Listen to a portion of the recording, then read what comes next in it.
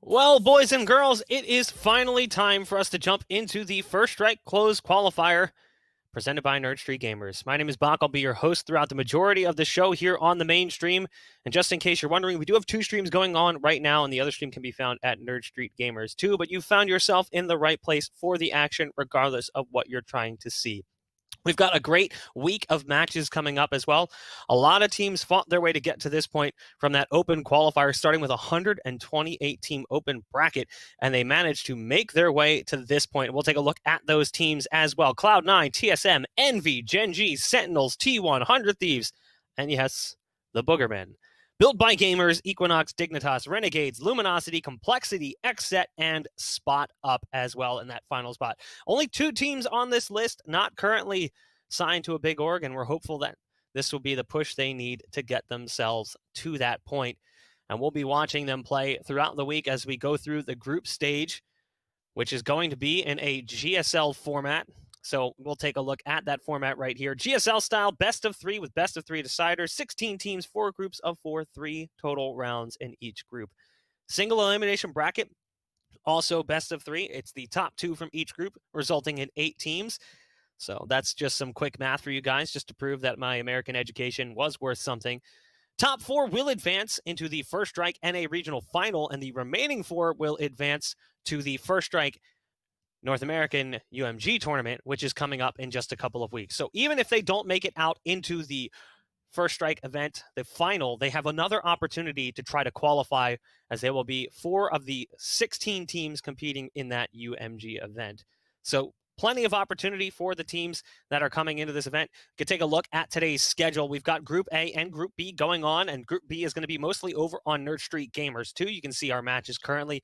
100 Thieves versus Luminosity, Gen G versus Equinox, Cloud9 versus XSET, T1 versus Complexity, and it's going to be one doozy of a day.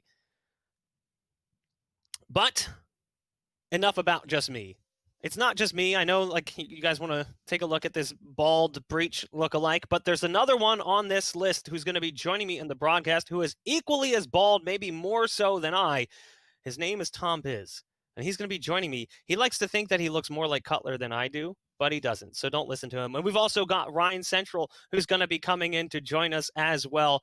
Guys, welcome to the broadcast. Ryan holding on to that hair and just flaunting it over top of us. I don't really appreciate that, but it's getting there. It is getting there. Much like we are getting closer to the finals of First Strike North America.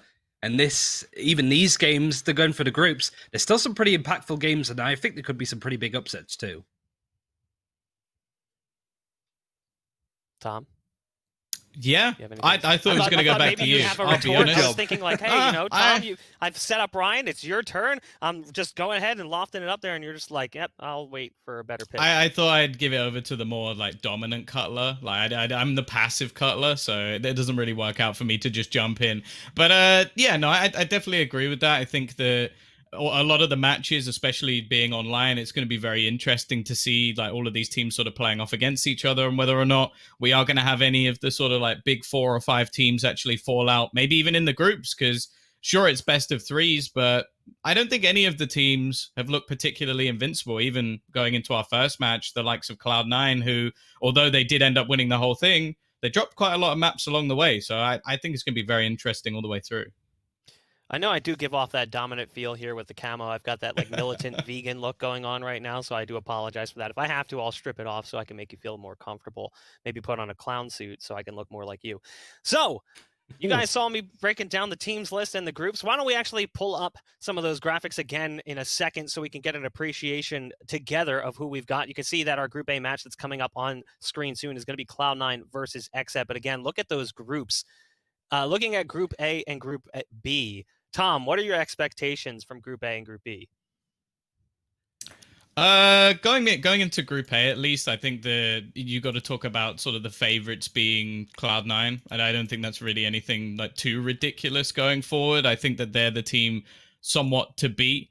Other than that, I think it's very much open. I think 100 Thieves, obviously being brand new, makes them a bit more of a question, and I think Luminosity facing off against them might give us a little bit more of a feel of like how things are going to go forward, like whether or not they'll be able to take them on. But I think XSET are definitely a team to watch. Like their game versus Gen G earlier in the tournament, you look at the scoreline and say 2-0, but realistically, I think they should have taken a map there. They faced off against, I think it was Immortals earlier on, and managed to knock them out of the tournament. So it's not like they're the small fish, like trying to rise back up. They definitely could take on any of these teams. Going into the second group, again, I'm sort of looking at this as like Gen G being the favorites. They came in with Sean and looked utterly incredible. Whether or not Sentinels were having a bit of fun, they still destroyed them in the match elsewhere. And then every other team in the group, I genuinely see upset potential there. So I think Groups B very, very much is open. And in comparison to Group A, I would say, although Gen G are a favorite, I still think they have to be careful. Genuinely think there's a lot of, I mean, I do feel like we're going into the first game, which is the first seed because Cloud9 won the open qualifiers. It doesn't really mean much at that point, but it just means that they have the better seeding and should in theory have the easiest time to try and get through the groups to the qualifiers. I don't think XSET is the 16th worst team in this group at all. They are in fact the newest team, relatively so when it comes to their announcement. They were announced, a day before First Strike started in North America. They are genuinely scary. They beat Immortals, which is another fresh new team. Immortals didn't even qualify. And Immortals, a couple of weeks ago, beat Cloud9 in a best of 3. So there is this element of like XSET has that potential to actually upset and beat Cloud9 in this sense. It isn't just Seed 1 versus Seed 16. All right, Cloud9 are easily going to just destroy in this game. There are certain maps where Cloud9 doesn't look strong. We can obviously get into it when we get into the series on the specifics, but genuinely, there is an opportunity right in front of us to see a big upset with the first seed going up against a relatively new, nothing to be afraid of kind of team that we're seeing out of XSET. And this is through all of the different groups. You've got the new Dignitas, you've got all of like Luminosity, Complexity coming back and looking good. You have T1 doing whatever T1 is doing at this point. Sometimes look amazing, sometimes refuse to move to actually attack a site. Anything can happen at this point, and I do think it's kind of silly to go into this and go, all right, the top seed is going to win every game. I just don't think it's going to be like that at all. Well, one of the biggest factors to whether or not the top seed or the bottom seed is going to take it is what the maps end up being, and we do have our picks and bans ready so we can appreciate how it is we're going to be seeing this series played out. Things kicked off with a ban from Cloud9 on Haven. XSET comes in with the bind pick. Ascent is picked up by Cloud9. And then that third and final map goes the way of XSET in the coin flip. So they will be getting their side selection of defense on split, which is a massive advantage should it get to that point. You know, watching the open qualifier, Tom, we saw Cloud9 struggle against a couple different teams going into 3 maps. And it's not to say that they didn't end up doing well. They did finish as the number 1 seed. But they did drop maps to a couple different teams throughout that bracket play, most notoriously almost losing to Slimy Boogermen, who surprised a lot of people with their performance in general. But is that something that you should be concerned about if you're a Cloud9 fan, is whether or not we actually end up getting to that third map and XSET's going to have that advantage? I think that's the only problem I have for XSET with coming through this series is that they do have 2 weaker maps. Like when we saw them play Ascent versus Gen G, they got battered just by pure individual skill. It was like Huyn just running around the map, destroying them whenever he felt like it. Their Haven is very, very good. So I kind of look at that and go, all right, that was one that could have worked for them. But interestingly, Cloud9 have gone from picking it to banning it. So I think they've actually played this veto very smart. And the problem is I can see XSET winning map 1. I just don't believe they're going to be able to take either of the last 2. I'm definitely in the same sort of field. And I think it's interesting because usually Cloud9 ban bind. They don't like to play it. A lot of teams like TSM don't like to play it either. And they're happy to go on and play some games on Haven. The issue is that XSET are really good on Haven. They beat Immortals there 13-6, which considering they have like Shut Up and JMO is a pretty big feat. And they went into overtime with Gen G. Gen G's next game after that, they 2-0'd Sentinels. Like, this is genuinely a team that Cloud9, to an extent at least, are afraid of on maps like Haven, to the point where they ban it and would rather play a map that they just genuinely do not like to play because XSET are a little bit worse on it. I think it's genuinely interesting. Whilst Cloud9 won out the groups, there were some weaknesses. How they deal with lurkers is especially an area that I think that they can improve on. Just being caught out by random flanks from really audacious players going through the map. Fryfo, their cipher for XSET, is one of those players, one of the better Cypher lurkers that we've seen so far in NA. He could be a thorn in their side if Cloud9 aren't careful. So I guess it's about that time then. I should ask you guys for your prediction as well. We'll start with you, Ryan. Who do you think is going to be taking the series? Is this going to be Cloud9 continuing where they left off in the open qualifier? I still think so. It's lucky that they had the ban, honestly, because they have to play Ascent and Split, which are maps that XSET really do not look good on. We haven't seen them play Split throughout First Strike at all. This first map is so important for XSET to win. It's their best opportunity. It's a map they look decent on. It's a map that Cloud9 have not really played in a while. This is their best opportunity to prove the biggest upset that we might see so far. But this map is so important for XSET to try and win. But 2-1 Cloud9. All right, well, Tom, go ahead and give us your prediction as you guys get ready to jump into the action. Take it away. Yeah, I think I'm going to be on the Cloud9 hype train. They definitely proved themselves worthy of it going forward. And the thing I'm very excited about is actually seeing more of that TenZ Reyna. Like, we've seen this come into play, in my eyes at least, to allow Relics to sort of stick to his rays. We saw him have a little bit of a flux where he would pick up Phoenix quite regularly. And yeah, I think that could work out. And well, TenZ is TenZ. He's deadly no matter what agent, right, Ryan? Yeah, it's pretty much a mirror matchup other than Fwifo being on there, but Aaron has been holding his place already, can get a frag, and it's a bloodbath already. Who Relics, who was the most improved player, I think, from the tournament that we saw in the Open, is able to start off with 2. They've broken onto the site, and Fwifo is a player that's to look out for. He's causing problems on this site. Nice. Still in with an opportunity, but he is going to be caught reloading. Fwifo to at least trade things back. 3 kills for him on that Cypher, and it will be XSET to start things off over on that defense side with a victory. I'll be interested to see if we are going to see a force in from Cloud9, though, because they definitely can make it work with the Stingers, especially if they are going to play more so towards Hookah, but I'll be interested to see if they just decide to eco here. They're usually quite happy to force on rounds like this, but really it's a case of getting the more important money. The fact that TenZ isn't on the Jet means that they're not really too interested in playing maybe the Jet operator role, just playing 2 heavy fraggers with the Reyna and the Rays. You could already see that they're splitting up, trying to just feel stuff out. It isn't a big buy for them, so it's a case of maybe do as much damage to XSET as possible. But XSET love to push on this defense. They love to face angles, much like Fwifo and the Reyna Pura are doing right now. They will do this all day for these 12 rounds on their defense. Well, I think that's the interesting thing with both teams, in fact. Like, Pure R is someone who may not necessarily pick up that operator all the time. In fact, I think a lot of the time it's when things aren't necessarily working with the rest of their plays that he opts to pick it up, or if they just have a ridiculous amount of cash. Nonetheless, though, a much slower default round from C9. Again, they aren't going to be taking over Hookah control, but leaving a fair few lurkers behind. Quite happy to play it slow as C9. Really, there isn't too many opportunities that are going to present themselves at this point, as XSET have got all of the information that they could want, faced off against people. They're going to hit both sides seemingly at the same time. The rotation is going to come in from XSET. The spike is on B, so this is the site they want to finish on at least, unless they go for the teleporter. Look at this control that Mitch is trying to dictate. Only 30 seconds left, and it's a really bizarre push out of Cloud9. C9, Vice can't do too much on the side of the A site. Cloud9 need to try and make something happen. Yeah, they didn't fully invest into this round, it seems, though, so even a spike plant is something extra. It's some finances, and Mitch has just come through with 2 kills off the back of the Classic, trying to throw a weapon over to a teammate, but it hasn't quite been retrieved. However, TenZ picks off 2 in a matter of seconds. This has gone from what should have been an easy round for the side of XSET to a pistol victory for Cloud9. Utterly ridiculous, and we're only into round number 2.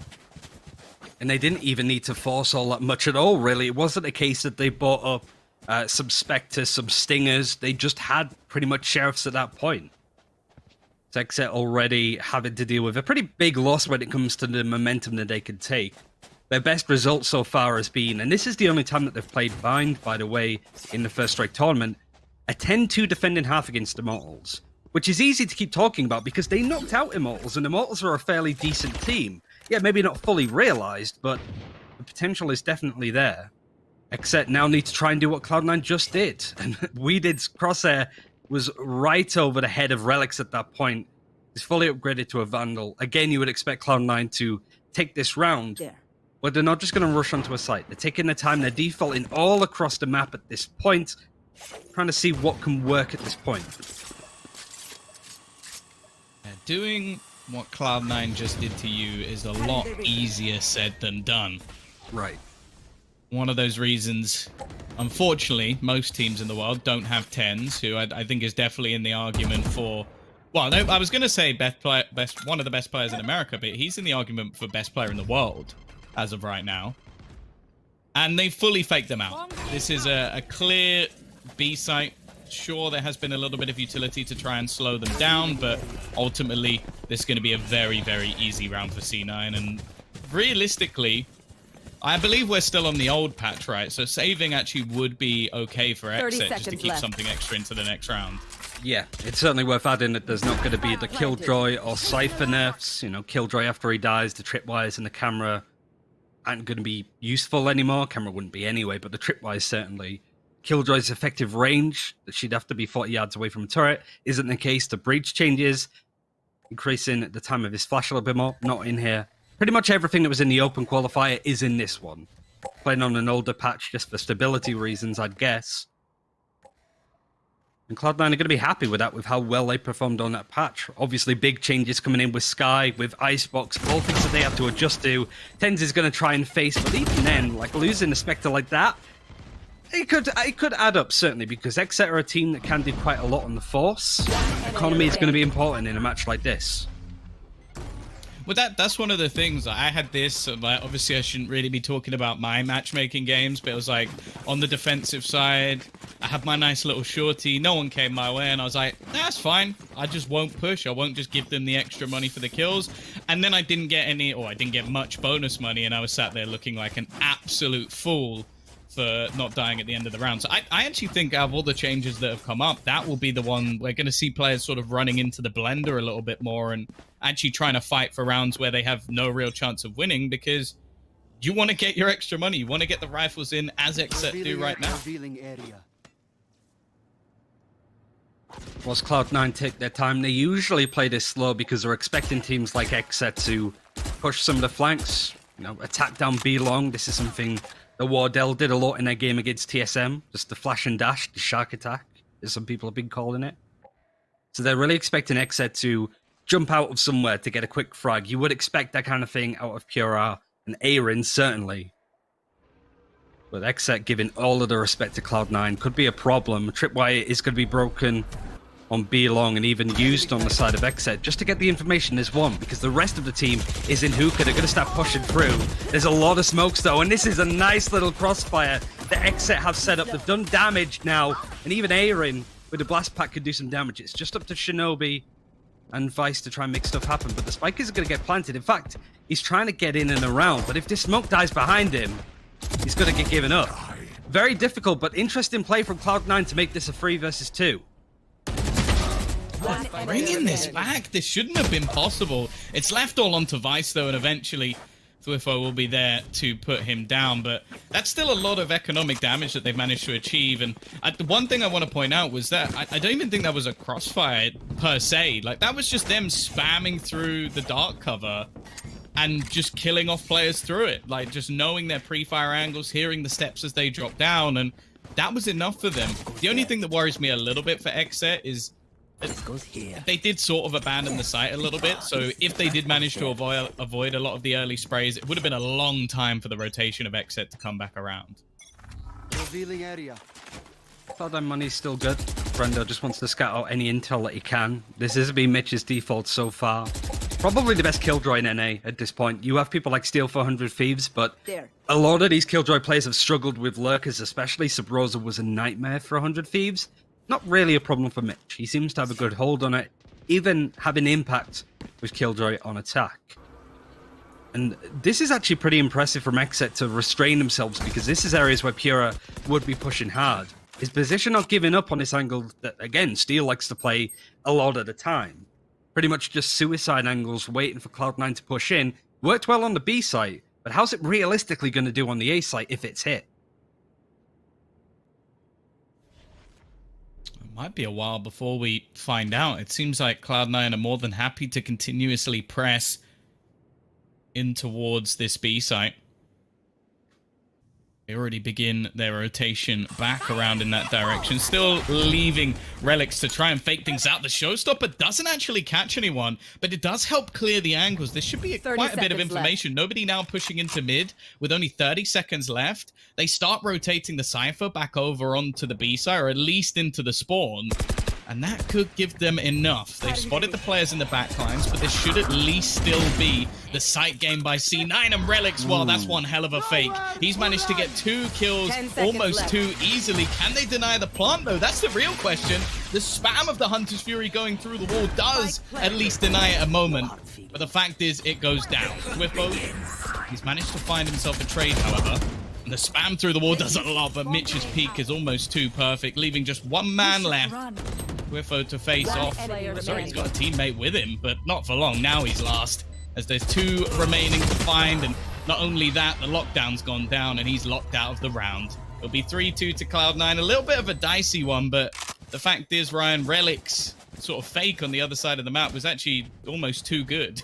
Big ultimates too, 3 of which for Cloud9 that were used up, including the lockdown right at the end. All pretty much started from Relics, who got the double kill onto A that just immediately puts XSET in this position where they really don't want to be. The Showstopper is available for Relics if he wants to use it. Aaron got a bit ahead of himself. And this is the boiling point, I suppose. Cloud9 doing what T1 are really good at, to be honest. Playing super passive for T1, a little bit too passive if you ask me. Where they're just getting XSET to make mistakes. You've seen it now on B long. They want to push, they want to be aggressive. And Cloud9 are waiting for them almost. And it's an important fight for XSET to win if they're going to dedicate to it. Oh, I like this, though. They've split back through the teleporter and surrounded the players. That's, in fact, the spike down. So they managed to turn this already into a 2v2 situation. However, it is Tens and Relics to try and turn the tide. Sure, it goes the way of Cloud9, but that's a really nice idea from XSET, and it does a lot of damage in the process. The economy is still decent for Cloud9. You can see the sort of money involved. And XSET, all they really wanted to do was cause a bit of difficulty. Really, at this point, it's kind of what they can do. Pura, 0 and 6. This is a player that really XSET rely on to frag out pretty impressively. 10's 4 and 4, but this is why Relics has been so good for Cloud9. He's risen up to be that second fragger, really. It's not really Tens and Friends anymore for Cloud9. All of the players are showing up in ways that we've never seen before.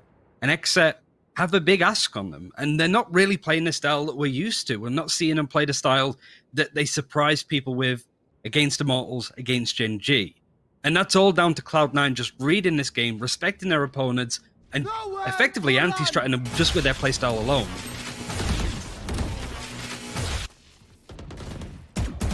This time, the Hunter's Fury doesn't really achieve too much. In fact, Weeded to kick things off. A second cheeky headshot will give him an advantage, and although he's eventually traded out, becomes somewhat meaningless. Again, though, Relics is doing very well at making things costly. Problem being at this point, as he's all alone, low on HP, and you can see Aaron on the other side starting to get aggressive, starting to take map control away from him, control the spike itself, and realistically, this round should be over. Trying to check some of these angles. If you can take one with him, it's worth. But you can just see, it's so crazy to me how passive XSET. They're declawed at this point. This was a ferocious lineup that took that extra carefully. At least Pura can get off the board with a frag. This should hopefully enable him to speed things up. He has an Empress available. A great way to start farming some of these frags onto Cloud9. His money is okay. They could potentially save if they're not comfortable in some areas. Shinobi, for example, doesn't have all the money in the world. Should be able to still get one, or is just going to use the Guardian, as we're seeing. No ultimates on the side of Cloud9, so maybe they're going to pull out a bit more of an interesting default, because right now they've been playing super slow, expecting XSET to run into them, and XSET have just been sitting passive. Wifo does this with the Ares quite a lot. You should expect a recon bolt to go down A mid at any point, and he will mow them down with the Odin. Not many people do this. Not, at least I haven't seen not many people do this, at least. Yeah, no, I think it's a very common thing when it comes to maps like Haven, for example, or even on Ascent, you know, the classic B-site hold. But yeah, I haven't seen it too much through mid, but if that wall is as paper thin as some of the others, I can understand the point. Now, at this point, they are starting to send Relics in almost as that pure entry fragger role. He's been hitting some headies today, and I wouldn't be overly surprised if he was to catch another. The B site has been their main form of success thus far for Cloud9. Even still, though, you mentioned how strong their defensive side can be. XSET might need to string a few rounds together if that's going to be the case. And Cloud9 are a team that like to play the objective on a map like this. It's pretty much just run in, get the spike down, go from there. And oftentimes it means that their post plans aren't very good, their executes can be a little bit sloppy. Rifo has the right idea, can't get any damage in. And that strategy might not find too much use, but he's still able to get Relics at least, Tens at least trades out onto Fiora. And that's all he's able to do with that kind of gun as we go into a 4 versus 3 retake. XSET want to be able to try and take back this site. No ultimates to do it in. And the positioning for Cloud9 is varied and going to be difficult to uproot. Yeah, they have the right idea of the positioning of Vice, but so many angles to clear, and they actually peek directly into Tens. Not what you want to be doing. Leaving just 2. Brando. One of them. Aaron does at least clear out Tens, but the problem is there's still so many members of this C9 roster standing. And Brando with 60 HP. Might just have to look to try and escape this one. The spike ticking very fast indeed. And in fact, Vice is even going to peek him and kill him off at the end. So even more cost creative for XSET. And it's Cloud9 to take their 5th.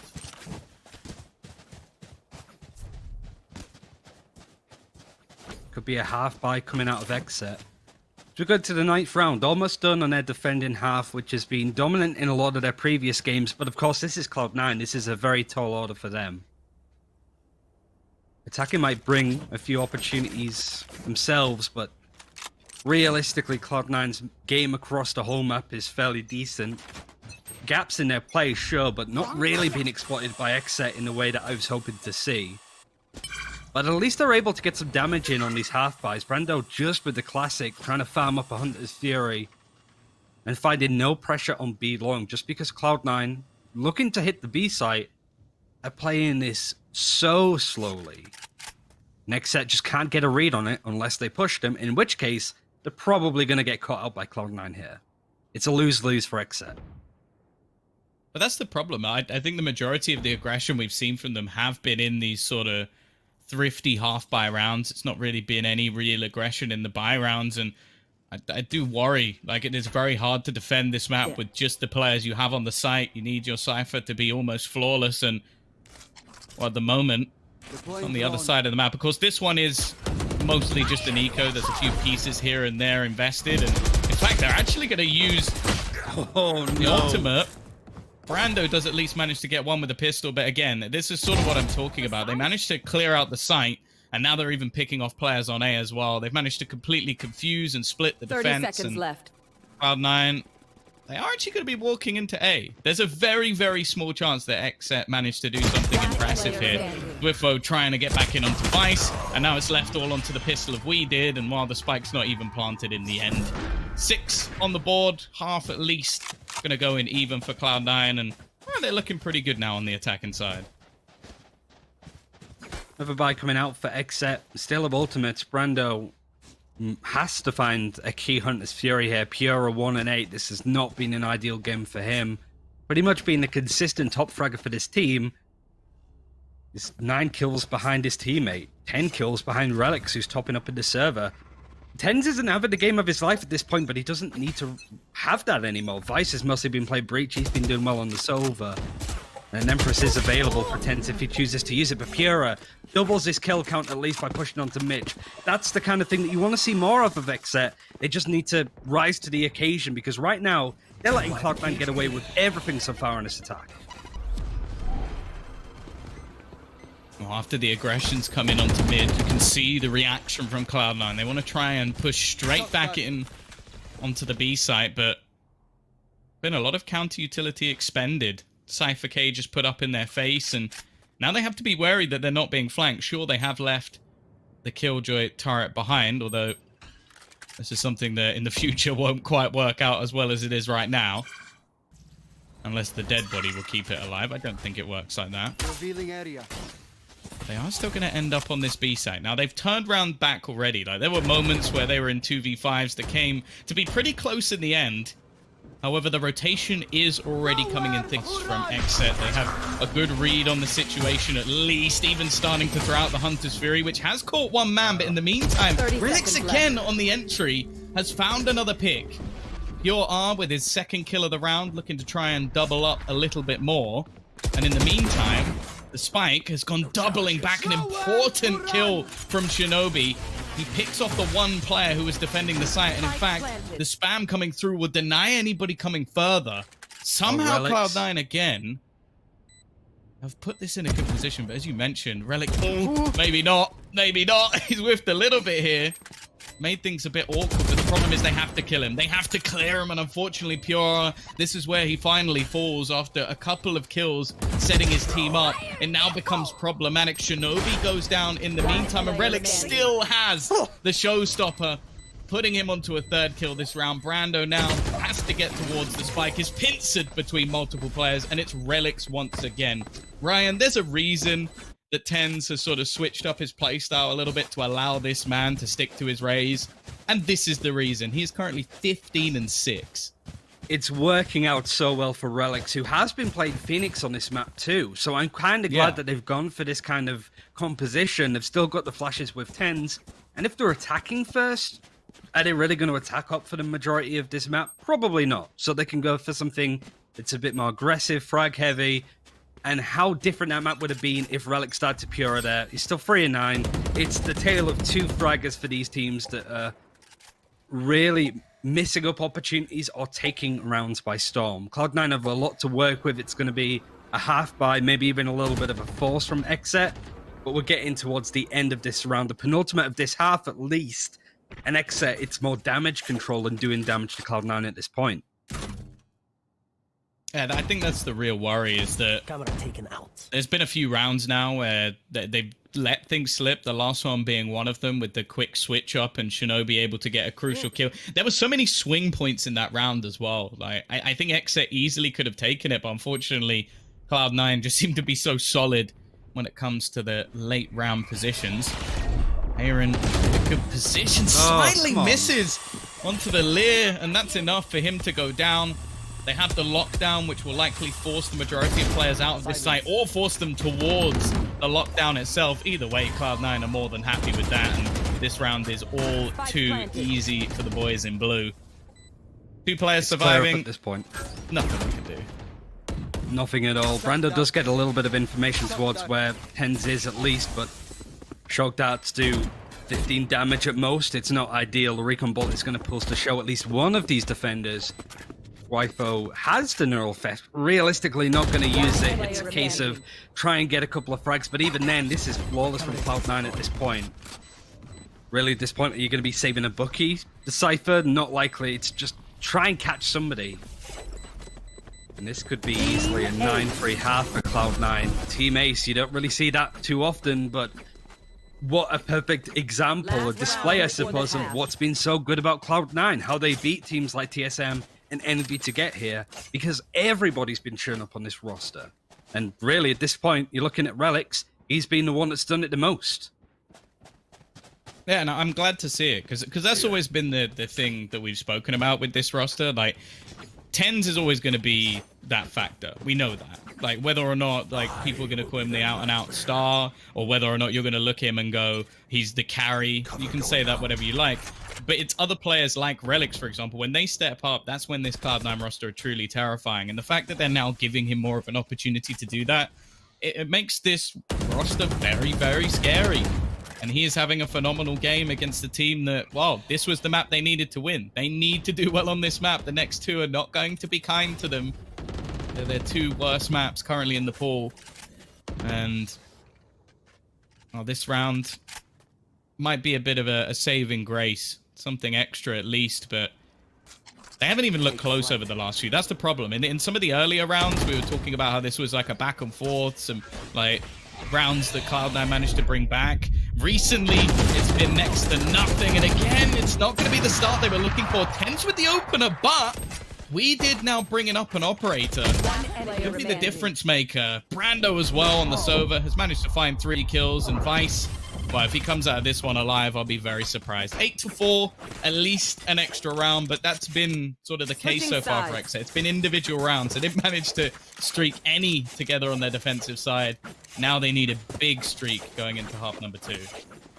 And we can look at pretty much the highlights of Cloud9 for this half with GoPuff, and you're going to see exactly some of the plays that brought Cloud9 into the first seed to be the best. And there were some really nice, clever plays out of XSET, but realistically not enough to set this team apart.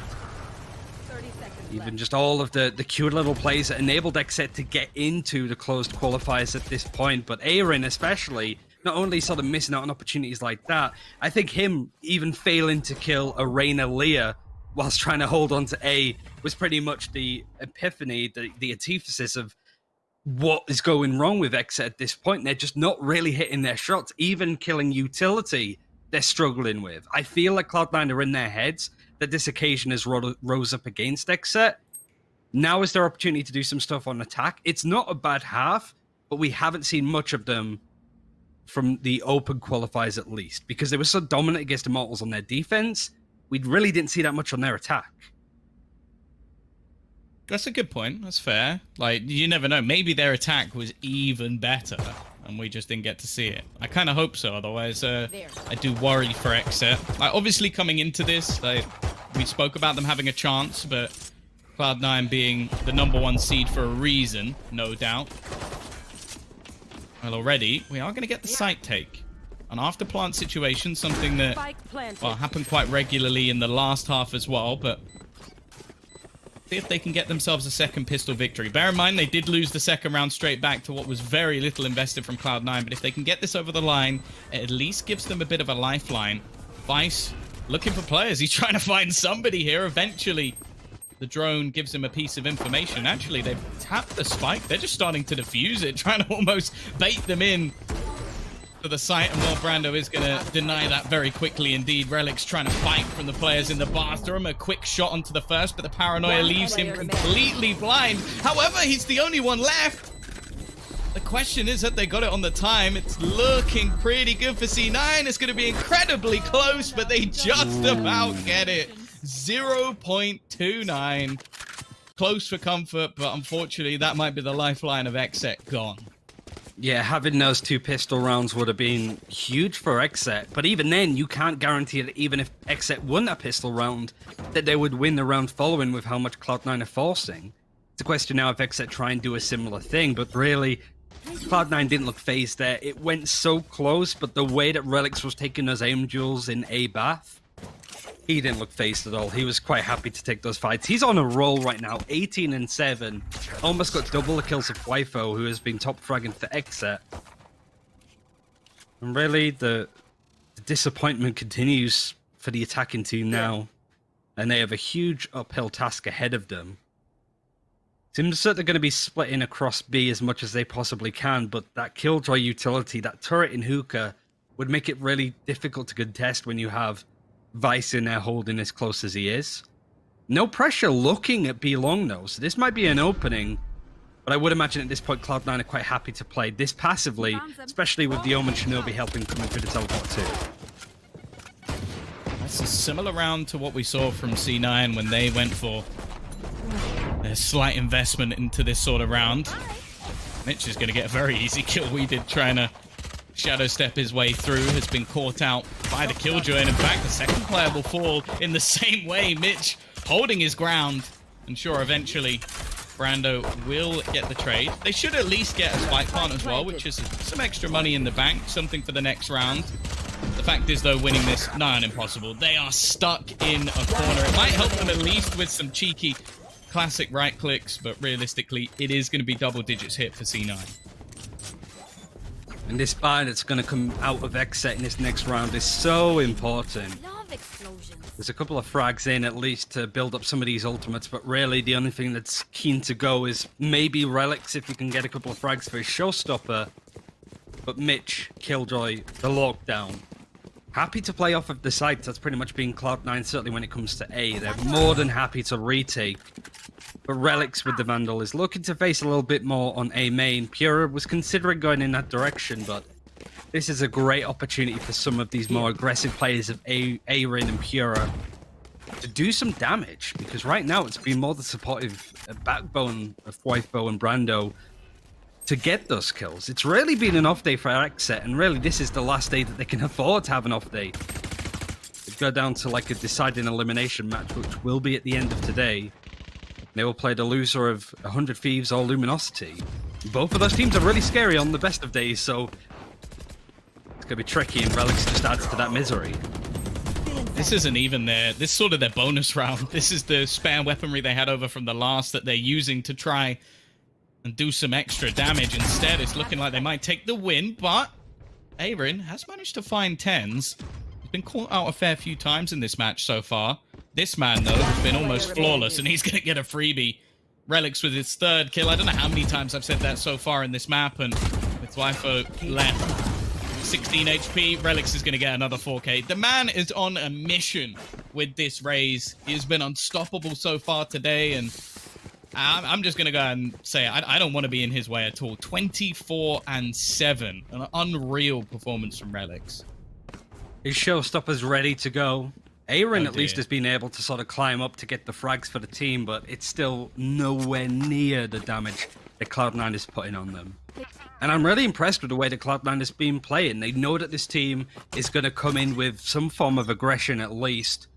And they had a really patient game. Cloud9 often does fluff their lines in some cases. They do make mistakes, and they can be caught out by other teams. But this has just been a perfect performance for them. They are not giving XSET an opportunity, but Pura at least is able to get 2. It's an opening. The rest of his team are going to be pushing through Hookah at this point at least. All of the rotating players from Cloud9 ready to hit them head on.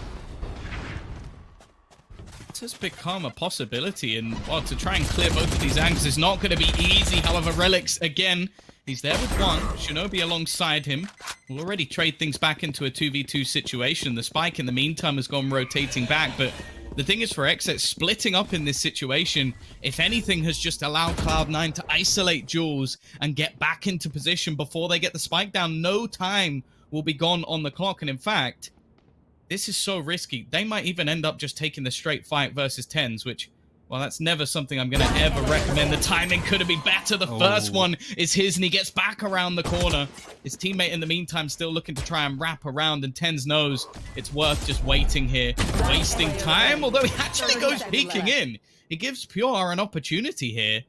Maybe just getting a little bit too cocky, as he could have waited for Shinobi to come back around. And actually, now switching things up once again, Ryan, as this goes in towards the B site. It's a chase. It's a chance for Pura to really bring around home for his team. 10 seconds left. Shinobi, though, is hot on his heels. I don't know if he'll expect him to be this far out, just around the corner, watching for the peak, and Pure will take it. A big 4K that keeps them in this map, but more importantly, maybe a slight slip-up from Cloud9. And it's going to be exploited from players like Pura. That's more like it. Both him and A-Rin are starting to warm up a little bit more. The showstopper from A-Rin not finding all of that much, but it started with him, it ended with him. Great round from the reign of XSET, but there's still a tall mountain to climb. Look at what's available for Cloud9, but look at the fact that they aren't really buying at all. Their economy has been damaged throughout some of these rounds. Even winning 3 in a row, money isn't ideal. So Cloud9 might be quite happy to face this head on, except that this could be another round lost. But they could be a tricky team themselves at this point in XSET. Certainly don't look as confident as we're used to seeing, Tom. Well, looking to try and pincer them in. C9 now have a lot of personnel fighting for Hookah, but the problem could be the push starting to come through. Long weeded, he's left so blind. However, the trades are coming back. Still even, though. Bear in mind, this is not a full investment from C9. This is them trying to do some damage along the way while they have the purchase for the next round. There is still a rifle for Mitch, and actually XSET are not going to switch their direction. We saw them do that in the last round, playing a game of Ring Around the Rosie, but the fact is Mitch has now picked off another, and now they decide it's the time to try and switch back. The problem, Ryan, though, the man they're walking into is all the more terrifying. Like, Relics is still here and ready. He's waiting. I don't think they're going to expect it. The flank is a bit awkward as he's still using the Stinger, but he gets the kill onto Brando. Rifle could have had an amazing lurk onto B, but Mitch just jump peeks him. He's not been caught out by these kind of players. He's been so good at dealing with lurkers like him and some rows of problematic players. Rifle can at least bring this down to a 1 versus 2. He is running right into a Sheriff. He tries to jump. Classic right click, but it's not enough. Match point for Cloud9 on a round that seemed to be destined to be XSETs. It's another fluff up by them, and another great round from Cloud9 Blue. But to just keep the scoreboard up for a second, they haven't won 2 rounds in a row this entire match. No. That includes like winning a pistol and then instantly losing the force by. That includes the round there where it was 1 rifle, some SMGs, and some pistols. This has been a bad day at the office for XSET, and it's unfortunate because they've not been able to build any momentum whatsoever. And Cloud9, well, they must feel invincible. Every time they lose, they instantly win right back. Literally like Saiyans. They get beat up, they come back stronger. Mitch is ready to face. That turret is going to find some information, but the smoke protects it. Tens, though, gets a look into Viper. He's not being able to get anything done. Relics is just styling on them at this point. Expected this level. Aaron could at least get 1, but it's just up to Aaron now. 1 versus 4 to try and take this first map. Their best opportunity, to be honest, for XSET to take a surprising map win against Cloud9. It's looking all up in smoke. If XSET could get anything done, they can't. 13-5. Cloud9 are looking next level, Tom. Yeah, no, that was really, really impressive as well. I think the thing that's kind of heartbreaking for XSET is that we never really see them get any momentum, because every time they win a round, it just seems like there's a hero on the other side to bring things straight back. But if you're a Cloud9 fan, that was probably a real showing. Like, you're probably sat there maybe expecting Tens to just be wiping them out, but the fact is, he didn't actually have much to do this game. Like, when we were looking at Mitch just having a masterclass of how to play the Killjoy, and then obviously we've highlighted him so many times, but Relics had multi-kills in so many rounds that I lost count. So yeah, just a pretty easy map for them, and unfortunately that was the choice of XSET. So realistically it only gets worse from here. Yeah, they're going to Ascent next, which is typically a good map for Cloud9. It's sort of middle for the pack for them, but really bad for XSET, to be honest. They have lost some really decisive games against the likes of Genji, who on maps like Bind, on maps like Haven, which got banned, were the best opportunities for XSET. This was disappointed for me. I was expecting much more out of this team, out of these players. There were shimmerings of brilliance out of them, and you can see why somebody like myself is so interested in these guys. But Cloud9 just didn't let them play. They just honestly kept it them a lockdown, to be honest. And that is the sign of a team that's ever growing with Cloud9. Before, they might get surprised by a team like that and go down to a shock map loss, like they did through the open bracket, to be honest. A lot of rounds for teams like Slimy Bogeyman, that was completely different. It's amazing to see them win the open qualifiers and come into the closed dominant. This is something else. This is a new Cloud9. Well, luckily for XSET, it's not a best of 1. This isn't the EU qualifier, for anybody wondering. So there will be a little bit of a break before map number 2. So make sure you join us after that to see if Cloud9 will continue their dominance or if XSET can make a cheeky comeback.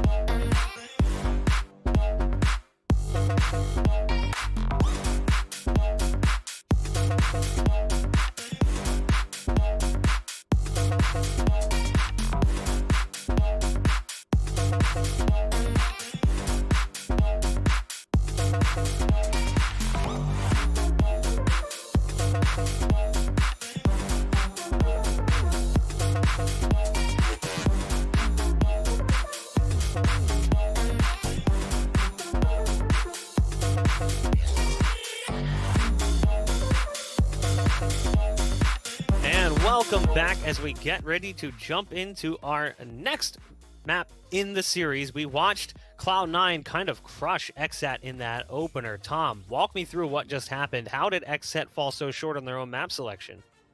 I think a lot of it came down to momentum. Obviously, Cloud9 came out to play. I think that was evident by the fact that they had multiple players on their team that, not that we don't expect them to pop off, but not even the normal suspects, I guess you could say, with Mitch having an incredible match. But I think the other thing as well is every time they lost a round, no matter whether they came back with pistols, stingers, whatever it was, they just seemed to play it perfectly. And every little thing that was attempted by XSET just didn't really go to plan. It was a real mess for XSET to have stuff done, but you've got to look at Relix. Relix was a standout player. His average combat score was 386. It was almost 400. Like, 300's a good game. 400 is just pretty much unheard of at this point. And he had an ADR, granted it's a race, so do bear that in mind, of 250. So he's killing 1.5 people per round when it comes to damage. You look at a great fragger in the side of Puro, who has been great for XSET up until this point, an ADR of 70. It's really difficult. You are comparing two agents as well, so do bear that in mind. But it really has been a tale of a top fragger for XSET not really showing up at all. And the second fragger, really, everybody's looking at tends to show up. Relic shows that he can do it too, and he does like to play Raze a little bit on Ascent too, in some cases at least. So you would expect to see a little bit more of that as well on a map that C9 look good on. XSET don't look certainly as good as we're used to seeing on Bind and Haven. Here's the thing too. When we've been talking about Cloud9 over the last several months on their come up, starting as Tens and Friends and then becoming a more official roster as each individual player was signed, it's something we said in a few different broadcasts. I feel like Cloud9 doesn't get the respect that maybe they deserve. They're constantly just referred to as, oh, it's Tens and Friends still. It's like, they're all on the team, but like Tens is still doing all the carrying, and those guys are just like accessory pieces. You could literally swap any of them out with anybody. We could potentially play with that roster, and apparently that's what the community thinks would find them success. So to see players like Relics stepping up, see players like Mitch also stepping up, and Tens not having to put up those numbers is promising as a performance for the team. Ryan, is XSET going to be able to turn this one around? Or are they going to be able to somehow find something, pull a rabbit out of their hat on Ascent? I feel like this series is going to quickly go away from them, but there is still much to be gained from having a decent map against one of the best teams in the world when it comes to form at the moment, right? They get to play a map that they have a lot of problems with against this better team. There is a quick turnaround if they could just learn stuff of what Cloud9 do, how they deal with certain scenarios, and then they can at least take that into the losers final a bit later on today. 100 Thieves are 1-0 up against Luminosity Gaming. That is certainly a game that XSET can win if they want. So right now, I don't expect them to take Ascent, to be brutally honest, but this is a great opportunity to throw stuff at the wall, see what sticks, see if they can cause a bit of an upset, and just see what works at this point for the rest of this tournament. Well, we are ready to jump into Ascent. Guys, take it away. Well, I'm looking forward to this one. I think this is probably going to be more of Cloud9 basically just flexing, but realistically, I'm hoping that XSET put some hours in. This was a map where they faced off against Gen G. They got absolutely slaughtered. And the problem was they actually, again, I think they started on the defense. So if you're getting battered and you're starting defense, that's definitely a problem. If they allow Cloud9 too much space to control this match and set the pace, it will happen again. One thing that we failed to mention is XSET changed up their roster in a very envy way. Aaron, that was playing the Raze before, is on the Killjoy. And Fryfo, that was on the Cypher, is actually going to be playing a different agent altogether. It's a big change, and it really hasn't looked as good for XSET as, say, as it has for Envy, where they move Mummy or Food onto the Omen. It's a bit of a weird thing that teams do that I'm personally not a fan of. Every game that XSET tried this, it hasn't really looked good at them. Those players haven't had the performances that they were hoping for. Cloud9 pretty much running what they used to run in. Tens is back on the jet. 30 seconds And left. this is typically what they're used to as they're attacking and trying to do some damage on 2 different sites at this point. Yeah, it's not going very well either. Pure Oz just stepped up with 3 crisp 1-taps, and while Relics finds a kill on the other side, in fact, finds 2 kills on the other side. The problem is he doesn't have the spike, and he doesn't 10 have seconds the left. time. As long as they don't just run in and die. Like, that's pretty much it. As long as XSET just hide here, the pistol round is theirs. Interestingly enough, so it's usually Aaron that plays the Killjoy. This is brand new from XSET. Wifo is over on the Killjoy. And in fact, Aaron is going to be on the Phoenix. They run this comp, but they run... Yeah, they change it around that these players are legitimately changing the roles that they're playing. And Wifo usually plays the Breach, which isn't present in XSET's team. I mean, they took the first round on defense, that's a good look, so maybe it's a case of they're not wanting to show their hand. Maybe this is something that they've been working on throughout the week, and this is like a, well, screw it. Like, we're in, you know, match point deficit when it comes to Cloud9. We need to pull out something. We need to surprise and have these players like Pura and Aaron shine. This is their best opportunity to do it. So I'm excited to see how this goes, because even this change could mean that Ascent is so much better for XSET than we used to. There.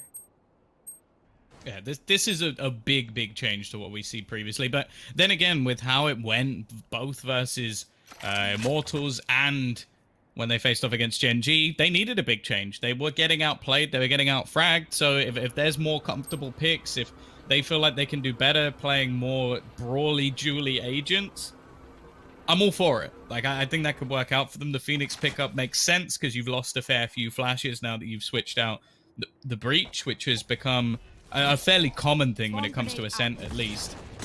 Now, they did win the first pistol in map number 1. Let's see if they can actually convert this one. There's a bit of a fake being thrown in by Mitch, a fair amount of utility being expended to try and make them bite into this A site. However, it hasn't worked. In fact, there's been a rotation back towards B. The map is pretty much full 30 control for seconds Cloud9. left. Tens has made a lot of space. He's trying to get close into Brando, but the spray is pretty good. But they just stopped checking. He's looking to see if somebody's coming through the other entrance. That would be Relics. But now it's a 2 versus 3. The site is looking to be open for business with the spike getting planted for Cloud9. Spike planted. But they are not in good post-plant positions. XSET have them cornered. It is a case of whether they can win these battles against the really weak Tens and a really strong Relics. One enemy remaining. Somehow this has come back into a 1v1 and Tens! He just peeks back around the corner and rips off the head. That is ridiculous. That's a round that they never should have had. A 3v2 after plant position. Tens was low HP when they begun that fight. And it's happened again. Ryan, it's happened again. They win the pistol. We are still in a place where they have not won 2 rounds in a row. I don't know what to tell you. Tens and Relics were just in a 2v3 like that. Their backs to the walls, blooded and beaten. They still come out on top in a really scrappy affair. XSET at least wanted to play a bit more aggro. This is typically what you expect them fighting angles like this. Mitch is happy to use that utility just to scare him off a little bit. He wants to feed up his ultimate at this point. He's going to be fighting for this spot all day for the lockdown. And even just poking out. That is an insane shot from Pura, though. Tens goes down. It's another opening for XSET at least. But the pressure's on for Cloud9, who, to be honest, at this point, have full map control, can even push mid if they want, because XSET are just bunkering onto these sites. He's invested into the Blade Storm. Now, bear in mind, we mentioned Pura having a quieter first map. The reason that was brought up is because, well, he normally does a lot better. It's not just to even harp on him as an individual. We want to see more. We want to see him succeed, and he's had a good start to this map. Granted, losing round number 2, not ideal. But him now having the Blade Storm gives a bit more of a feel that this is possible. I think they've also managed to potentially retrieve that extra gun as well. E9, though, they're already starting to move their way towards this A site. Now, this was one of the major weaknesses we saw from XSET. They could not hold A. Even if they put 3-4 players here versus both Immortals and Gen G, they struggled. But this time, it's going very well indeed. A lovely shot off the back of the Sheriff. And now Shinobi, 15 seconds. It might just be an idea to try and hold on to the gun. Can't even do that. FIFO. Oh man, this is so much better from XSET already. We're 3 rounds into it. And this is the tenacity, that rebellious streak, I suppose, that they're not going down without a fight. This is the team I just want to see more of. Can XSET win another round? Can they win 2 in a row? That's all I'm praying for at this point, Tom. Because this is a team that I was so excited to see. Like I mentioned before, this is the first seed with Cloud9 going up against the 16th with XSET. This is the best team in closed qualifiers versus the worst when you're looking at it on paper. But XSET are not the worst team in the teams that we have in this tournament so far. There's so much more. We just need to see it. Well, we saw Pure R pull out the Blade Storm. And now we've got Tens who says, I raise you another Blade Storm. So, again, I'm not going to count out any Jet on a Blade Storm in these sort of situations. Like, we know what this man can do with clinical left-click headshots from the knives.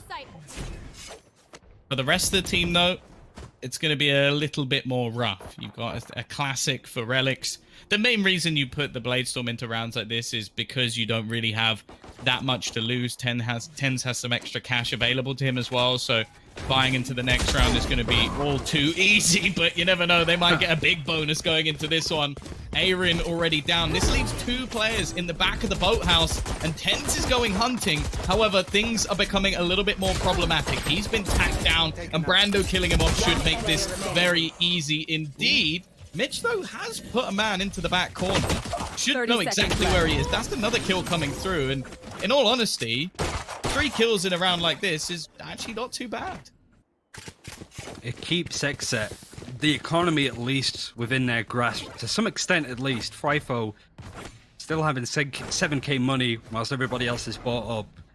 Into their next round is going to be decent at least. Tens with the attack operator, potentially. The money isn't ideal. It's not perfect for players like Relics who have to buy half armor. Tens just testing if his sensitivity is good after changing it for the 400th time. He seems to be wanting to one with the operator. We didn't really see it an awful lot on Bind because of the Reyna play, so now we expect him to come online in a different way that we haven't seen so far, at least today. And they have a lockdown. Really good attacking ultimate. Mitch has some really interesting places that he places it. I would expect that this would be an A-hit based off where he is, but Cloud9 like to run the board, certainly as we get later into a round, Tom. Cover going out. Yeah, it's one of those ultimates that it does become quite difficult to counter when you're facing off against someone who basically knows exactly what they're doing. We know about the spam. We also know about the Sova ult, but unfortunately, that's not actually going to be in play for XSET in this round. We'll gain a little bit of information, but it seems like Cloud9 are more than happy to just sit with mid control. In fact, it's actually Vice just probing for information. He'll realize that the door is closed, and that allows them for actually quite a bit of space going into mid. The door's now being broken.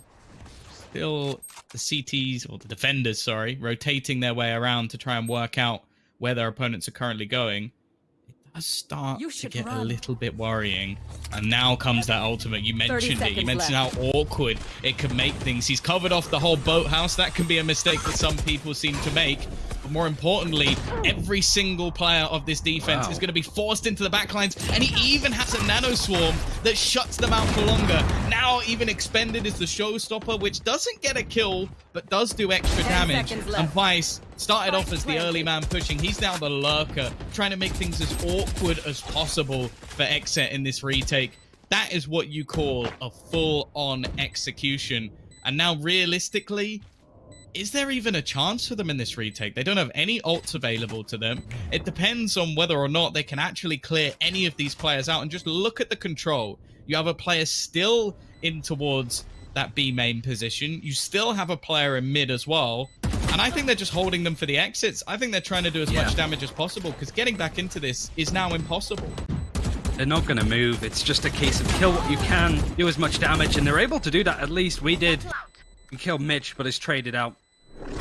It's a 4 versus 3. The spike is going to blow on the side of Cloud9, and hell of an execute. I love the lockdown play on B because they put it down.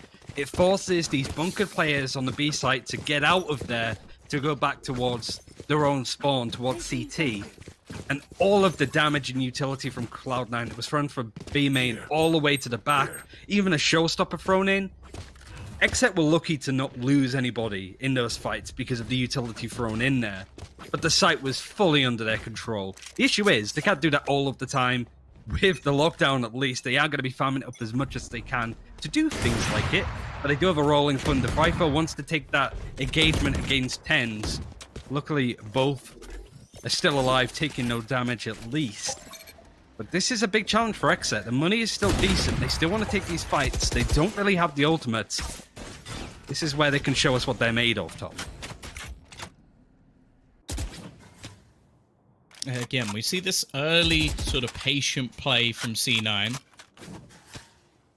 Maybe expecting some sort of aggression on the other side, but instead it is more just a hold towards A. As I said, when I watched them previously in their matches versus Gen G, and I believe it was Immortals as well, that was where they struggled. With these sort of faster pickup plays that blasted their way through short towards the tree, and the pincers onto the A site was where they really struggled. So they've gambled elsewhere. They've left the Killjoy alone on B, which... Well, you have the alarm bot, you have some utility, which at least delays them walking down the short side.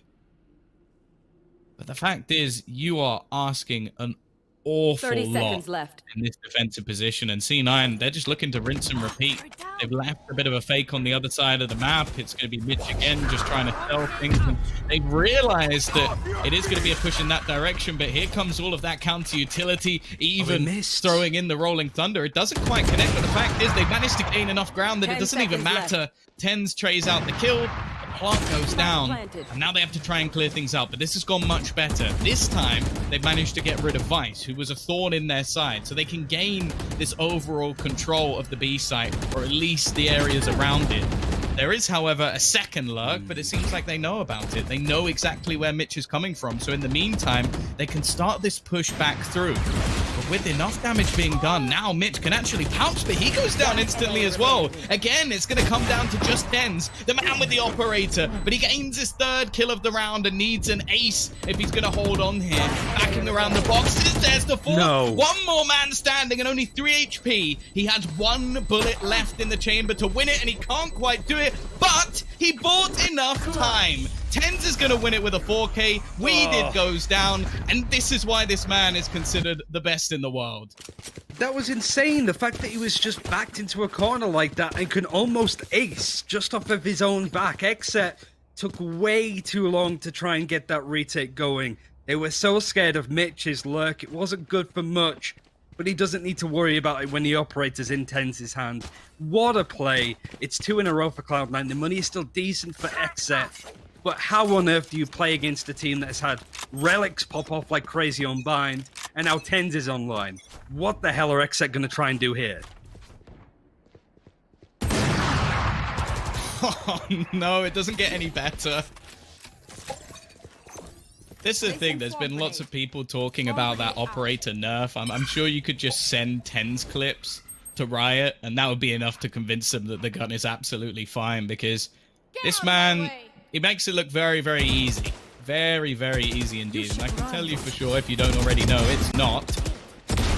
Curveball coming through, and now Relix is back as well, as if it wasn't bad enough.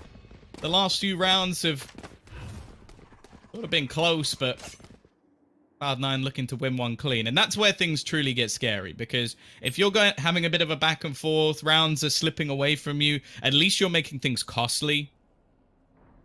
If rounds like this start to happen, that's when I really worry, because then the finances build up for C9. They can continue to gain with the operator, and you can see it on the other side. Like, $300 is all that was left for TenZ after getting that operator in. So it's not like he was in a great position in this round. It's just now he will be. Yeah, it's not like it was a flex pickup, really. It was a case that he could do the most damage on it. But even look at Cloud9. Relix isn't going to try and play with a teammate in case they could trade him in case he dies. He's just going to kill them all. You know, he is that confident that he feels that he could just push and take these engagements. And this is something that we didn't see from Cloud9 before this tournament. Even the Renegades Invitational, they came 3rd place. They didn't even get to the finals, which has pretty much been the story of this team. Now look at the way that Relix is playing. Okay, never mind in that case, because Qualifier can at least take that engagement, but generally, I mean that these guys can pretty much hit their shots and take fights off. It's so much confidence in this lineup, and it's Harlem Globetrotters in comparison to XSET. Oh, they're going to clear them out at the end as well, as if it wasn't bad enough. They've used the Blade Storm, and that's the kicker. Because if you look at the amount of money they had, with 2 weapons being saved, of course, as said earlier, we are still in the old patch where you still get a reasonable amount of loss bonus going forward, rather than the 1,000 you get if you save. So they would have actually had enough to probably get a decent amount of weaponry on the board. Instead, well, it's not a save, but it's a bit of a sucky buy. Like, you're going to have some pieces missing, a Stinger, a Sheriff, Spectre in there too. And on the other side of things, as I said, Cloud9 kept that one almost clean, so they are doing very well in terms of their finances. Even the run it back can't find too much other than some information, which frankly at this point is useless considering the rotations coming in from Cloud9. 2 ultimates, 2 big ultimates used from XSET that can't find much other than a little bit of damage to Mitch, who's quite happy to back up. Relics has been so good pushing B, he's doing it again. He's ready to peek around this corner into Weeded, who is watching this pixel perfect angle. Utility's going to start coming out now. Let's see how quickly XSET respond with the rotation. But these hits from Cloud9 onto the B side have been stellar, so you would expect more of the same. Placing swarm grenade. Swarm grenade out. Yeah, they've invested a lot in this round for sure. At the moment, hasn't brought through any results, and it seems like Cloud9 have basically just decided, like, okay, B's working, let's just keep going in that direction. It doesn't matter how many players they stack up. We're also going to see the paranoia avoided by Relics, who again begins to go in as the entry, but it's all an elaborate ruse. They even showed the spike on that side of the map, and while Relics may have got the entries, done exactly what they needed, they're just going to waltz their way back to the A site. The fake from Cloud9, nigh on perfect, and now the remaining players, again, stuck in a bit of an awkward spot. It's a 3v4. It's not completely out of the realms of possibility, but that's the one thing we have to note for Cloud9. Even in a 1v3, they managed to do enough to hold on to the round. So, are we truly a believer in them bringing this one back? No, and unfortunately, Ten seems to have eyes in the back of his head at this point. His Jules versus Pure R almost seem unfair.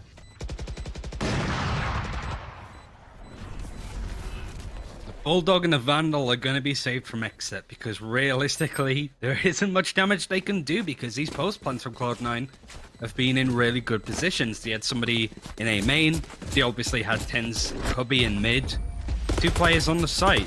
They have full control over this map. Certainly watch how they default coming out of the spawn doors as we go into round number 9. You will have Relics pushing B. Nobody's really going to fight him, and when they do, they tend to lose, as we saw a couple of rounds ago. And then Mitch is constantly putting his utility towards A. He's 1 orb away, 1 ultimate charge from having another lockdown. And all of these kind of plays and use of ultimates and utility fully XSET off some of the angles that they want to play. Just watch how passively XSET will go. Now at least they're going to put some more pressure into mid, at least with the guns that they have. But up until now, they've just sat back. Well, yeah, I think as well, like, the small pieces of aggression we did see from them ultimately failed miserably, and it's happened once again. Shinobi is shadow step to behind the other box, his peek out, gets a free kill. We saw the aggression coming out earlier from Pure R, where he just gets insta-domed by the operator. Hens even waiting in case there is something extra cheeky coming out from his opposing side, but he's the waiting fact for the is, at this point, he's waiting yeah, for the Blade Storm to be used and then a double updraft, which is something that, yeah, it's a cool aggressive play, but the way that XSET are playing right now, it's stuff that they would do when things are going their way and they're feeling themselves, but that hasn't really been the case, and even then, Pure is not even playing in that position. He's holding on to Cubby with... He doesn't have a Blade Storm, but other than that... He does on oh, the no, wait, defense. he does. Never mind. I was looking at the wrong side. I'm an idiot. I am a fool. It's, you know, it's 11 p.m. It's not quite as late as last time, but I'm going to say that I'm tired, even though I'm just looking at the wrong side.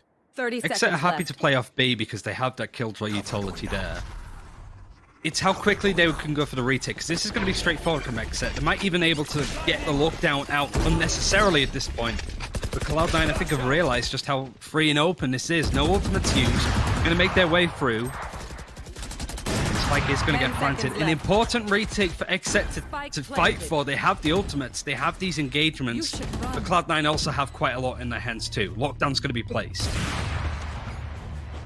Yeah, wanting to keep the streak of rounds going, and you can see the hunt. It's the battle of the Jets going to continue, and even just the time wasted, Tens is going to win it with a classic.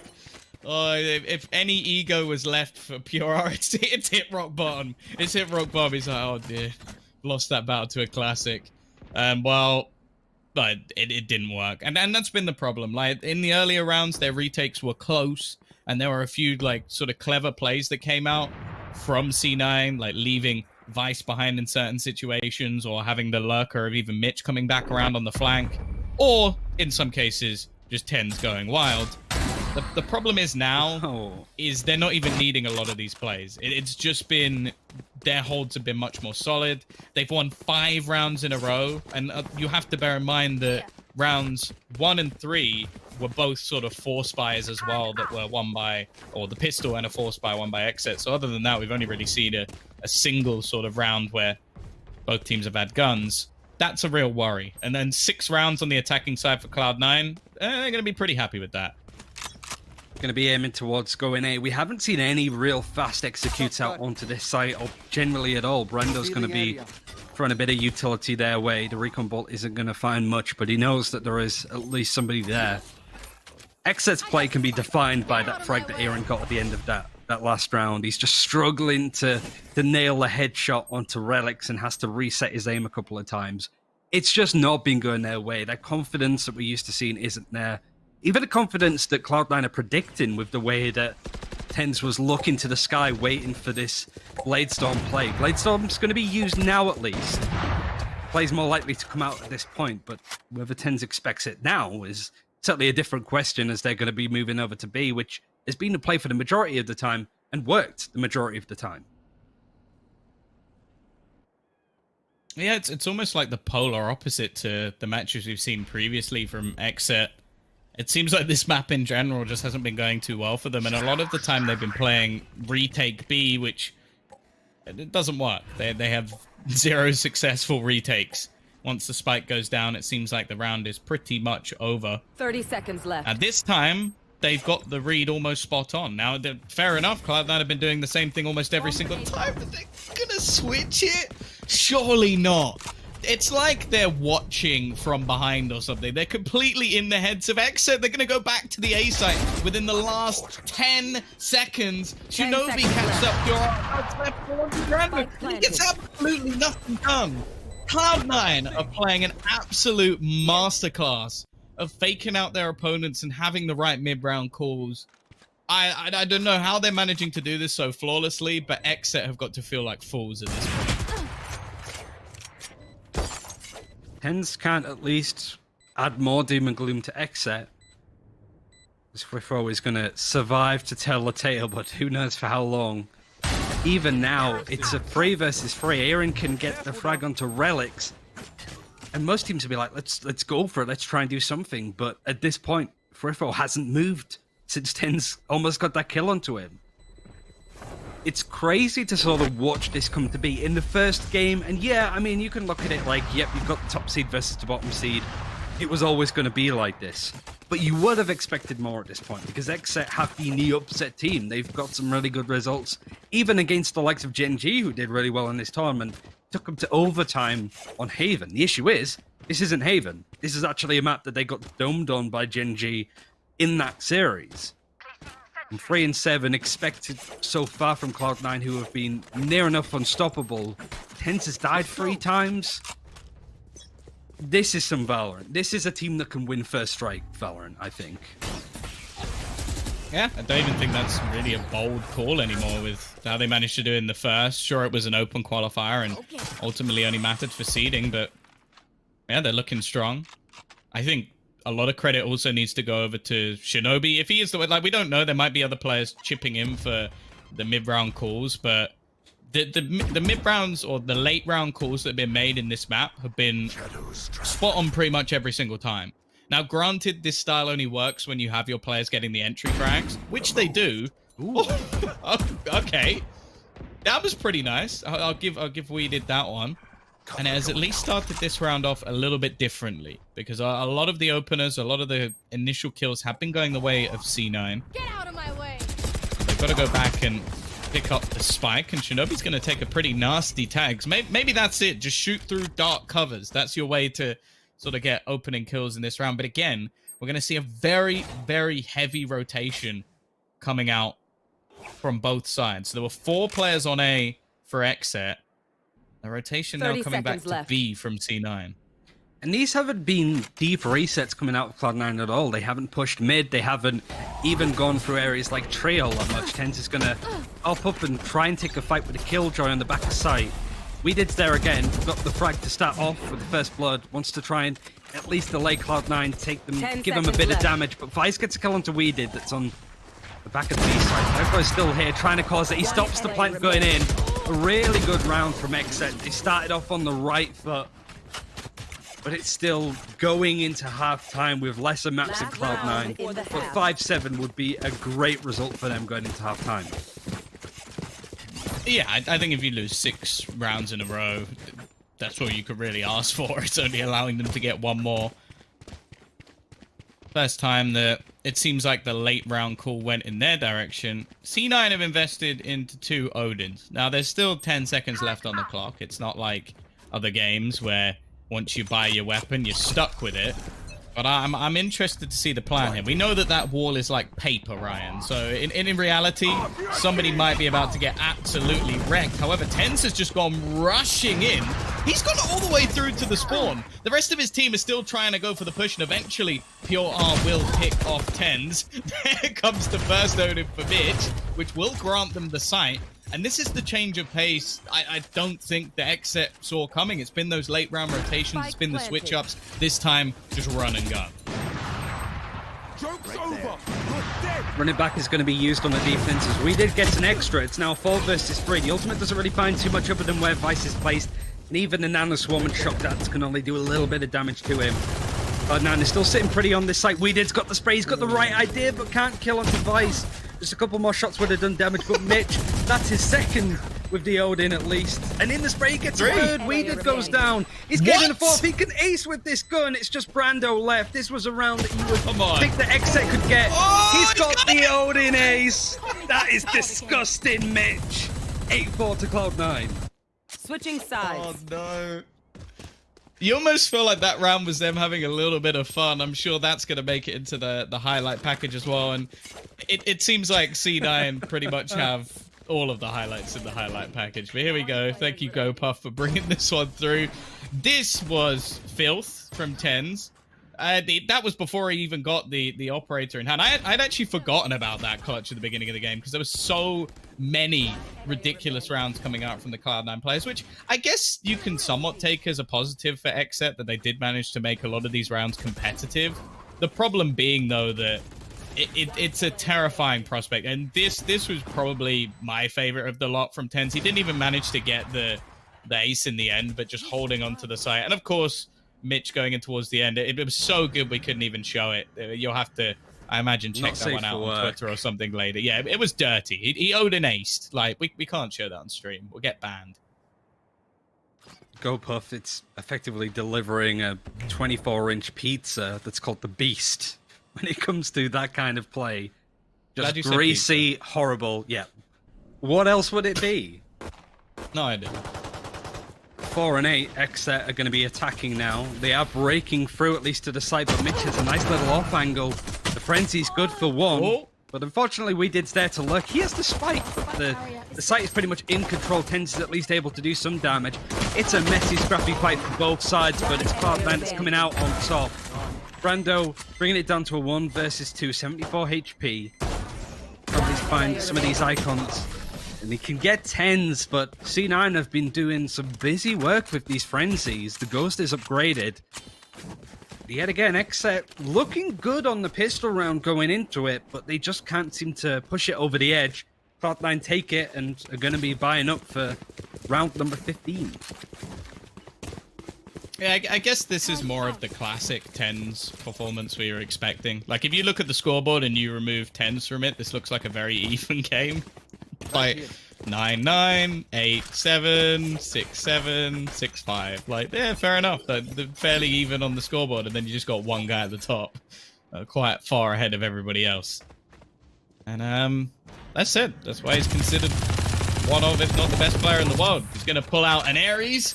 And see you later. It's always pure R as well. I feel like that he actually embodies that sort of classic line of like, I'm gonna kill off the imposter. Like, nah. There's only room for one jet in this server, and it's gonna be me.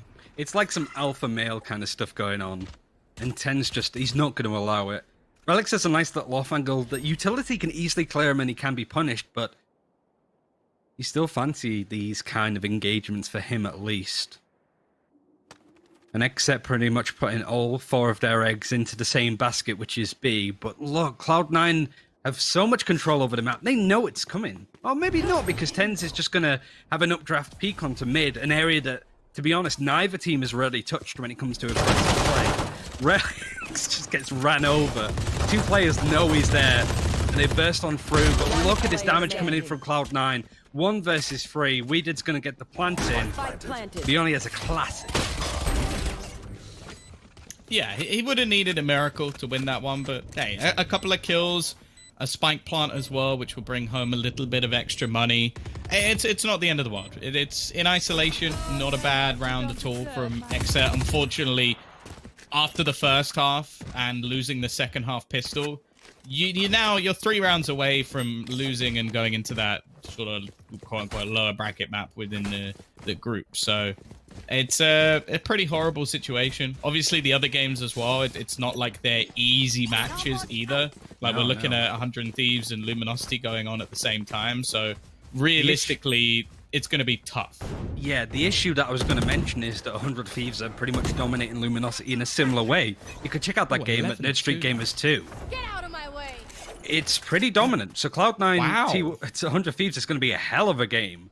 But it's still an opportunity for XSET, to be honest, because I think out of those 2 teams, Tens, that's what he was expected to come out of Pura before. And he just shows them how it's done. This is just an absolute masterclass in their roles. Awesome play from him. But XSET aren't out of this tournament if they lose. They would play up against Luminosity if things are going the way that they look to be. And that's a match that they can win. I think that's almost confirmed. Like, they won the first map, the second map is 11-2. If they bring that back, I'll eat my words. But yeah, I think that might already be confirmed. If it happens, eat a sock, is all I'm saying. Only if it's one of yours. Either way, it is going to be 10-4. The opening pick has gone the way of Cloud9. Now, this is a situation where they're in a bit of a bonus. That's why we've seen the Blade Storm popped for Tens. And although he has his trusty Ares to boot, it's a round that realistically XSET should and have to win. They're throwing out a lot of counter-utility. This is making things very awkward with the nade. Push onto the side. How many bullets is he going to spam? I don't even know, but it doesn't matter. He gets the kill with the Blade Storm, and they didn't spot Mitch. He's still in the site. This man was there from the very beginning. He's actually looped back round behind them and got back through in towards their spawn. This round is nigh on over. Aaron needs a miracle burst. Second kill, but he can't quite get anything more. It is an 11th for Cloud9, and that was manic. Watch that back and look at the minimap, because Mitch pushes through the smoke looking for people. And he finds nobody, but everybody in that smoke also pushed through, past him. Like 2 ships in the night, in the smoke. I don't get how that worked. I don't know how Mitch found nobody. But that was probably more confusing for him than anybody else at this point. This could be it for XSET. This is their big buy. And if they lose this, they're going to have no money for Cloud9's match point. They have a Hunter's Fury, they have a lockdown, 2 big ultimates that can turn around. But all of the ultimates that we've seen so far out of XSET haven't had that much impact. Pretty much been the case across all of their Ascent games as well, when you look at how they play to get up against Gen G and Immortals. We're not seeing that XSET today. The potential is, of course, still there, but Cloud9 are just not letting it flourish in this game. You should run. I think as well in some of the earlier stages, things definitely looked a little bit more cagey for them than normal. She's Shinobi's still going to try and get their push in towards this site. Aaron, he's going to start things off with the opener. However, there's already been a trade back. Shinobi with one more, leaving things into a 3v2 situation. Still in favor of the attackers. And now it is left all onto Shinobi. He's going to try and just tap this plant, bait them in, but the curveball leaves him completely blind. XSET at least bounced back, giving them a small footing in this game. But bear in mind, well, I was going to say there's still money, but there actually isn't that much money left for C9. This one, if they do purchase, it's going to be a bit of an awkward one. Pretty much the same as Bind, right? At halftime, Cloud9 won 3 rounds in a row. And that was the opening for XSET. But then Cloud9 won the map following, the round even, sorry. Even on a half buy on a force. And it was a much better round for XSET. The issue is the reason why it packed so much of a punch onto that B execute, they used the Hunter's Fury, they used Run It Back, they used Lockdown. All 3 of those ultimates in one go to take the site. And even then, it came down to a 1 versus 2 at the end for Cloud9. Still able to do some damage. They have a lockdown on their own. Going to be playing towards A is Mitch with all of his utility towards the A site. And XSET maybe wanted to hit B as fast as possible, catch up these pushes, but Cloud9 are going to be trying to contest, and the paranoia comes through. I think Pure is expecting this kind of play. It may not matter too much. Although they do have a player in the back corner, but it seems like they know, and that's going to be another player killed off. Not again. This is something we saw so many times in the last map, and I don't know how Tens is still alive. Finally, Aaron is there to put him down. The question is the damage already done? Vice has picked off another. This isn't even an investment round. And now Brando, I have the spike. 1v2. Potentially to even keep them in this map, because I think if C9 hit 12, we can pretty much write this one off as a loss. A minute left on the clock, but only 45 HP. And I like this from C9. They're just going to group up together. The remaining 2 players going to try and hold this one down, not give anything away. What Trying to push this one at the same time, and Vice gets the instant headshot. 12-5. I think we can pretty much call this one GG. Match point. That's just a heartbreaking round to lose for XSET. I've only been able to string multiple rounds together once through the whole series. This is... people said that this could be a blowout. And I was like, no, I expect more from XSET. I'm severely disappointed with this team because I know that they can do more. I keep mentioning it because the level of these tier 2 teams, and XSET's, you know, teetering onto tier 1 in some cases.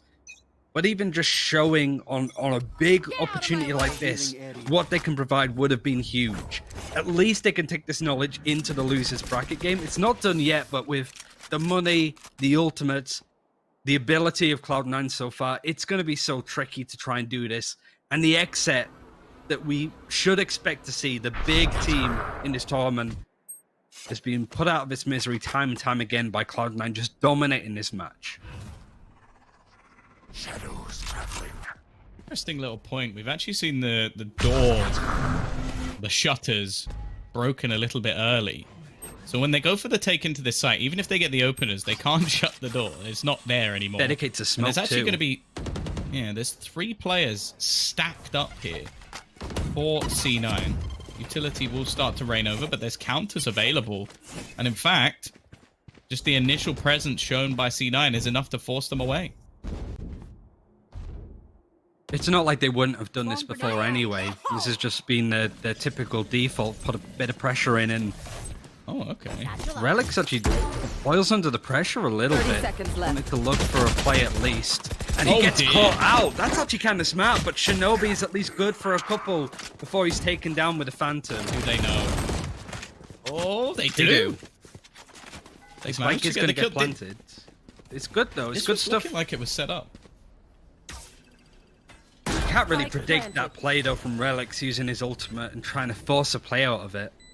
Lockdown is still available from Mitch. Could put it on this high ground. There's a lot of cheeky little spots that you can plant it where it can't really be wall banged.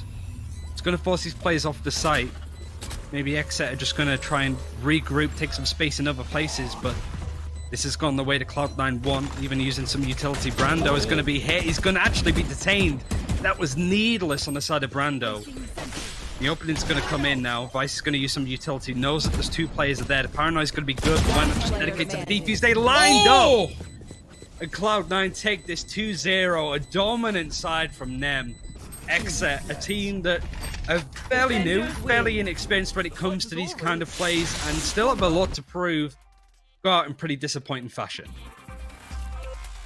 Yeah, for sure. I think that's a match that they're going to want to try and forget. And for C9, hey, they looked very impressive. Like bringing back rounds that they never really should have been. So, yeah, definitely a bit of a problem. Luckily, we have another beautiful bald man here as well to maybe try and shed some positives about XSET. How many have you got, Bok? Can you count them on one hand?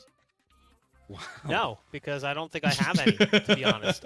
Looking at that series, it was definitely a bit disappointing for XSET. We had high expectations coming into this series in general. Like Ryan had said, I expected this to be a little bit closer of a game like you, Ryan. I feel like ultimately XSET just kind of disappointed, but at the same point in time, I feel like Cloud9 looked really good.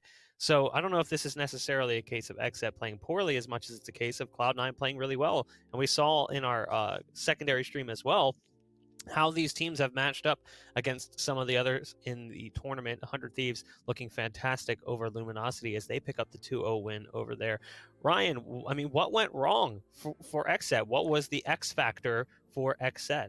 I think, honestly, you're looking at it from Cloud9's perspective. They gave a lot of respect to XSET. I think Cloud9 knew their opponents, knew how they wanted to play, and like I kept mentioning, just didn't allow it. They were playing super passively. I think that T1 has done against some really good teams like NV on maps like Ascent, being able to get some really good results because they just wait for these pushes to come through, sit passively on the attack, and just take map control.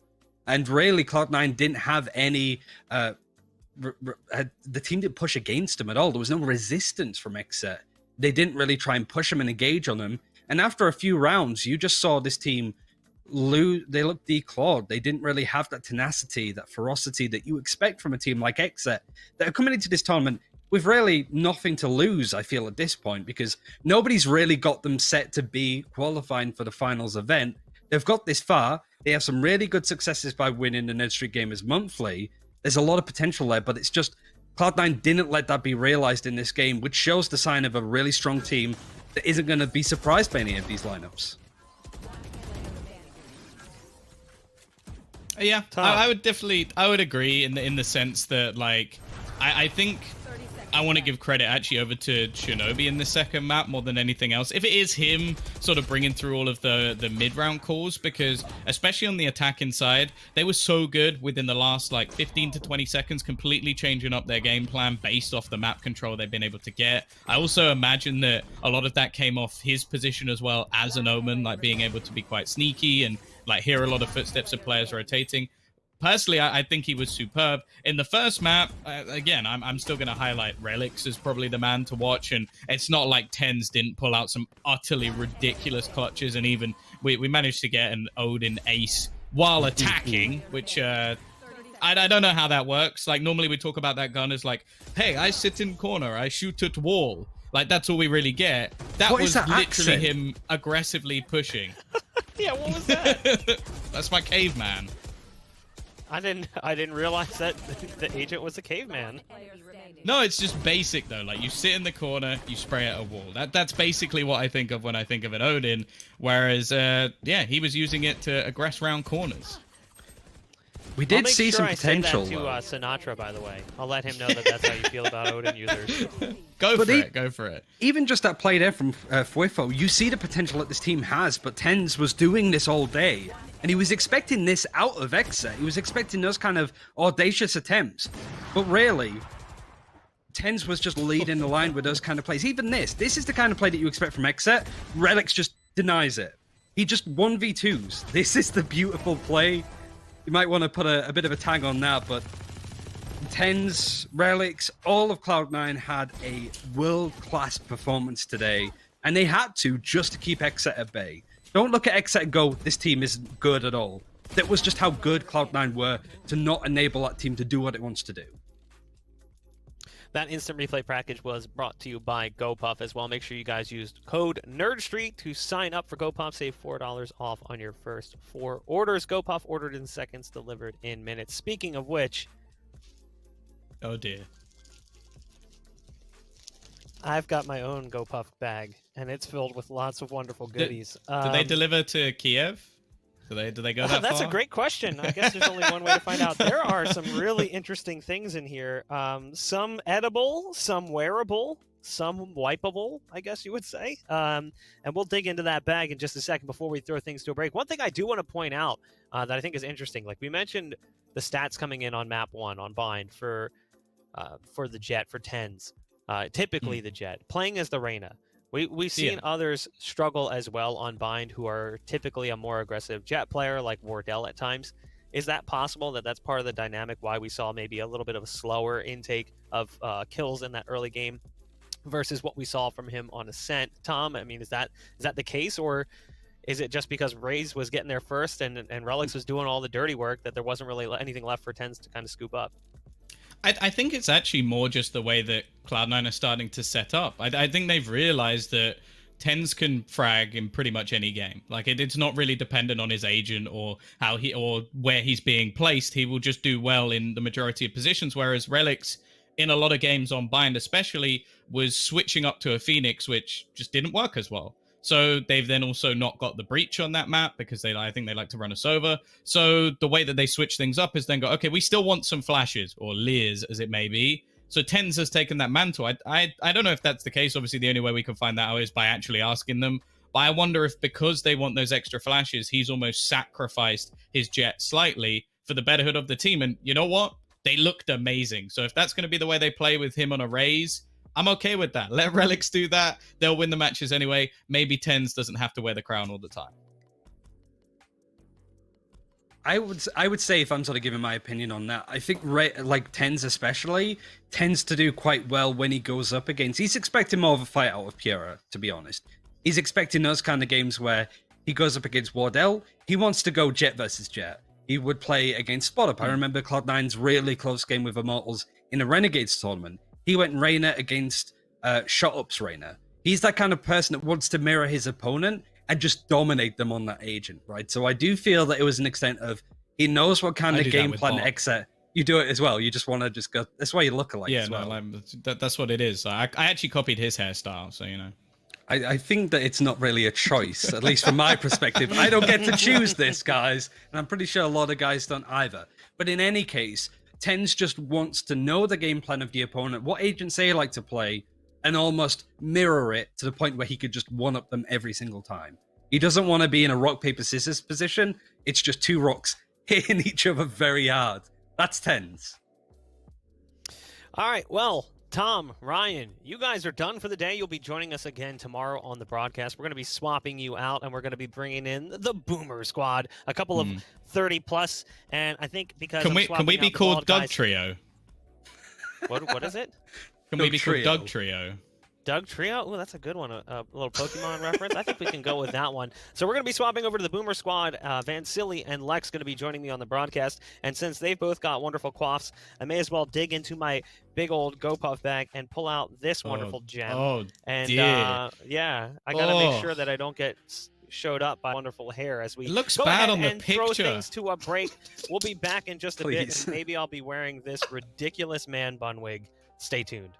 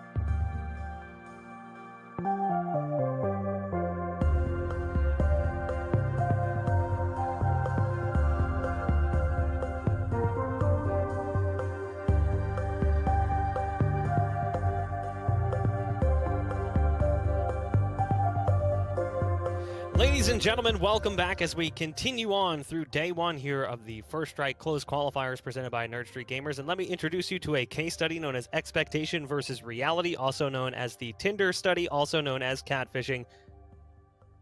Booyah. Look at that wonderful coif. This is what it would look like with hair. Are you guys impressed? You better be. Joining me on the broadcast are two men with a full head of hair themselves. That's why I decided to don this wonderful wig, making sure that I'm not being shown up too much. It's the dual Alexes. We've got Van Silly and we've got Lex joining me on the show. Guys, thank you so much for joining me. What do you think? Is this a good look? Beautiful. Beautiful. You look great. Fantastic. The man bun works for you. And I am happy to report you mentioned something about full head of hair.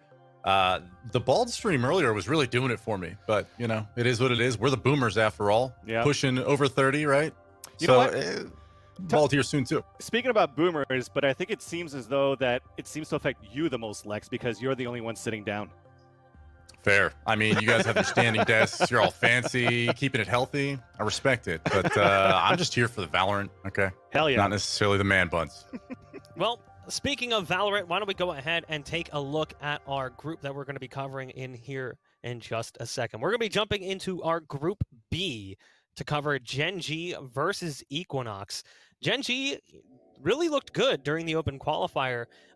Van Silly, how good did Gen G look? I mean, they were definitely showing up a lot of teams that we did not expect them to beat. For a team that just picked up Sean, and to see how good they were doing the NSG Open Qualifier for First Strike, they look really good. I mean, the win versus XSET, the win versus Sentinels, I know there's been some tweets around. It's like, were they really trying or not? I don't care. They looked really good at that point. Sean was popping off at the same time, too. And when it comes down to you lost, you lost. It's not up to the opposite team as the reason why you lost. It's how you played. And, you know, Sentinels didn't play it well, and Gen G took advantage of it.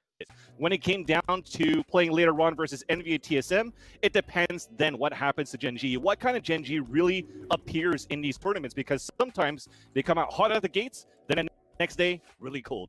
It goes back and forth, and I'm looking forward to see how that's going to be today.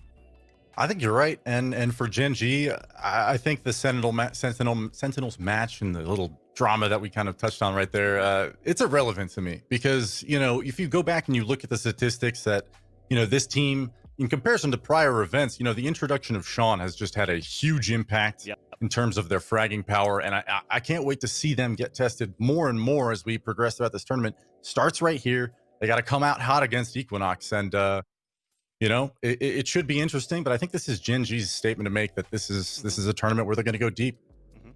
Well, we do have the map bans ready. That'll help us understand just what direction this series could potentially go, and we'll pull those up at the bottom.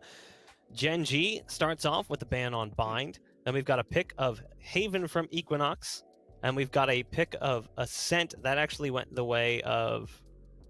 Pretty sure that's Equinox. Gen G. That's got to be Gen G's pick. Should Okay, be Gen G that took Ascent.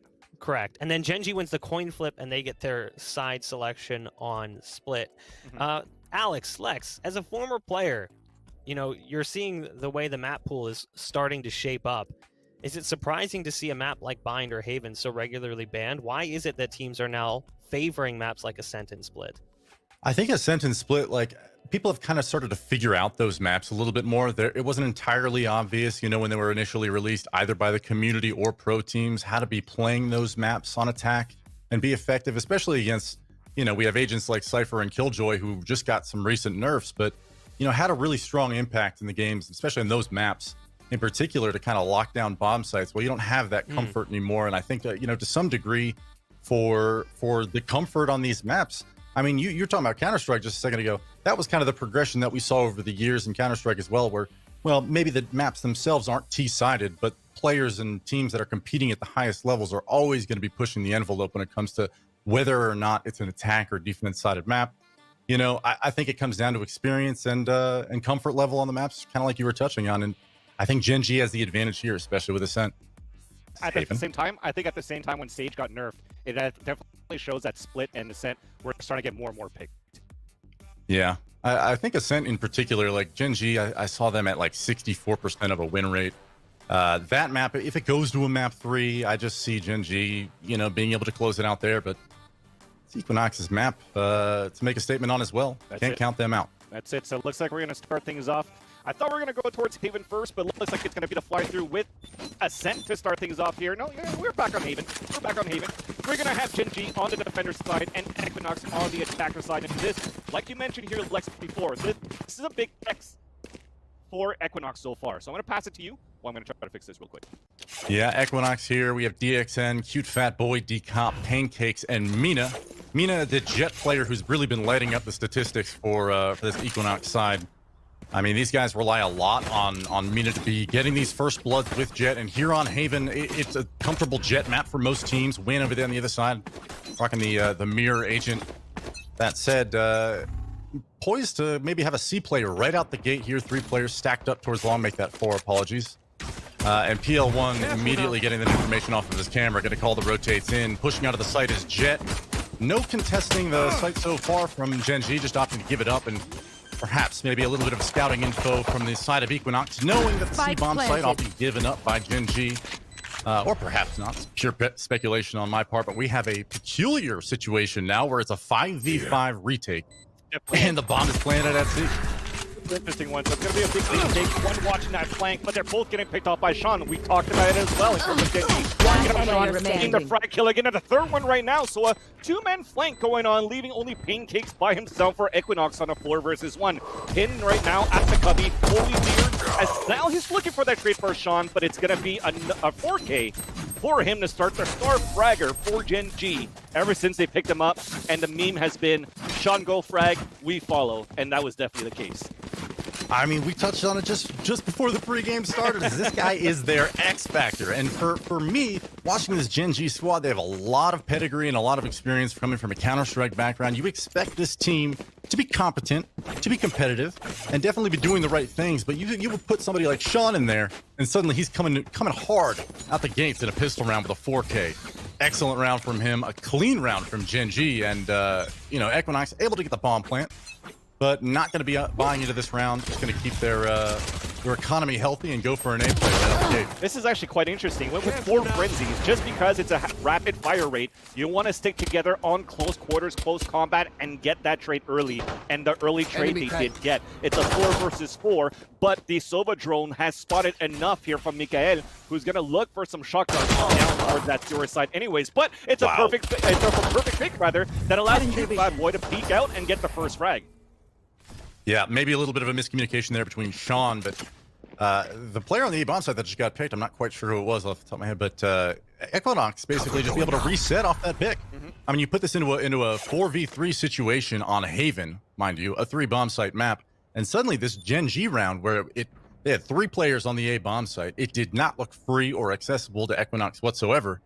And yet here we are. They have a real opportunity to win this round now. But D-Comp walking up here towards short finds one player. It's going to be 2 on that bomb site. Players are there for Gen G, but it's not quite enough to fish out where the attack's really coming in for Equinox. Correct, because Equinox had that camera 30 towards that seconds B left. site, so that if anybody was pushing forward, you could still use it to play for that rotate. So they want to stack numbers towards the A side. But now this frenzy round coming in for Equinox is perfect for them towards C. Yes, they broke the trap wire. That's enough information, but maybe it's too little too late because the last 2 players are up against 4. So it's going to be 2 players right now, GMD and Sean, and they're both coming from opposite directions. So it's going to be individual plays. We'll have to see if it pays off in their favor. Equinox on their end, though, have a perfect crossfire setup, at least inside the site, while just letting the one pushing forward, playing the angle. So Sean's going to be the first one to contact. He gets the first, easily traded out. Now trapwire broken to 2 versus 1, and they know exactly he's coming in from long C. So GMD looking for that smoke. He looks back towards the logs, makes it a 1 versus 1, but only surviving with 3 HP. He's going to let that go, and Equinox gets a perfect eco.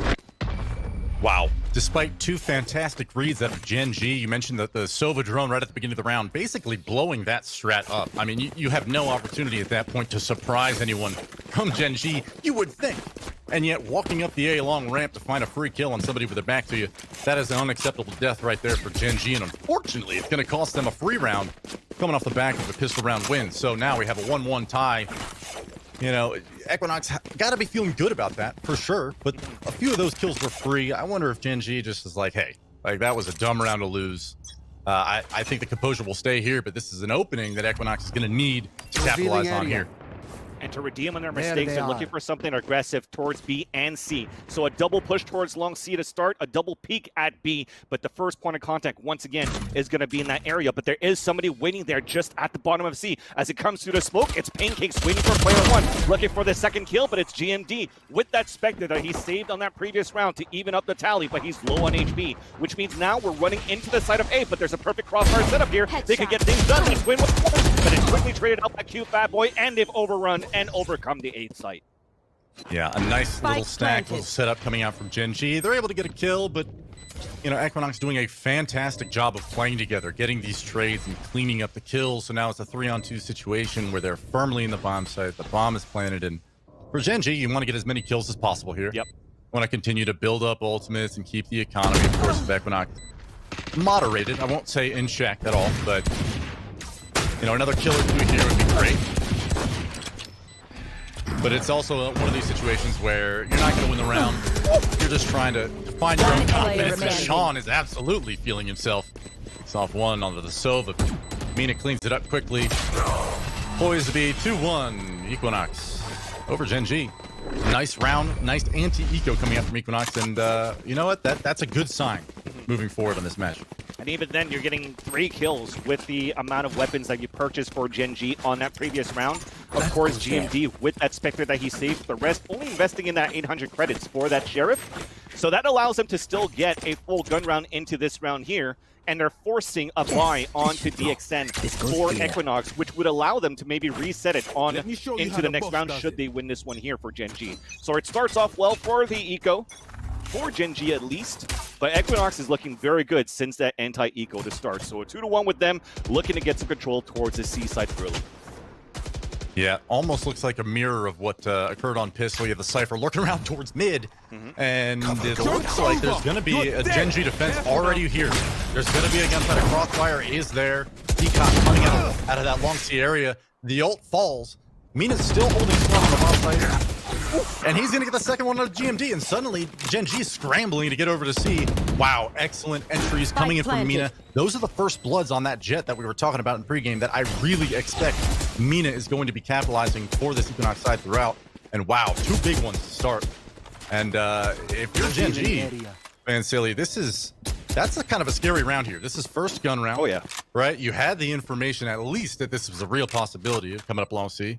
You had a crossfire on site, and it all crumbles straight out the gate. That means Equinox is not only playing confident, but Gen G is starting off on the wrong foot in a map 1 that they need to win. 100%. Definitely using decop for the run it back was that key play for Equinox to take control of C. That's why you actually didn't really see them split inside this garage side. They just wanted to play off, hey, let's throw the curveball through the cyber cage at long C. We know that's going to come. You have Jet no matter what, just in case, as Mina, that's going to dash through if the trap wire wasn't broken and also take coverage of the site. And dashing into his smoke allows him not to get blinded by a curveball being thrown by their Phoenix of decop if needed be, which allowed him later on to just circle back and get that second kill onto GMD. So a super clean execution for Equinox at this point. And when you've lost 2 players so early into the round with no control for trades, the last 3 guys have no choice but to save because they're so far off on the rotation.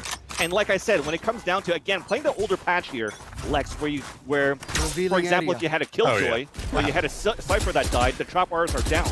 But if they're still up at this point in this patch, it's still enough information. It makes it so hard for Equinox to play that retake. Absolutely. And I mentioned that it's on an older patch. It's one of those things where I've been grinding this game so much over the last week or 2. Oh, here we go. Push on to B very quickly. Mina already on site, planting the bomb. And Gen G obviously playing off the bomb side a little bit. Finds one onto her, and that's huge. GMD to actually make them pay for getting out of that B bomb site so quickly. This is a 5v4 retake scenario for Gen G. Here it goes. They have so much as well, because you still have the paranoia for the retake for the front of the site. You have the Omen dark cover too, but there's a big flank coming in from long C at the same time. It's Pancakes, and there you go. The smoke is already down. The paranoia is actually thrown from Equinox instead. Now they're pitching in against Gen G, but player 1 still wins that fight. The smoke is still ticking now, but they are dropping life wise. A huge retake for Gen G. A much needed round where they didn't need to lose that many players, and that was a successful retake in their end. Yeah, I think that's a huge round for Gen G to manage this half. It does 2 things. Not only are you getting your first solid gun round off of an abysmal first gun round, let's be real. That was having to save with 3 players was smart, it was savvy, and it was definitely the right call. It sets them up into this next round like you were talking about. To have a full buy going into it, to be able to win that tells me 2 things. First of all, it means that the B play for Equinox is going to be something they're going to be afraid to go to later on. Yeah. And so Gen G being able to kind of have a little bit of perhaps comfort, maybe a little bit of breathing room to play towards the extremities of the map over at CNA, where Equinox has found success. You know, Gen G coming out hot with a Sean 1-tap to the smoke on a decop. I say smoke, that was a cage, I believe. And wow, excellent kill to start things off. 5v4, Gen G with the lead. The cage and a smoke pretty much for split towards the front. It's going to be a jet battle, op versus op, but they both come out unscathed for now. But Win is still looking for the angle. They both miss once again, which now forces Win to fall back. There's already 3 players there for that stack, so they're walking into a trap here for Equinox. Yeah, this op play is going to be so enjoyable to watch throughout this series, and we have Win posted here, waiting so patiently. Any moment now, the Omen, maybe the paranoia will be how we start this sequence out, but a dry peak surely goes the way of Win, right? That's one. And even a cloud burst just to cover his angle. Yeah. No refrag to come in, a little bit of damage, but not enough.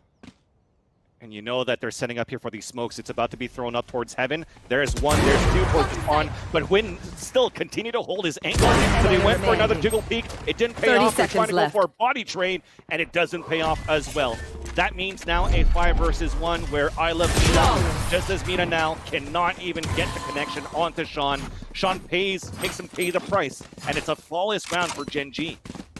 Sean and Win coming up huge, and those 3 op kills, that angle is so powerful for an operator, okay? I mean, that was clear just from, you know, our observer being able to hold that angle with him, that is very clearly dangerous as all heck for Equinox to be able to just dry challenge that. So I think that means that, you know, if you're going to give a team like Gen G the respect that they absolutely are showing that they deserve right now, you know, expanding a little bit of utility to push this operator off the angle, is Get at out of the my way. very least of what we should be worrying about doing on Equinox. Not saving util for post plant. Like, this should be the focal point for the rest of the match. Is can we set ourselves up? Well, here it comes. Fast C play. Got to find out. Equinox coming out of the bomb site, which has been mostly given up. But Win is up on the double stack in the back of the bomb site. Finds a free one on a decop. He was not expecting it. Plant will come out. It'll be another 5-on-4 retake for Gen G, who is doing a fantastic job of not giving up early kills to Equinox. This is great, actually, once again, for them to push aggressively inside that C side. It is going to be a big gamble for Equinox. They have a gun round, but you had somebody that was low, which is Mina, who also gets picked off by player 1 on that retake. Things are looking pristine for Gen G on this retake of the C side. A 5 versus 2. We're going to go for a 4 defuse, actually, while we have the other 4 guys watching the stacks, and it's perfect. It will fall another flawless round, and it, like I said, for Equinox, they had a very low buy, but at least Mina had the Blade Storm available too. So I was expecting something very aggressive on their side here, Lex, and it paid off. They did get the spike plant, and that is that moment of salvation where they're going to be able to go for a gun round into this round here too. But aside from that, man, Gen G looked very clean on that retake again. And they look like they're about to assert dominance here at mid, poised for a mid push. 3 players have stacked up at the front of B. Expecting some heavy mid control coming out from them, so I'm going to save the thought that I have packed away, and this action is sure to ensue in just a moment. Win will be posted on the angle, and here it is. A frag goes the way of Gen G. 5v4 start. Sean even gets a little bit of map control, but he gets scanned. He's going to need to forfeit this position. And this has got to be a little bit frustrating for Equinox. Not just the entry frags going the way of Gen G, but they've clearly done their homework. I'm not sure if they have a coach in store or what, but they've clearly reviewed the demos and the VODs of Gen G and know how they play the bomb sites. They know that they can get free plants over at B and C if they want to. Yet, not being able to push for map control or get numbers early means that they're almost always facing a full strength retake. And once again, 4v5 retake, where Equinox has suffered a pick early on in the round, found the free bomb site, and it's up to Gen G to equalize, if not completely retake here. And this should be a question of, like, can we find kills? Can we hold with the utility that we have for Equinox? Mina lurking over there towards Bravo site, doesn't find anything. Cute Fat Boy will be over here at CT, gets challenged by Sean, who is still so rock solid. Pressing on the retake, out of the window. PL1 dropping out of the ground, and going the way of Equinox. PL1 in a 1v1 with Mina. He's going to tap the bomb, holding for 5. Mina knows, takes the cash, and he gets the kill. Excellent round from Mina as well, finding 3. Almost looking like another clean retake from Gen G, but Equinox steps up. Heck of a round there, and well played. I love 4v4 all tied up. Definitely Mina, as soon as he was spotted from that trap wire that he had to break towards that Bravo site, decide to fall all the way back towards sewers to assist his teammates on that 1 versus 1 in the end. Because then you see that for Gen G, they've been very comfortable retaking the A sign, and they know for Equinox that they're never going to go for a big flank because they exactly have Mina watching that flank just in case. So as everybody else is storming towards the defender spawn and towards heaven, it allows Equinox at that point to just watch the right angles and go for those trades, leaving it, they all did their job, right? You saw 4 immediate kills coming in from Equinox right after to leave it on that 1 versus 1 in the end. So it was very well done from Equinox at that point. But because of the amount of rounds that we've won here for Gen G, you're still going to be looking good into this one. But the operator in the hands of Mina, they're not trying to have him press 4 to get into the sites anymore. They're going to try to play the pickoff game with him at the helm. Here. This is such an interesting, I mean, obviously Gen G giving up the C-bomb site. From the start of Pistol, we knew that this is how they're going to be rolling. And it's not, wow, PL1 finding a nice spam kill onto D-Cop. And that's another 5v4 situation where they get the kill. They're not worried about the plant coming out. And they're just biding their time. They're just waiting patiently, sitting comfortably on their lead and waiting till all the pieces on the chessboard are in the right spot for reason. The huge from the shadows coming out for this flank. He could even go for a shadow step across, but DXN is still opting right now towards the back of the site where he's trying to look back for this defender spawn rotate. So he's going to beat himself out, but his team is just around the corner at the double stack just in case. Lemina holding his ground, going for a triple kill. It's up to GMT, a little bit too slow on that rotate. So it's a 2 versus 1. They spot him. And now that he's just going to try to look for those exits, unless he wins this fight right away. The cute Fat Boy says no. And it's going to be now Equinox back in the lead into this matchup 5-4. And you know what? As that first view of 3 that we kind of witnessed earlier on this stream, we're finally starting to see a banger later on today. Yeah, I mean, these post plants 2 rounds in a row have been going the way of Equinox, and it certainly has not been, you know, razor thin both times. That round was very comfortable. He had a power position. I think it was DXN over there near back platform with the operator. He fell, actually. He whiffed his first shot. Cute Fat Boy cleaned it up. But when you have secured the bomb site and you get first blood on the retake, you know, even if it's evening things up at a 4v4, it puts a lot of pressure on the defenders trying to retake to root out some of those power positions, and having to dry peek an operator on the back corner of the site where there's 2 players there waiting for you. It's just not easy. Gen G feeling the pain in that. And another free plant coming over here at B. I say free, but Decop again, the planner, whoever's in there first seems to be just getting picked off one after another. Equinox, can they hold and deliver another round? I like it. They're actually baiting out the Hunter's Fury at the same time. The retake's going to come through right after that. And the hat is out for player 1. That means the Dig is going to explore Equinox. All of them in the front of the site. GMD gets the first blood. Another Nova that can roll the rotate and find all 3 of them. And they all die instantly for Equinox. Another beautiful retake for Gen G. I sound like I'm repeating myself all the time for these beautiful retakes, but it seems to be the name of the game in this first half here, Lex, where they're okay with letting Equinox move into the site and then just fight it back. But what changed a little bit for Gen G into that round is always going to be Sean and Win working together at the beginning. They went a little bit of a TSM style where TSM likes to push Wardell up towards long C, then they watch the angle so they cover the rest of the map. Well, they did exactly the same thing with Win and Sean, which allowed them to play that easier rotation on that B side in the end. Right. Getting that freedom of movement, that early information, being able to stack towards bomb sites is always one of those strengths where if you are playing retake, you leave yourself open to, you know, surprise bomb plants, of course. But it allows you in other places on the map to take map control, to press where you maybe normally wouldn't, you know, and this is, you know, time after time we're seeing Gen G capitalize on that, and the real test has come down to retake, of course. But here we are with a staunch hold coming out from Mikhail with 3 excellent kills, and obviously this is not a coming out from Equinox, but these kills are so important to just clean this up for Gen G. Win finds 1, and now it's just DXN and a 1v3 with it all to do. And a round where, you know, maybe they weren't expecting to win, but certainly keeping the economy in check, keeping an operator out of the hands of Win is certainly important for Equinox now against Gen G, and there they are. DXN unlikely to clutch this, but finds the first. DL will clean it up. Nice round from Equinox, I think, to get 3 kills out, but it's not exactly going to put Gen G in a situation where they're struggling economically on the last round, so it's not enough. But, you know, Equinox looking to tie this up 6-6 at half, man, Silly. This is looking to be a close game. I don't know what actually happened there for Equinox when they actually busted into the A side with that mixed buy that they got. They took control of that site. Even though it's a 3 versus 2 in favor of Gen G, you still have Pancakes that was on a mission to try to pick up a weapon instead of planning the spike and allowing like a retake play or a crossfire hold. Despite only having a Bucky, it's still good enough for a right click at the range that he's at to maybe get a headshot here or there. But Win to start this round already dropped the spike carrier. So a first kill, a second one courtesy of Sean. It seems as though in this best out of 3, we're always going to call these 2 players out first. And Decop, looking to retaliate, immediately gets canceled on that running back inside garage. And Pancakes went from the shadows inside the spawn for the rotation, gets 2 kills, which opens up the A site. What does that mean? Time to book it back towards the A side. Now we break the trap wire towards B2. They know the site technically should be open at this point as they're covering their grounds, dropping outside of heaven. Decop coming from defender's side, and now it's going to be a hard retake for Gen G. So as much as we're talking about how Gen G is doing well on this retake, there's still a possibility to end this 6-6 of that. Spike planted. Yeah, something that's really impressing me with Equinox right now is how well they are in control of their movement around the map. They seem to be moving as a unit, as a pack, and not only the trades being, you know, I'll claim at some level that these trades are always going to be favoring the attackers.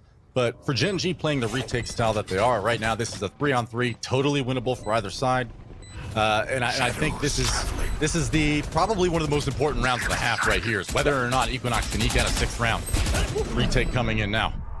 Well, Pancakes jumps out, or should I say player 1 jumped out. Win moving forward. He's looking for the ace. He connects with the ace for a big round needed for Equinox, and Pancakes delivers in spades. Switching You know what, sides. man, that round, started out with Mina getting picked off. And so when you have somebody who is that impactful in the rounds that you're winning, he's only at 10-8, but I think I see him on first blood most of the time.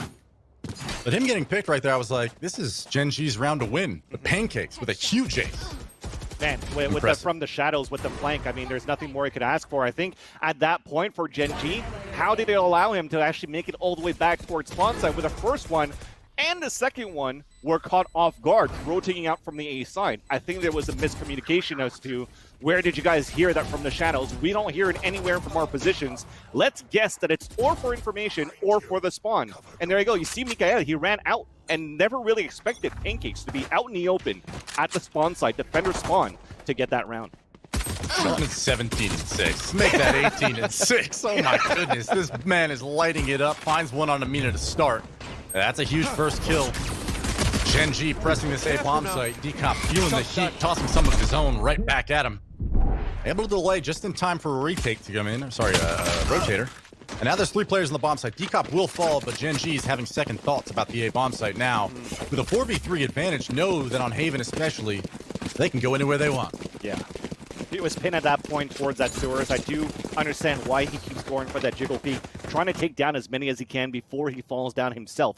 Because no matter what angle he's going to fall or take corner of, and Equinox allows that rotate, there's an opportunity that, or missed opportunity where they don't get information anymore, but Pancakes through the dark cover, 2 right click of the classic burst, gets 2 kills to even it up on a 2 versus 2. Cute fat boy right now, Spike waiting for his planted. teammate to rotate as the spike is planted. He's in a great spot to get his first kill, and the second quick tap in the face of Sean. And now they're coming back. He's going to get the trap wire, save a little bit of money into the next round, but that is a big pistol for them to win.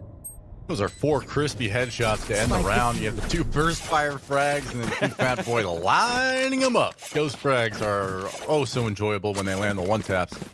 And that's, considering how that round started, I am impressed by Equinox once again, their ability to claw back into these rounds at a deficit. Gen G now. Probably, I wouldn't imagine that they're going to force into this on attack side Haven, but they are popping a little bit of light armor, maybe. We'll see. But, you know, this is a long, you got a lot of rounds left to play, I think, for Gen G. This is not at all the end of the world losing this pistol. And I think it's going to be telling whether or not, you know, these next 2 rounds, they're going to be able to find some weaknesses in Equinox's defense with these pistols. Yeah. But otherwise, I don't necessarily see them being a team that, you know, of course we see it now. Pancakes on the B-bomb site. Attack coming in. Line goes out. Ooh. First kill's getting traded back and forth. Not really clear whether or not they're going to be on the bomb site. Nope, falling back. Resetting once more. And Equinox just willing to bide their time a little bit. Not pressing down, chasing after these kills at all. Cute Fat Boy requesting assistance over at the C bomb site. Finds all 3 in front of him now. They are just trying to mess with him in these cages, making the noises, trying to act like they're pressing through, and he's not going to buy it. 8-6, a clean anti-eco from Equinox. Well played by them. And here's really where the half starts to begin, Van Tilly. Yeah, and even if Q Fatboy doesn't get any kills on that 3-man push, he's done his job to actually allow his teammates to rotate at the same time.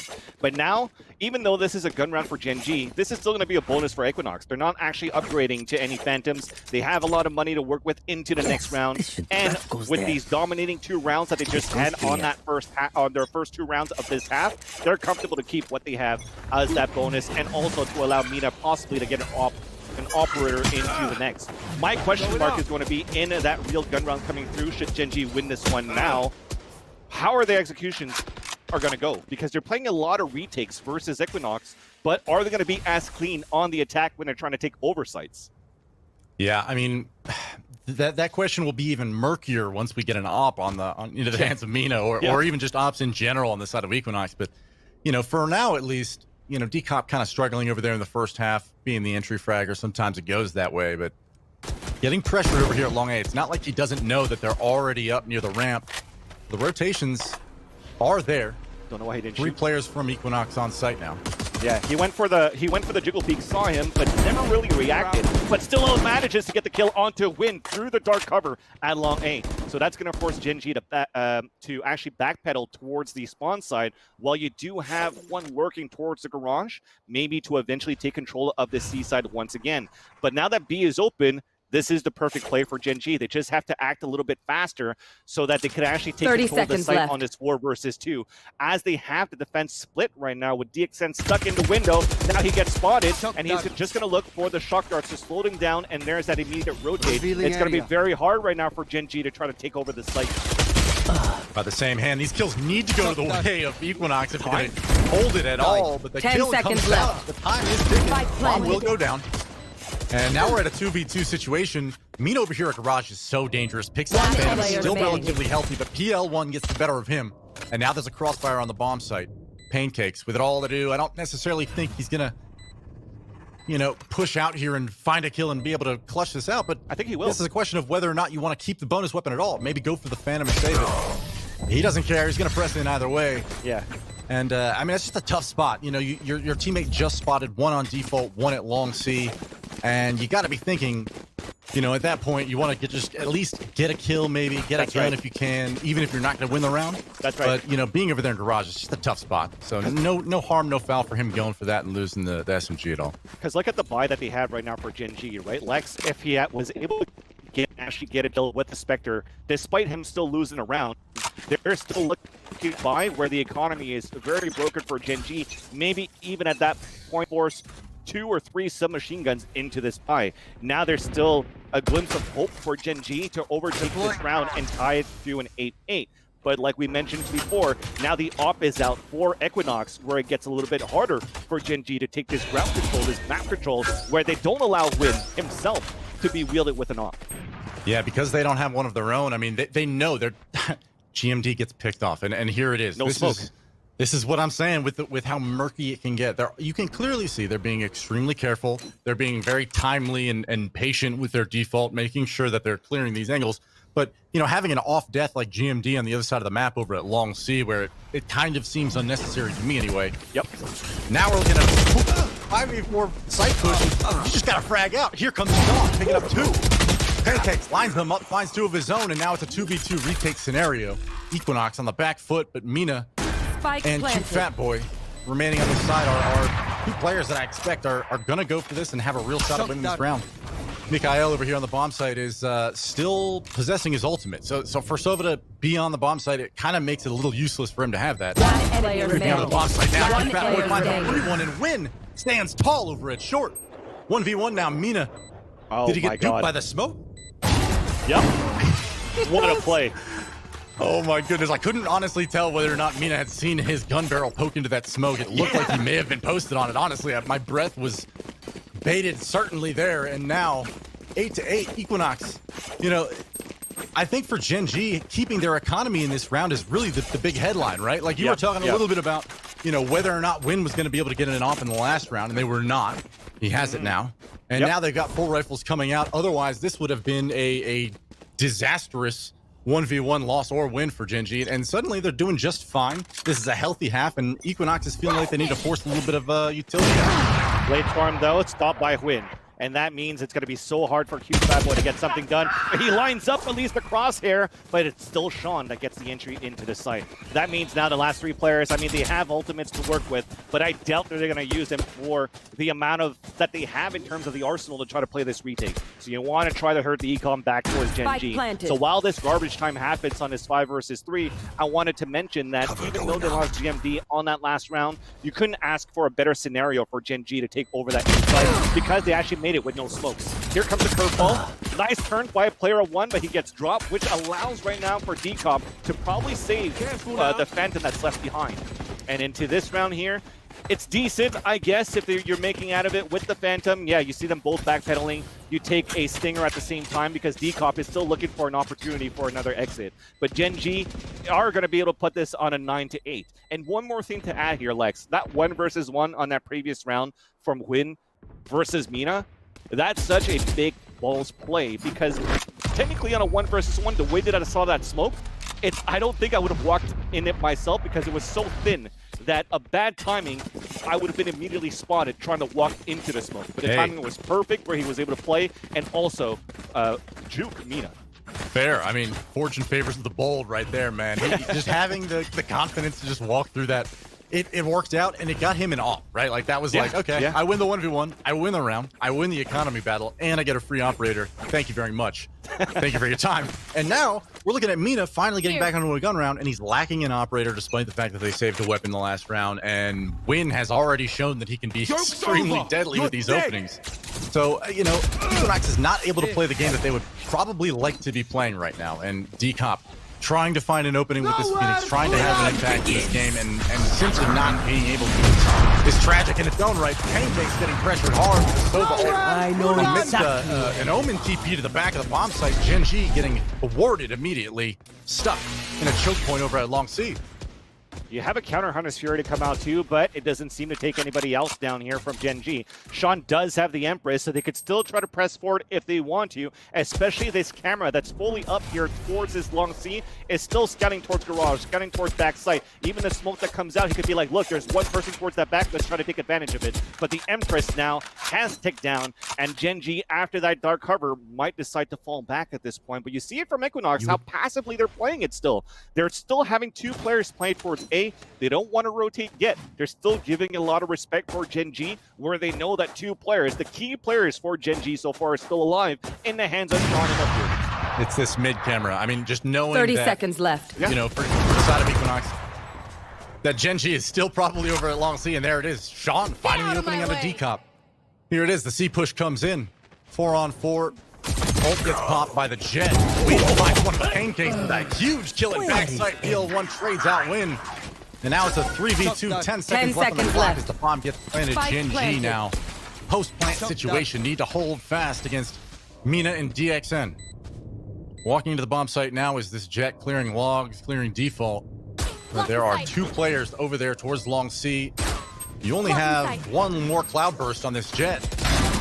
Bomb gets tapped. Sean falls to a nice cheeky angle from DXN, but now you're stuck in between two different players that have already put you in a situation where the time's ticking. There's not a whole lot left for you to do here, DXN, but he's still attempting, perhaps be able to just find a kill, get a free one here, and ultimately survive this round. And I just don't know how he's going to do it. He does find one, finds the operator, but Mikhail has already wrapped around through that garage window. Cleans it up, 10-8. Gen G now taking the, I think this is their first 2-round lead of the game, right? Separation by 2.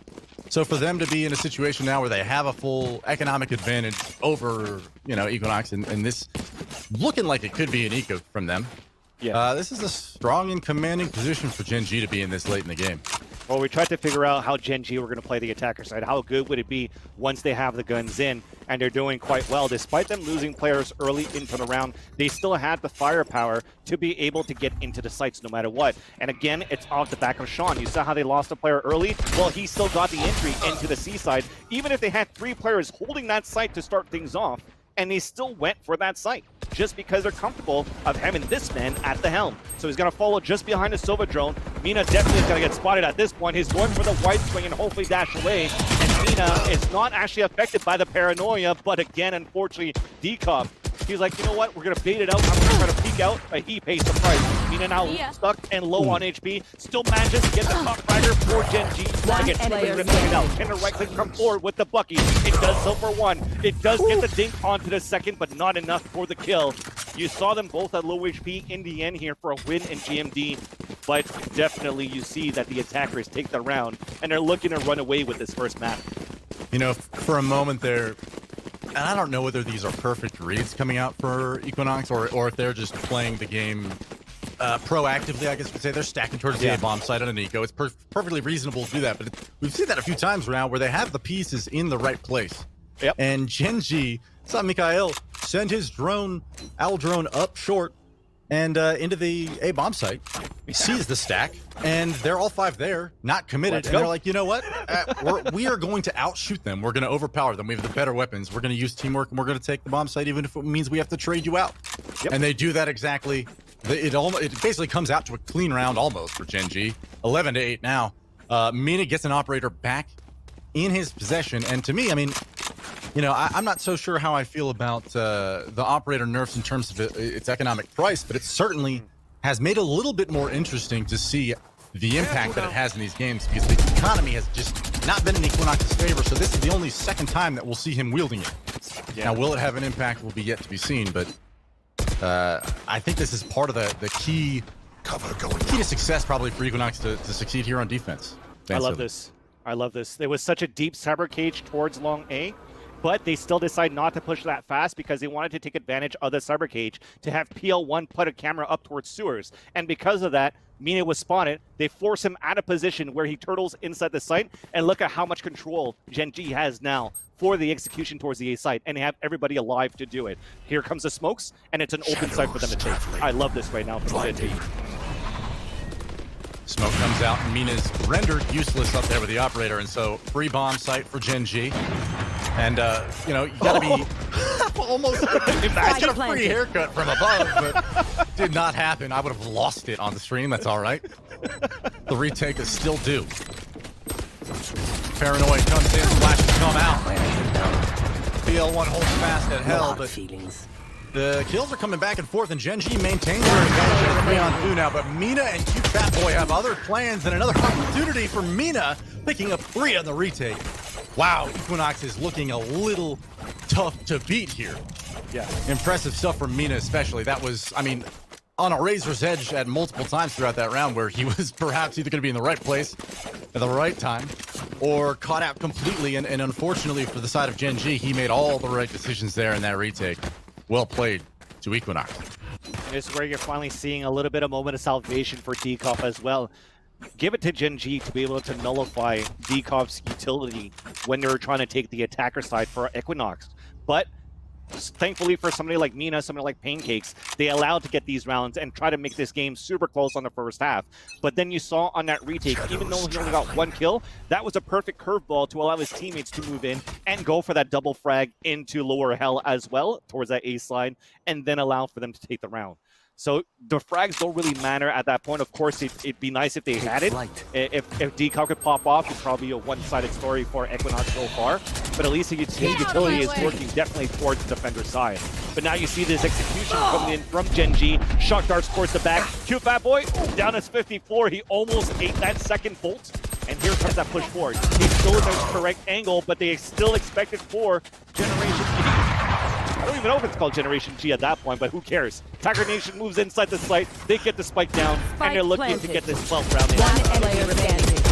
in. Huge flash from Decop, but it's not, it just doesn't matter. Okay, Mina does trade it out, but Mikael finds the frag regardless. And now it's a 1-on-2, and for Mina, obviously you have the operator in your hands, your economy hasn't been great throughout this half, but this is putting your opponents on match. The camera's staring them forever. Clutch. That camera was just like, say cheese. Yep. Mina's gonna tap bomb. The question is, do they spam him down in time? And yes, okay, PL1 will clean it up. You know what? That is a tough call, especially for Mina in that situation. To like, okay, do I go for it? This is almost unwinnable. Do I save my weapon? Because if you check the economy of Equinox now, you just gave your opponent match point and all the weapons that they could want, right? And you don't have nothing to show for it. It's just one of those things where it kind of is unfortunate the way the rounds have come out for Equinox. You know, they've definitely not been underplaying their performance. They seem to be winning a lot of rounds. A couple of these down to a 1v1, right, where they're winning their clutches, but it seems like these rounds where the retakes and the 5-man plays coming out from Gen G are just a little bit stronger than what we saw at the attack side from Equinox, which is obviously being shown now on the scoreboard. Even then on that 2 versus 1, the debate was for Mina. It's like, look, I already popped my blade storm. I'm trying to find those opponents, but I'm trying to win that 2 versus 1. But it was just that camera that was enough to just waste all that time. But here comes the Emperor's Pop and a Hunter's Fury to take one down. So that's a C-side open. Sean's going to keep moving forward. He does have a Lear to work with. He sees one's jumping across. He goes for the Free Fire, and he's just going to press it forward. He's going to probably get the ult, and he's also going to get the kill onto the extent. Knowing right now there's going to be one at spawn, and now it's going to be the last player as well. The low fragger cannot get one of fullest round for Gen G, and they take the first map 13-9 over Equinox on their map pick. GG Gen G. Impressive stuff. I think both those teams were showing off their strategic prowess a little bit, especially we saw Equinox kind of raising some eyebrows with the strategic decisions and actually having it pay off because clearly they were doing their homework. And so that was cool to see. But for me, I think the takeaways there, and I think maybe you'll agree with me on this, is you have a really strong Mina and some of the supporting cast there. We have Pancake stepping up late in the game. Yep. You know, those are great starting points for being a tier 1 top roster in North America, but Equinox is still figuring out the rest of the players in the roster, finding their roles and trying to, develop their own talent. So well played to them, but it was not quite enough, obviously, to overcome the likes of Gen G. And Gen G played a fantastic game. Yeah, what I do like from Equinox, though, is that when this team got picked up by Equinox themselves, being trying to win before, they were always winning like tier 2 events, and their first real test, really started coming in towards the Renegades Invitational, where they kind of bombed out, right? Because I think maybe it's the pressure of being signed by an organization that just focuses on Valorant, and that pressure could be there. But then we saw how Equinox is doing pretty decently in the qualifier, being able to beat FaZe, for example, on a 2-1 series. And now they continue with this big test because they're playing the top team teams in North America right now. And the true test shines, and I think to still have a result of a 6-6 on a half from the way that they played on the attack, it's still something that you should be proud of. But with that, though, I think we're going to take a break, and when we come back, Bach is going to be back, and we're going to break down that first map, so don't go anywhere. Maybe not. I might have thrown Well, out.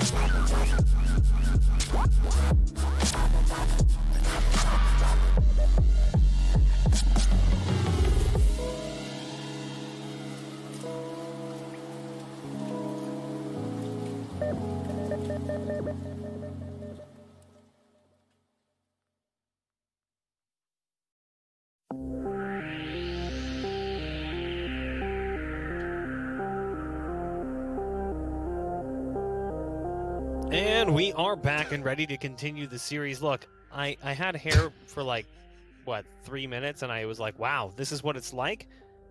I guess I should just keep it. My wife saw me, and she went, I was like, okay, I guess this is what I'm going for. So I've got this, like, this macho, I said it before, a militant vegan look going on.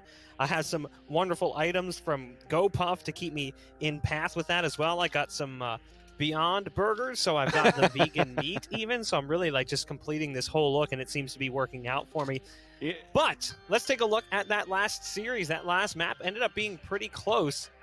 Alex Vansili, walk me through what just happened, Van. I mean, how did it get to that point and why? Yeah, I think before I get on to that, I hope GoPuff has something like where I could get a beard so I could join you guys during this November pretty much. But just to talk about Gen G overall, I think it was just how good Sean and Win has been on that first map. I think those two were the main reasons how Gen G were looking so good here on the attack and also on defense. We talked about which kind of Gen G shows up on different maps. The day that they were able to pop off versus Sentinels was the amount of times Win was able to get first picks with the operator on defense versus Sentinels. And this time, if it's not Win, it's going to be Sean just popping off every single time. So utility wasn't really that, I would say it wasn't really that useful for the rest of the team because they just had the Lear and just the op that did good enough for those two players.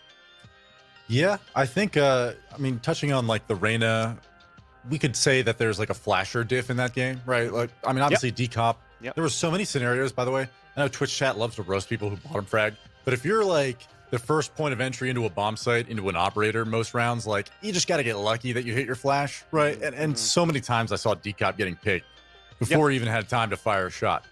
That said, Reyna, on the other hand, manned by Sean, as you mentioned, the fact that when you're retaking bomb sites on Haven, being able to flash through the walls and have your teammates retaking together off of that flash, there was so many rounds on Haven where, and a couple of them stood out to me, especially on B, right? When they're retaking the B bomb site, Gen G's just waiting. They're waiting. They're patient. It's a 5-on-4.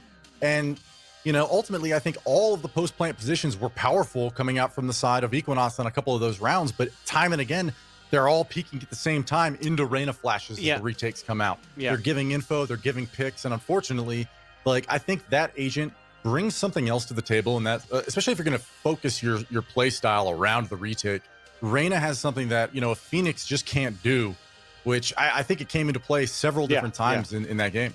Sorry, I just wanted to add on to it, Bach, too, and we saw it when Equinox was playing the attacker side as well. How many times did they actually went for body peeks against Win with the operator instead of having somebody that could go for a paranoia? Because they do have an Omen, so maybe that's something that was missing to try to take a map control for Equinox at that point. Because if not, it was body peeks after body peeks, and it didn't pay off in their favor. The one more thing is the factor of luck for me, which went well for Gen G, because the amount of times that it was smoked and it just sprayed through it and they got kills out of that, there's nothing more you can ask for Equinox. I mean, you're just unlucky at that point. I will say this, in line with this wonderful top-notch samurai haircut, I gotta lean into that hipster vibe and say I liked Sean before it was cool. We got a sneak peek at Sean actually when he was playing under the Moon Raccoons brand during the Renegades Invitational, and he was fantastic. And it was no surprise that Gen G picked him up. But it happened so quick. Like, they played him, and then like 4 days later, he's on the team. Lex, Sean, is he that magical solution that's potentially going to push Gen G to that next level? I think what Sean and several different like Jet mains have kind of had this career path, I guess you could call it, where they are noted for their fragging power and their confidence in the way that they play the game, right? If you're fearlessly pushing players that are holding angles against you and you're hitting your shots, that is something that, even if you're a very seasoned veteran player coming from 5v5 TAC FPS games and coming into a set here, I mean, we're going to see it again, right? Where this player can just kind of bully people around the map. And if he's moving with teammates, it means that he's constantly not only able to be a player that flashes and entries and creates space for your team, but on the other side of that, you're able to get refrags. Sean is able to just like frag out against players that, okay, pause my last. V-push coming in right away here from the likes of Equinox. Gen G being pressured, forced into the back of the bomb site. First kill goes the way of Gen G, but the kills are coming back and forth, and PL1 being pressured so hard. Equinox is going to be able to clean that up, and the bomb site is theirs. DXN holding strong over here towards B main, but Van Silly, the 3v3 retake, is on. I saw that dink coming in from Spike PL1 towards that planted. back of the site, but it was through the wall, so you're still healthy for Pancakes. And he's even taking control of the sidewalk, so they could have this bait and switch from him being first contact on sidewalk, and then the Silva could peek out after. And there you go, Sean falls down. That's a big player to fall on this retake for Gen G. And DXN is about to play just behind execution, and a second one onto win. And a much-needed pistol to gain that confidence back on Gen G's map pick. Comes in favor of Equinox. Oh, you love to see it. I mean, that 3v3 scenario going into the B-bomb site, you gotta expect that there's gonna be a B-lurk. Like, the smoke that you're putting out there, the Omen smoke, is not a definitive safety net whatsoever. And for DXN to kind of come out there and just clean it up is a good sign, I think. For me, I think D-Cop and DXN, the two, I think it was actually Cute Fatboy, was statistically underperforming a bit. But these players, I want to see them playing confidently and playing at the same level that the Gen G players are, because you talk about support or your role or whatever, but if you're not playing a clean game of Valorant in your own individual skill, then you're not going to frag, and that's just the bottom line. Yep. A little bit of contact coming out from a B push. Gen G gets spoiled by the fact of a really passive Mina back there in the default, just able to kind of catch wind of what the information is going to give them. And the idea would be, of course, to move back over to A and get a free bomb site. And get just that. D-Cop walks in a free real estate. Yep. Even taking control of that sliding door first, taking control of that before taking the back of the site. Thank you to that Nova drone. But here comes a flash and also a push from Gen G, and it pays off in their favor. So far for 2 kills, not too bad. And with the pistol that they have, they could connect with a couple of shots still. And here we go, unfortunately does not connect for GMD, not on point, where he's like, how come this guy's absorbing all of my bullets? It does come in favor of Equinox in the end. A clean round despite them losing 2 players. But again, it was the bonus round, in their favor, and they're looking for the same thing into this third. And I liked it from Gen G, though. They know they're on an eco. Let's just try to press forward towards this B main.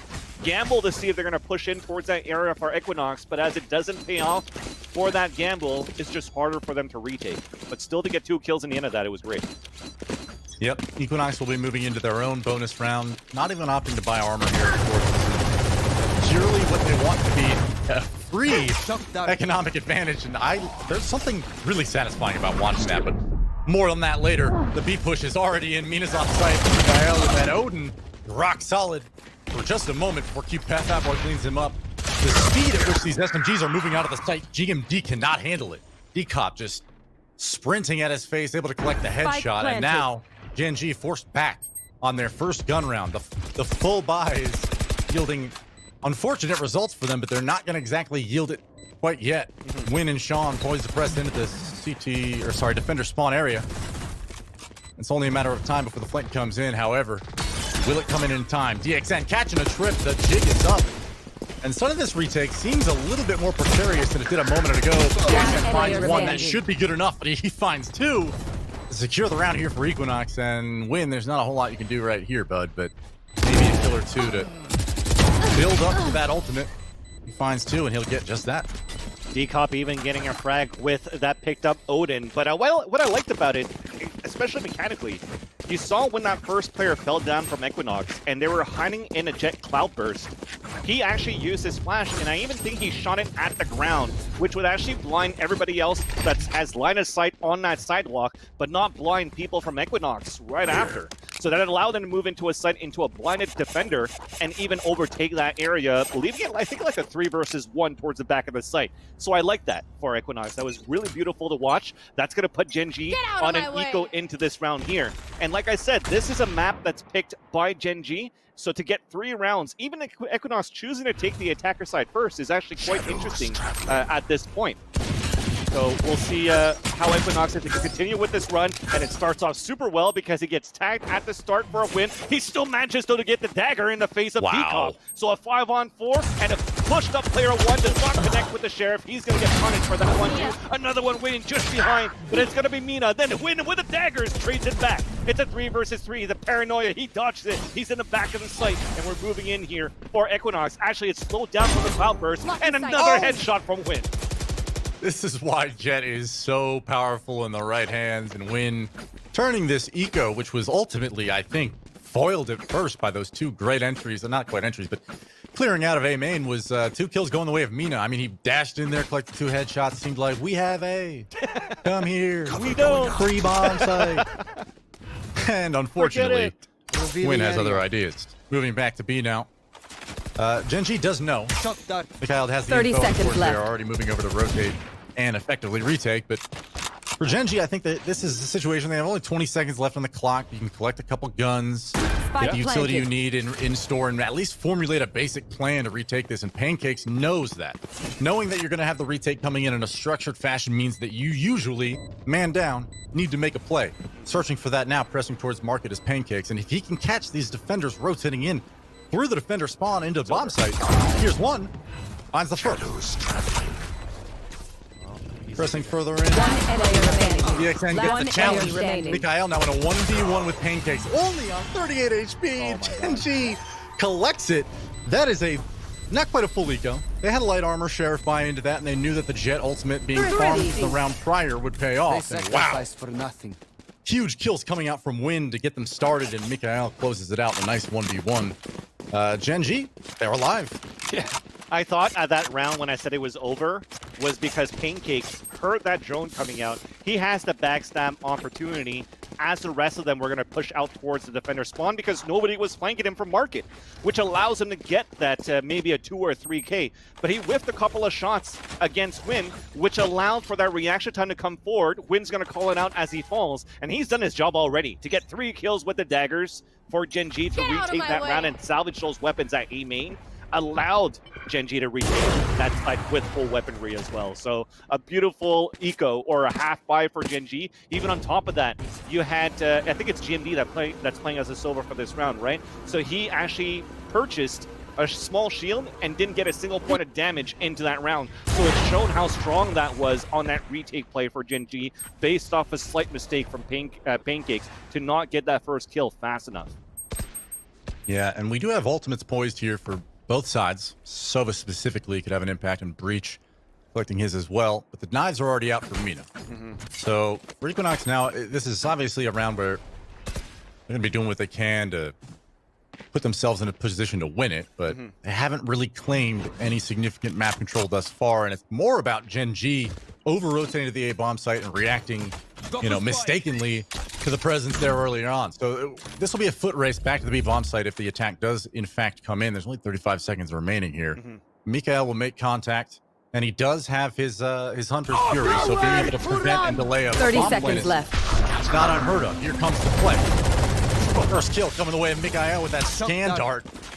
And the recon dart was successful, but somehow, despite the fact that there's 3 players on the bomb site, nobody shoots the dart. I'm sorry. I'm just a little frustrated by that, but regardless, 5v4 on the retake. 10 seconds left. Equinox firmly on the site now. Yeah, my apologies. It's Mikhail playing as that Sova, and I love the way that he played it too. Usually they're thinking everybody's going to play that Sinatra spot, trying to spam that wall. That's why you saw that Rolling Thunder coming towards the back of the site. And I think maybe for the defenders, like, look, we might see that Rolling Thunder come through towards that B main. They played super passively for a retake into that B side. Now the Hunter's Fury comes out, and GMD connects onto 2 kills. They're retaking that site to only leave 2 players, but in critical position right now on this crossfire. 1 to fall. Cute Bad Boy holds the better angle. They check the wrong 50. He lets them cross. He gets the first one, but the Odin's still up. He's jumping on the sidewalk, finally gets the kill, and thank God for that cloud burst. Allows Quinn to get the defuse, and Gen G are 1 round away from tying things up.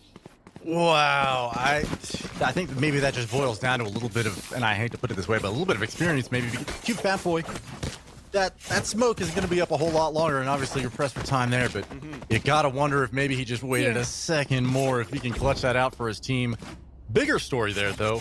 Gen G mounting an impressive retake. Almost failed, of course, but the Hunter's Fury, Mikhail is really the highlight of that round for me. Being able to dominate with a Sova over at B is what's expected when you're playing this agent over there. And, getting the recon scan successfully, getting a kill through the Hunter's Fury to collect damage and force people and displace them out of the bomb site. Got Gen G a free round, and here it is. Win collecting a free frag of his own.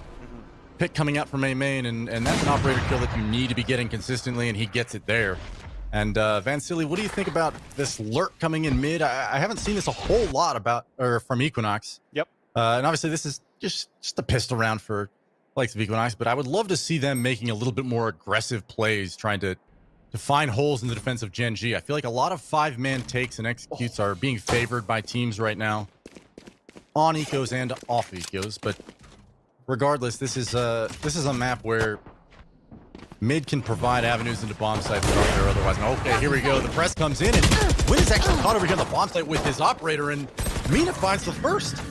DXN finds the second on Sean, and suddenly this is a very winnable round for Equinox in a 3v3 retake scenario. Spike planted. They salvage a weapon on top of that too. Now they're peeking out, and it didn't protect somebody. He's still hiding behind the generator. Now at least Miguel on his own. The hat is up, so he spotted the last two players towards this door. He breaks the camera, but they're still waiting for a double peek for Equinox right now. He makes it a 1 versus 1, plays it perfectly, a shock dart. There's only a pistol left. He goes for the swing, and cute Plowboy falls. So thank you for Miguel for saving that round for Gen G. And you're asking me that question before here, Lex. So what was that play for that lurk? I still like it. The fact that it was only on a pistol round gave enough information because you saw the trap wire was set towards the back of the spawn side, which means sometimes they're also going to give that patrol from mid side that would Equinox could take advantage of that on a B split. Not only that though, he maybe didn't get spotted by the camera, and he probably didn't spot where the camera was set up, but he definitely heard it. So that means that they know that that Gen G is going to play stack here and there towards or play super passively towards A or B, and they could take advantage of that. This round though, it seems as though they're adapting for player one. He puts a trapper right in front of Pizza.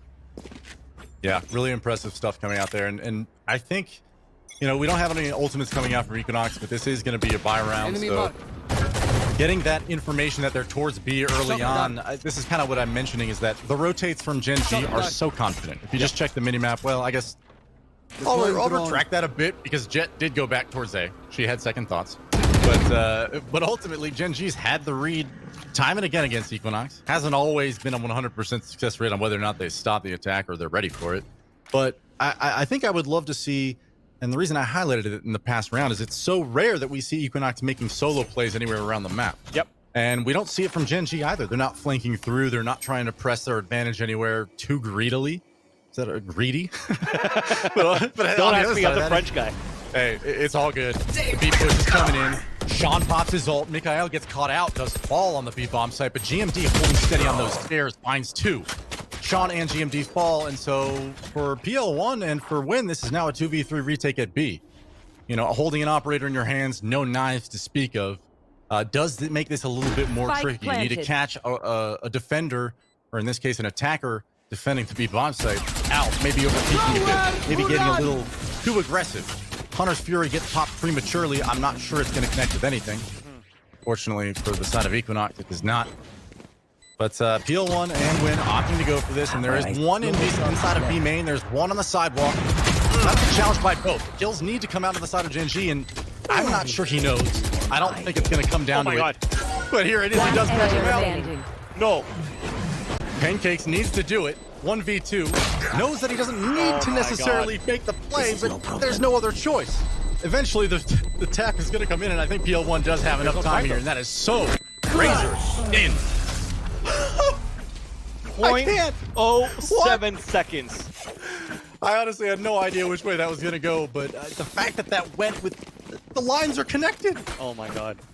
Legit, my screen had it. It was a lock. That's a defuse any day of the week. And the game said no. Well done. Pancakes buying just enough time over there at A main to deny the retake from Gen G, which in and of itself was a little impressive. I mean, they were coming in there 2-on-3. The fact that it was even close was a testament to their skill level. Yeah. And it's not exactly a terrible round to lose. They have the operator on Win, and they're already back in it in this round. The thing is, too, on that retake, you saw from Win's position, he held the wall on defender spawn, so as soon as the smoke dissipates, he just aims down the sight straight towards Bolt House, knowing that Sovo is playing there because of that premature Hunter's Fury. The thing is, after that, as they get those picks towards that B site, somehow Pancakes doesn't get that frag onto PL1, and I'm like, it's over. How does this happen? How can it still move into the site and get that win? And I think at that point, you should have probably had, as you throw that hat, have Jet. He was closer at the staircase, moved down, but, you know, under the pressure, you can't really time it out or have that real communication. So the luck came in favor of Equinox for them to win that round with 0.07 seconds left on that spike when it detonated. That was huge. but now they're going for an all-out push towards his B side. Aftershock from the breach. The recon dart is going to spot GMD. So he's not even going to spray towards that back, and he almost got a kill. But thankfully, Decop, he tweeted out before, I'm not playing the greatest game on that first map. He definitely is now, helping as the breach of all agents for Equinox to move in the site and get these entries, and also use their utilities that allows Equinox to move into the site. 30 Now seconds you have left. the Furnace Fury coming out from Mikael. That's going to deny the spike plant just for a bit, but there's still plenty of time to work with for them to Spike go planted. for this spike plant, after all. So a 3 versus 3, a healthy Gen G. Can they retake the site here on A side?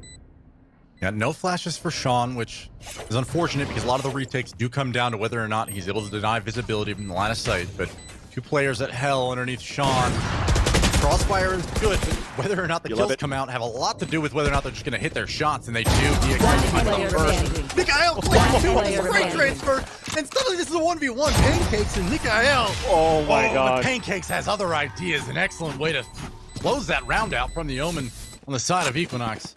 Wow, Mikael made that interesting for a second there. I really thought that the defenders of the bomb site at that point, we're talking about Equinox here. Yeah. They were set up in a situation where I really did not see them botching the crossfire, and they stepped right next to each other. Mikael hits a nice shot, a nice spray transfer, almost gets it done. Pancakes coming up so clutch a couple times in this series, making the difference now for Equinox, who is up 5-3. Gen G forced onto pistols once again. Right there. Well done there by Pancakes. Redeems himself on such a close round on that previous. That looked crisp, at least on that 1 versus 1 when he re-peeked towards the A main. And I do like the way that he played it for Equinox. That recon dart towards Heaven side was good enough for those 2 players towards Hell to get that wall bang into the first. But enough shots were being heard that they knew 2 were playing towards Hell, which allowed GMD to go for the swift 2K. But now Gen G is on an eco.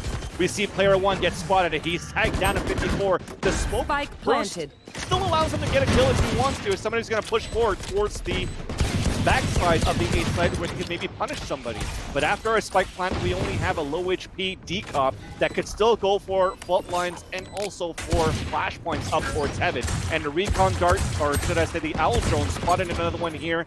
And you know that it's looking very comfortable for Equinox to make it a 6-on-3. Big fault line too, that's going to waste a bit of time. And they're really playing off the recon dart from Mikael. And we have another recon dart that comes out, thankfully got popped out. But that, with this crossfire setup, it's going to be impossible for Gen G to take. You're just trying to have some players die with the spike, but they know this from Mina. They know this from Equinox, and you're just busting them out. Okay, 2 Almost kills. getting a second GMD. Almost. I'm going to sound like I'm nitpicking a bit here, but we just watched them sit outside of the bomb site for, the majority of that bomb plant, right? Yep. Poised for a retake, mind you. Gen G was all in the right spots.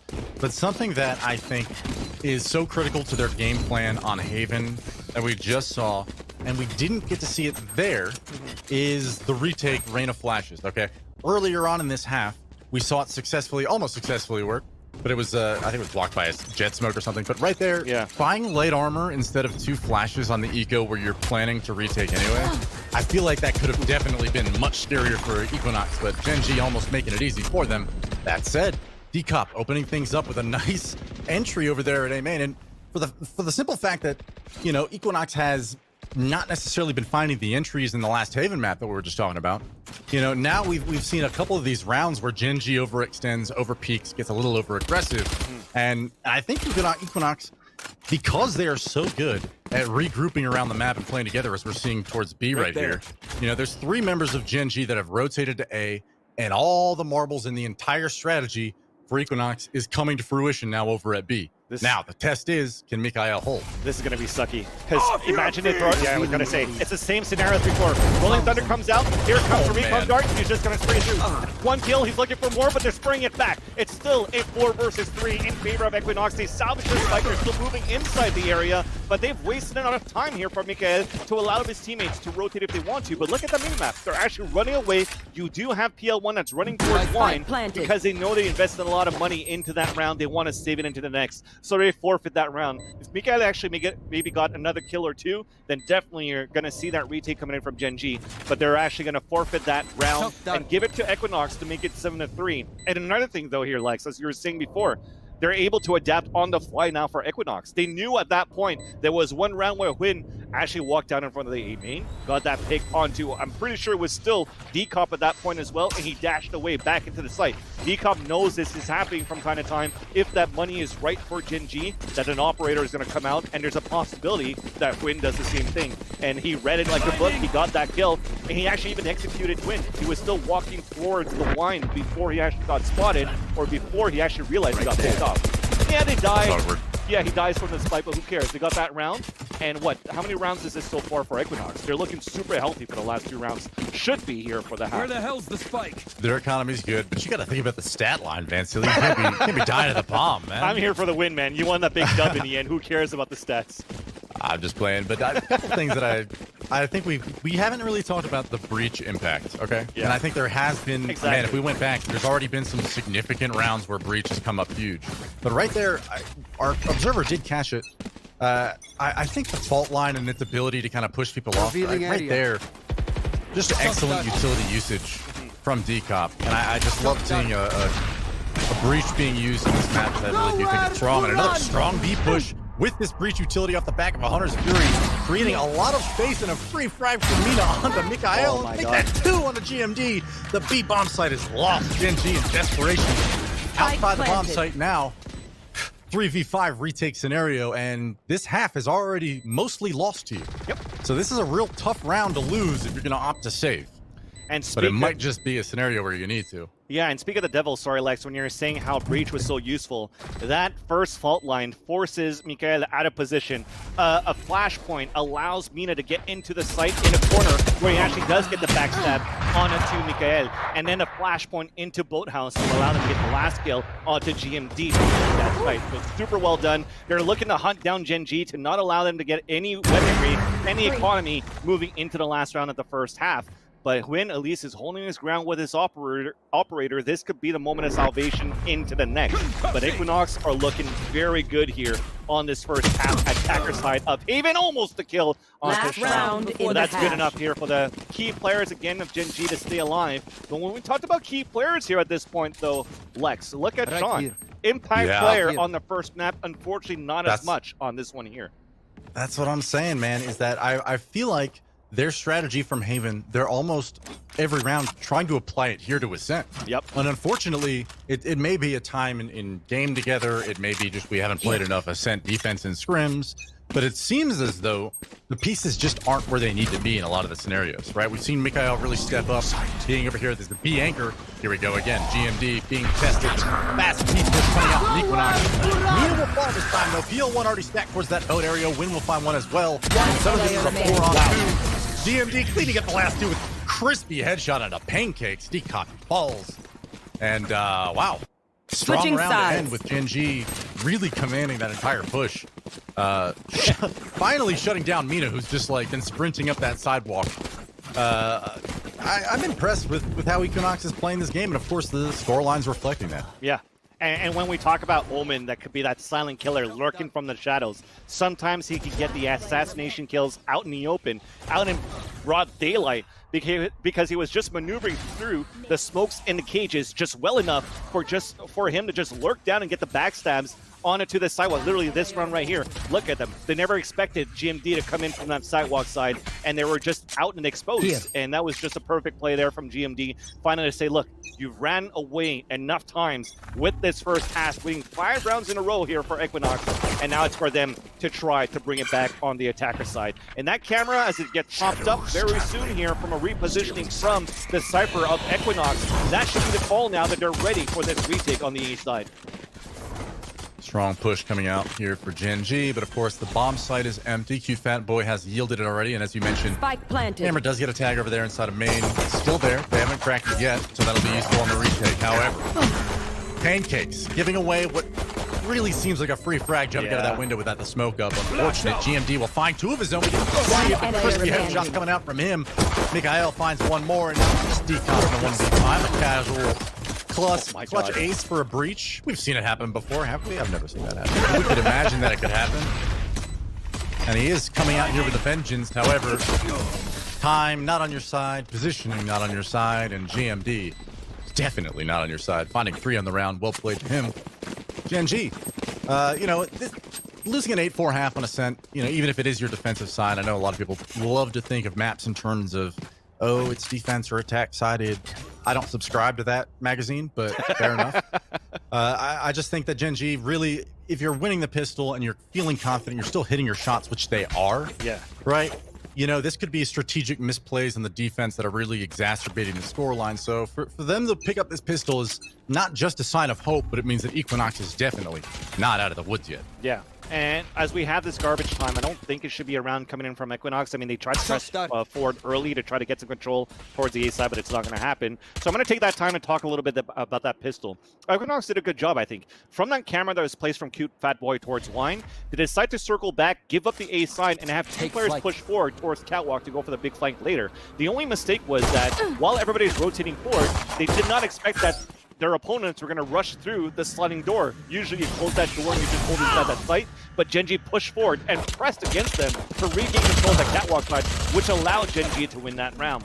So now that you have these players looking out of position here with the Eco, for the defenders, a nice dig from Mina, but not a complete kill because it is a rain up, because it is an overheal, and Pancakes is going to hold the site on his own, but that's the one from Peacock. They're just all dropping like flies. A flawless round, barely any damage done against Gen G. And they're looking very good on the attacker side, at least for the first few rounds. But here comes not necessarily the first test, because they kept so many Spectres from that previous round into this one here.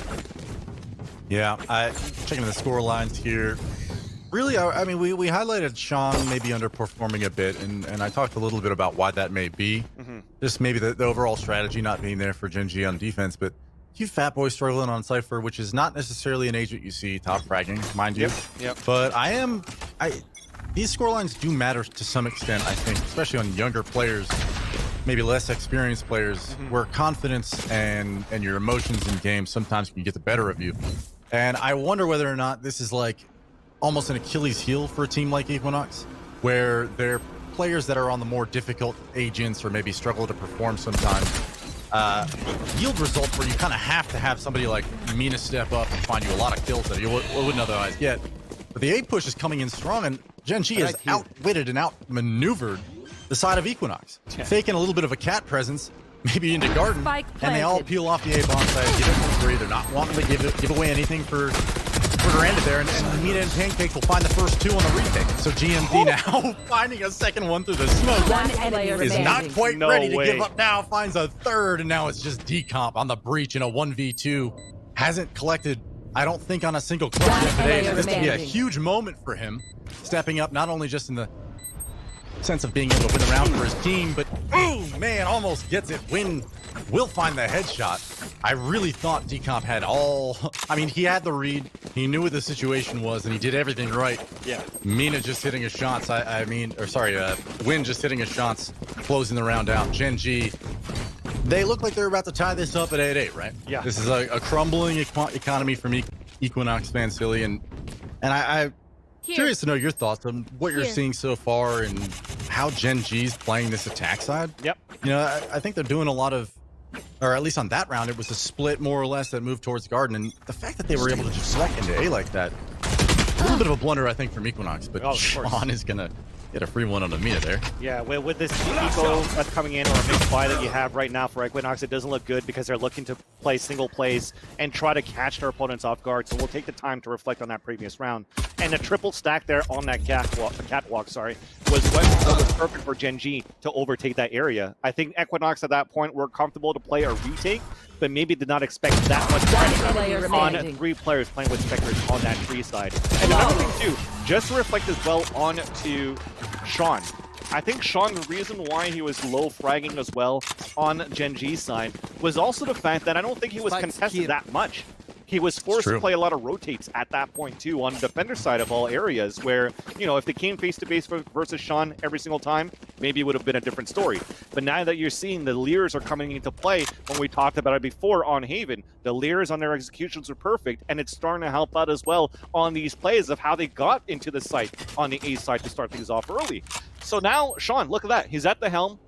He has 3 players right behind him, and this could be another opportunity for him to just be that first point of contact and get the entries. And this is going to be the determining point, or question mark for Sean.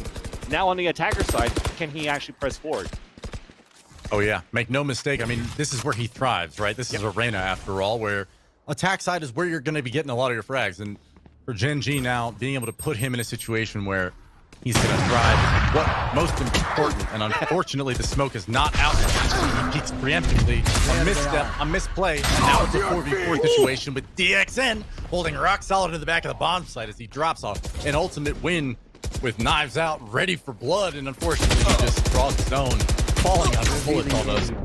And Mikael facing intense pressure, both from site and CT, and so it's just PL1 stuck over here at Switch, while GMD lays blind over at Logs, and I think this retake is not necessarily in a rush. They're not, the bomb is not planted yet. And it collapses either way. Yep. GMD now in a 1v4 with it all on his shoulders, but seems so difficult and unlikely now 30 for him to seconds even left. escape the switch position, the crossfire that lays before him. That said, positioning forward, carefully taking his next gunfight, playing the angles. Unfortunately, the kill does not come out for him. Rather, the Omen diff go in the way of Pancakes. And so now Equinox answering back after a series of unchallenged rounds, picks up their 9th. Mina has an operator on hand. I think the other side of this that Gen G can kind of pick at as far as like something that's good coming into this round, Vansili, is how many ultimates they have. Yep, no, definitely. I mean, they have the Empress, they have a Hunter's Fury, they have the Blade Storm to definitely help out, but the thing is, Mina has that as well. So he could go Operator and Blade Storm as well to watch that B side. But for Gen G, yeah, it's a little bit unfortunate for Sean as he was trying to get the entry, but the smoke wasn't there, and you saw, unfortunately for PL1, sometimes an audible Q at this level is good enough for you to get dispatched. So well done by Pancakes to spray through his own smoke and get that kill onto that shed side. I think it was GMD smoke because he was actually smoked towards defender spawn. That said, though, Pancakes, as we speak about him, decides to fall back as he was looking for some early map control towards his mid side. DXN did enough. He saw 2 towards that back of the site, towards the back of middle rather, and you have Mikael that's trying to answer back with a Hunter's Fury towards that tree side to allow Gen G to push forward, but they weren't able to capitalize through that Hunter's Fury to gain some control, and now a smoke comes back out for Equinox, which is perfect for Cute Fat Boy and his teammates to go for this crossfire, but now that recon dart forces him out of position into retreat into the A side, and now they go back for another attack. What's going to happen here at this point? It's just Cute Fat Boy that's going to be the second point of contention, with the first one that's going to be the point of contact, and that's how you played when you get nearsighted, play super close towards the entrance, 2 headshots, a hat trick to combine onto 30 win, seconds and left. it's a 4 versus 2 that looks so grim for Gen G to take the site, and with 25 seconds left on the clock, well, we're going to have you guys going to say, you get this round, you take the lead by 2, and we'll see you on to the next. Wow. I mean, just from my perspective, just kind of watching that, I was very much edge of my seat, white knuckling 10 that seconds entire left. situation, because at the end of the day, that was like real close quarters. If you just miss your first kill, maybe you get blinded a little bit harder than you thought you were, maybe you made a misstep or your first bullet doesn't land. There's so many things that can go wrong for Cute Fat Boy. Instead, he capitalizes and collects on 3 big frags, right? If he falls there, it's not as though there's an empty bomb site behind him, but the fact is they are looking to build an economy. They're looking to command the rest of this half, but sitting at 10 rounds now and close it out. Yeah. So to be able to hold your position in that way, to be able to dominate that angle and ultimately just get a, what I would say is a relatively easy round on the board for Equinox. Yeah. It's huge, especially coming out from Cute Fat Boy, who I've already, regrettably, I'll say, touched on as somebody who's I'm looking to see perform a little bit better than he has been. So a nice clean 3K coming out from him. And on top of that, Lex, they also had the cyber cage up towards tree side, so it was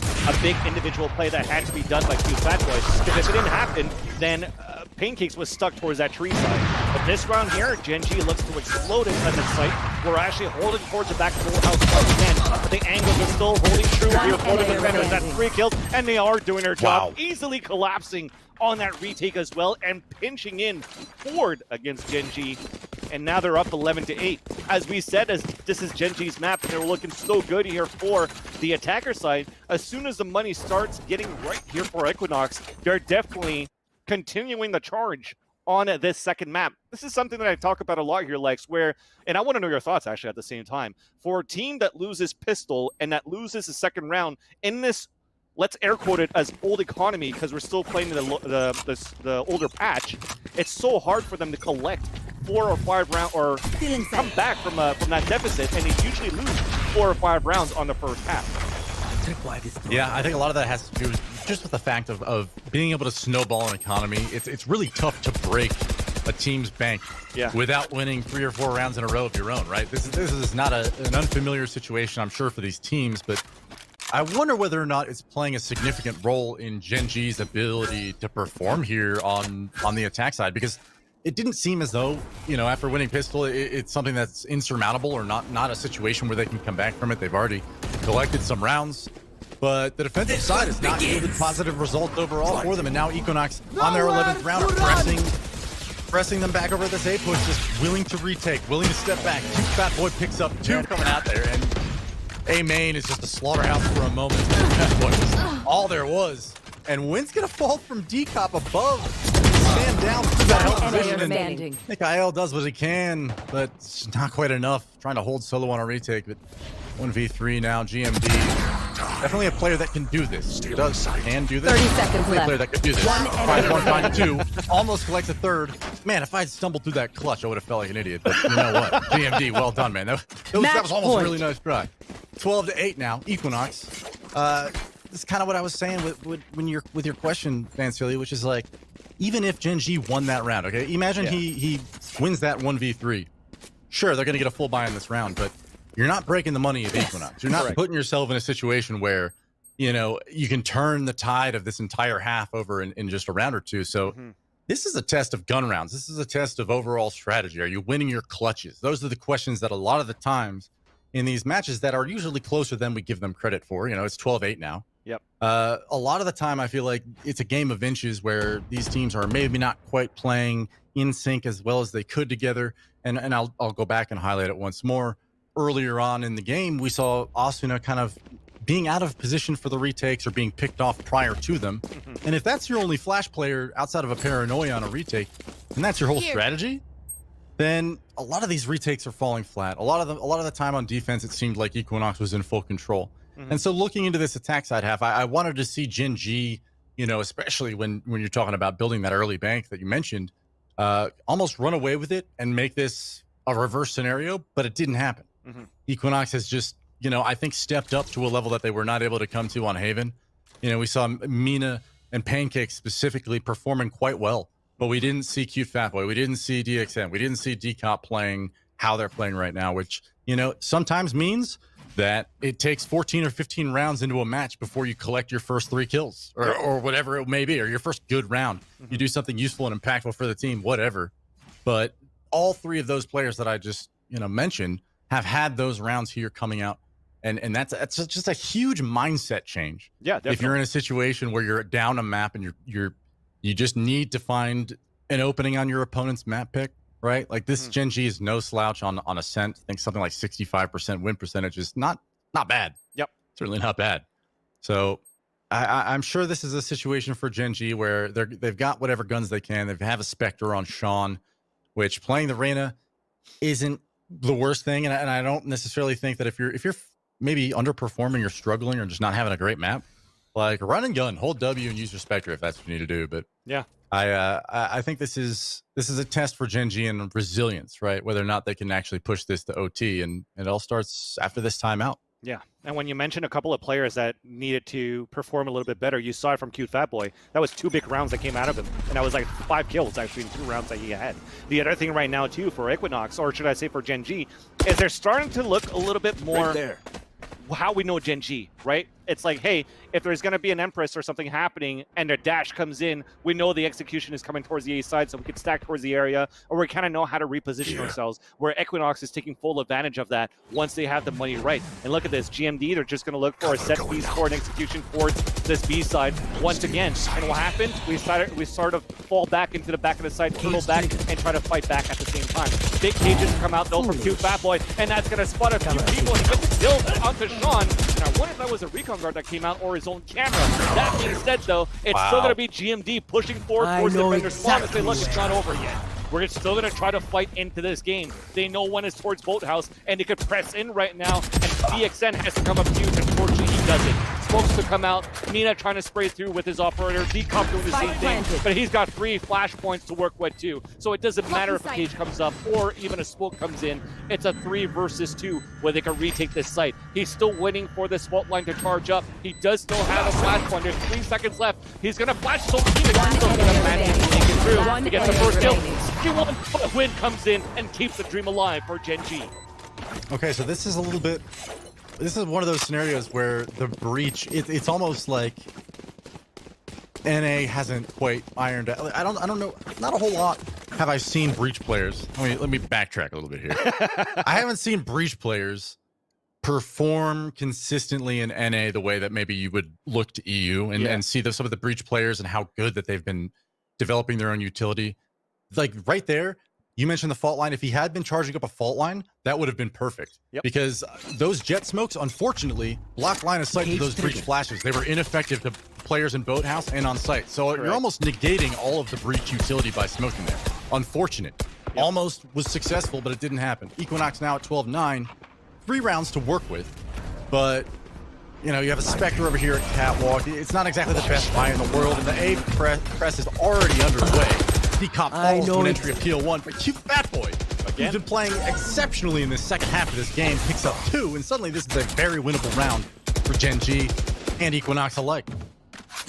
The attempt to still try to get into the site, it pays off into fruition as Mikael finally opens it up, Spike and they take planted. an open site finally. But a 3 versus 2, they break that door immediately for Equinox. Only a Spectre, as you mentioned before, so pretty low buy for the defenders here on this attempt of a retake, but an upgrade still comes in for Mina. With that glass window being broke down early, they could still sneak back towards his catwalk and play off the dart. So the dart comes out, it gets shot off. They know there's one towards Hell, but that's it. They don't know where the other 2 players are at. They have a perfect roster, they have a passive generator, and that is a perfect play in the end for Gen G. Keep one guy to still pay attention to where that dart is going to go, and you know usually when a Silva plays on a retake, he's not going to bounce it anywhere else, but like maybe on that beam, or maybe towards the wall of the spawn site, and it pays off into their favor to stay alive once again into this one here. Yeah, and I mean, we were just talking about it a moment ago, but here we are finally at the point where Equinox's money has been broken. Yeah. Only took 3 rounds to get there. But, you know, being able to force into this round, at least making sure that you can buy next, I'm sure is how they're going to operate in this round, right? They have several Stingers, they've got a Spectre, and they've got a Sheriff on hand. Play together. Play in a situation where you can trade off with your teammates, and Gen G has been showing a consistent propensity to be playing together as 5 on these takes, right? So make sure you have teammates nearby that are ready to play, and here it is. Mina over here at A main is going to be first contact with the Stinger in hand, and oh wow. He does not realize how close they are. He falls right away, and Pancakes, his cover's blown as well. Fortunately, his shot dart's going to be the one that kills him, but Decomp's ult is going to yield ultimately nothing, and that's unfortunate because had Mina lived, had we had a situation where there was 3 players of Equinox pushing into that A main, that could have been disastrous for Gen G. That said, still player here on the A bomb site as DXN. Cute Fat Boy over there on Catwalk. The push will come in from Gen G towards A still, so this still could eventually go the wrong way for them, but oh my god. Cute Fat Boy will find 2 nice straight transfer with the Spectre to find that second headshot. That was clean and pretty. Oh yeah. But not quite enough. This is now a situation where you have match point, of course, in Equinox, 4th round in a row, but Gen G clawing their way back into the light. Getting up to this point now where they can actually take command of an attack side and look like they're the well-oiled machine that they clearly think that they are on this map. Their map pick, after all, I expect them to have a plan coming into this round, and hopefully, you know, Equinox has not necessarily been playing. I won't say that it was them playing poorly over the last several rounds at all. I think Gen G is finally just starting to play together. So tough to crack the attack of Gen G, but Equinox still sitting on 12. And could be due for 13 or OT following this round here. This is big right now, actually. Just an owl drone was enough for them to close the door for Equinox. So Mikael is trying to look down towards his mid side, but oh my god, look at Equinox. They're actually putting out an owl drone themselves, which actually puts their Jet Mina in a great position towards B main. We're actually looking for the split. So they kind of read Gen G into that. They're like, okay, owl drone towards mid side, we close the door, we're going to let them think that they have mid control for an eventual split. So it comes down for a big fight towards the back, but the off shot is missed. So after that, if they miss a second one, it might be the cue for them to say, hey, let's just try to explode and get into this B side. But look at where Mina's at. He's just by the orb. He's just waiting for these guys to move forward. They have no flashes to work with. The timing looks to be right, and the spike is down. A second kill to come forward, but Mikael is able to retaliate. So it's 4 versus 4, sorry, but they do have a Hunter's Fury to try to open up the site to allow the rest of the guys of Gen G to move inside market. 30 and it seconds pays left. off in dividends. Pancakes to fall. They overtake the site. 27 seconds left. Big flash coming in from Last the player and standing. Decop is moving forward, but Gen G, Win and GMD gets the last kills. And that is going to be it. Switching We sides. are going into overtime in this matchup. No doubt about it, the momentum has shifted back in the way of Gen G. I mean, that many rounds, letting that many rounds slide in a row, right? Like, they went for a couple of those clutches where it was 2-on-3, 2-on-4, and then in the very last round, you know, last two rounds, really, they're not having full buys. They're strapped for cash a little bit. They're in a situation where, you know, it's a must-win. For me, I think Gen G, you know, as well as they're playing, it's more of a what's the response in OT coming out from Equinox, because I do think that Gen G has kind of figured out the attack side, and they almost began to start to figure out the defense towards the end of the first half. So, you know, as well as I think Gen G really kind of was able to crack the economy, slow the game down a bit, and put themselves in a position to win this game. I mean, the fact is, we haven't seen a response from Equinox in some time. So I expect Gen G to take this OT, but you know, I'm anxious to see what Equinox has as an answer. I even want to know what Gen G is going to do in the attack, and we're soon going to see that into the next round. So we'll talk about that in a little bit. Overall, in this round, every single player are going Phantom and Armor, no Operator, and it starts with the Owl Drone to just clear out Wine, thinking that Win might be holding there with a Glass Cannon Operator, but it's not the case.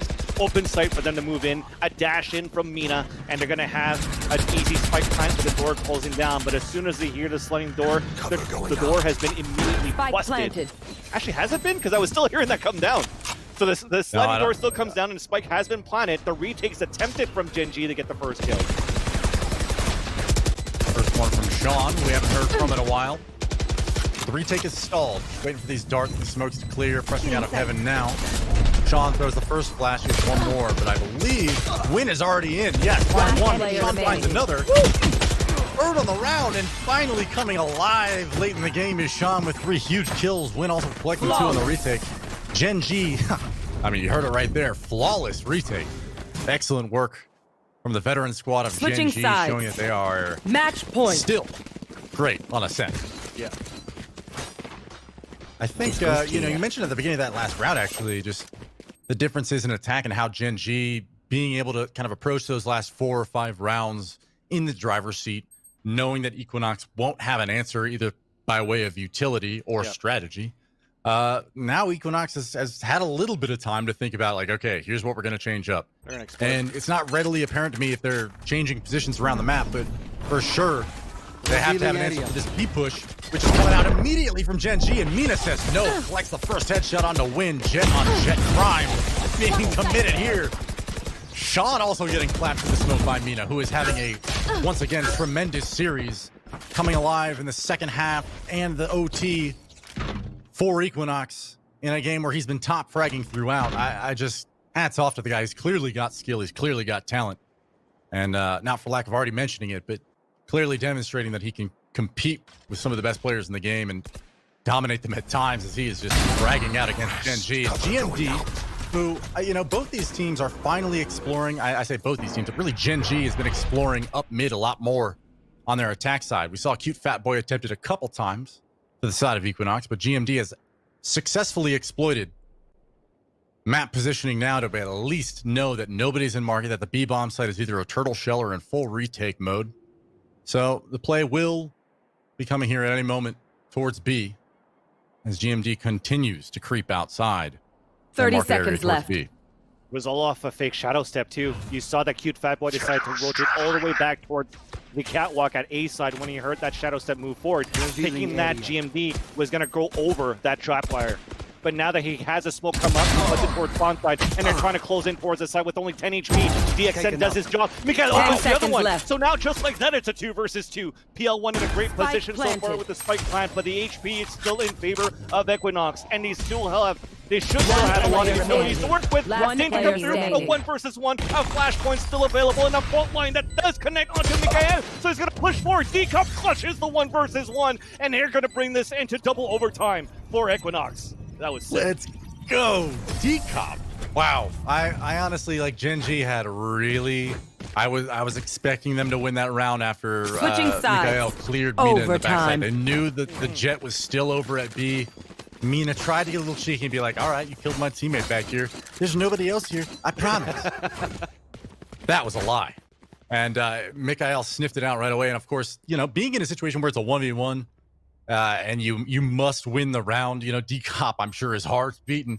I'm sure his hands are a little sweaty after that one. But 17 and 20 is a solid breach performance, especially when we're looking for somebody on this team other than Mina to really kind of be stepping up on this attacker side where they had so much success in the first half.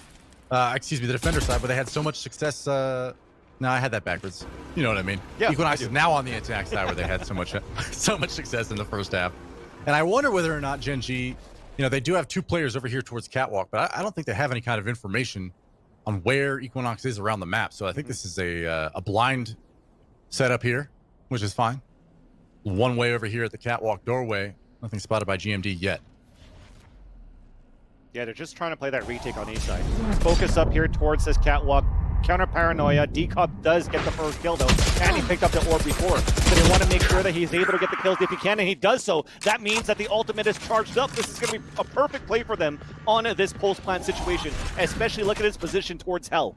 Now they're going to get the spike plant. Spike The planted. floor, yeah, exactly, and the door has been closed too. Now the Silver Drone, it has to spot them, but he doesn't. So he's still in a hidden spot. And that could be the cue as soon as he launches this out to just have them focus towards the sliding door as the door has just been broken. There you go. He's using it off the recon dart from GMD. Or sorry, not from GMD, from Mikael. But the Rolling Thunder doesn't do enough. It's just wasting some time. The Aftershock at the same time as they're doubling up towards Hell. They spot now Win coming in through the sliding door. But that clock is still ticking for Equinox to take the lead in this overtime finally. But it's not over yet. It's down to a number. We're sticking on that spike for a whole another round. But we're trying to go for that wide swing, thinking that Pancakes was so close. So off the spike, Pancakes Switching clutches a 2 sides. versus 1. And Match Equinox point. takes the lead. And it's been so many rounds played so far here, Lex, but it's not over yet for Equinox. They're looking to win this to bring this to a 3rd map. Wow. Okay, a couple things. First of all, incredible round here from Equinox. Okay, but that retake was solid. Yeah. Okay, they had the advantage on the bomb site in the closing seconds of the round. But PL1, man, pros don't fake, homie. You had 6 seconds, 7 seconds on that bad boy, and you had the 1v1 with distance. Just stick it. That said, NT, tremendous effort there from the side of Equinox to win that round, and the fact that they did is just a testament to how good this team can be, and the fact that they're doing it under pressure now just speaks volume to the character and talent they have. So, you know, Gen G was looking like the clear favorites to prevail here in OT, right? And they collect the first round. It's looking real good. But suddenly they're in a must-win situation in Map 2 overtime against Equinox on their own map pick. So this series is not only getting more interesting by the minute, but this match, I mean, it's still impossible to call in terms of whether or not some team has a clear advantage. Because time and again, these clutches are just going the way that they probably shouldn't, and I think that's fantastic.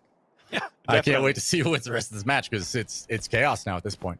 When you've played so many rounds in overtime, it's just going to be, hey, let's pug it out. Who's going to be the stronger player out of this one? And so far, it's going to be map control for Gen G as Win spotted Mina and forces Mina out of position. So this allows now Gen G to have the 4 players go for a split into the B side where there's only 30 seconds one left. player playing there, and DXN has to come up huge. Oh no!